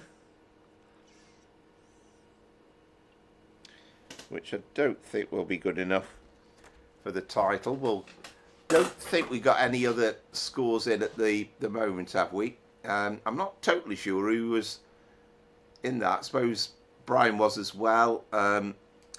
So we'll quit the game anyway. Yeah, I'd love to see the stations full of people. The problem is, I've said before, but you kind of don't want stations that are really busy with people, but basically crawl because your computer can't handle it. But you'd love to see it with that brimming with people like it is in real life. Right, cheers, Brian. So you beat me there, 5823.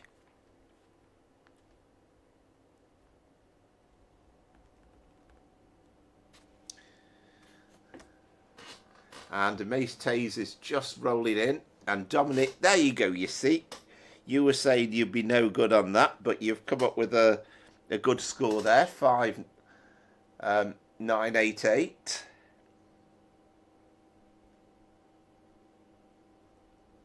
So I think that confirms you as the champion yet again.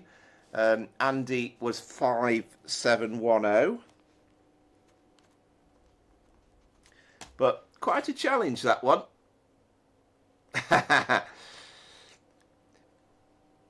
Yes, it's not quite so pleasant being at these really busy stations at, well, any time of the day, but rush hour as well. Yeah, I mean, one occasion when I went on the night Riviera, it was pretty quiet. Oh, there we go. Escapades is 5990, which means, actually, you are the best scorer on that run. Escapades, you've beaten Dominic by 2 points. So a good array and range of scores, and not massively a great deal in it. So let's go back to the computer and put those in. But I think this is a foregone conclusion anyway. We've already worked it out. We don't need to be a mathematician of Pete's quality to work out. I think that that Dominic is the champion again. What do I do now? Add scores, that's it. So Amaze Taze was 5990.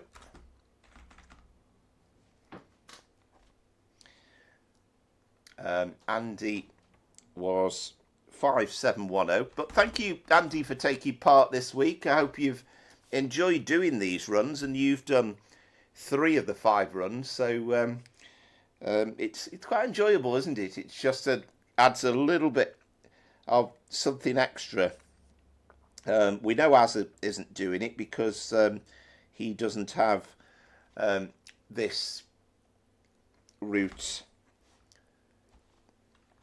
He has the route, but he hasn't got the Diesel Legends pack. So 5823. Dominic was 5990.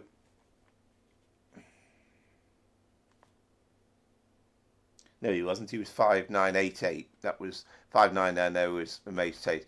5988. I was 5819.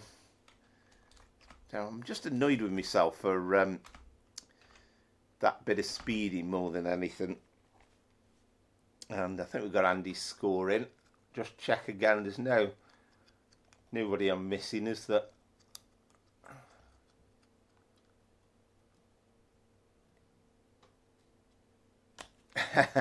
I've been there at 22:30 and still overrun by Richard Heads. I used to know a Richard Head. I don't know what his parents were thinking about.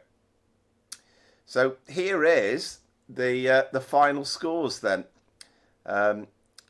So Dominic is our champion, and that's pushed me into 3rd place actually. Amaze Taze was 2nd, but I've won a medal tonight. I'm on the leaderboard. Brian into 4th, and that's not a bad score though, Brian. Bear in mind you didn't do the 2nd round, and then as I didn't do the final round, Andy did the last 3, and Seb did this round 2. Rachel did round 1.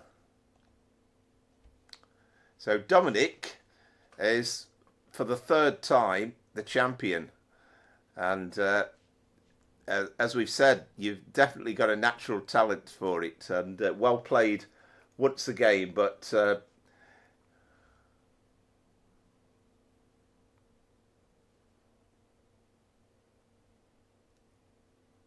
right, I see.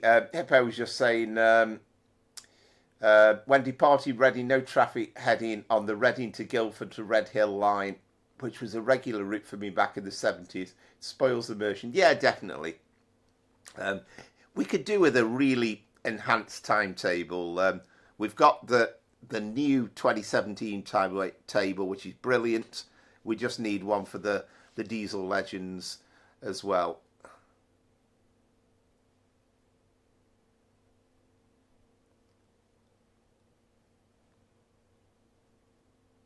I might have called him enough.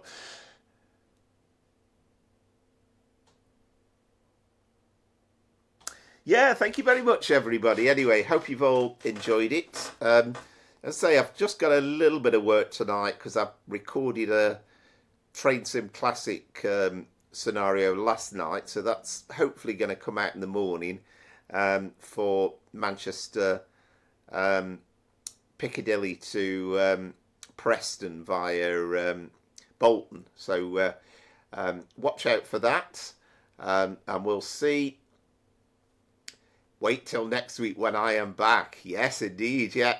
I think there's no doubt about it that you two have been the most consistent performers, and then Amaze Taze has been pushing not far behind.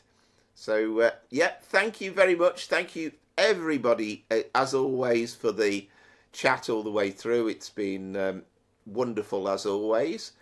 And if you've chatted, if you've played, if you've just watched the stream, then everybody is always welcome. And again, thank you very much, everybody. And just one last thing to say. I always forget to say it now, but if you have enjoyed it, you haven't subscribed before, anybody still watching that hasn't subscribed, then if you consider doing it, I'd be tremendously grateful.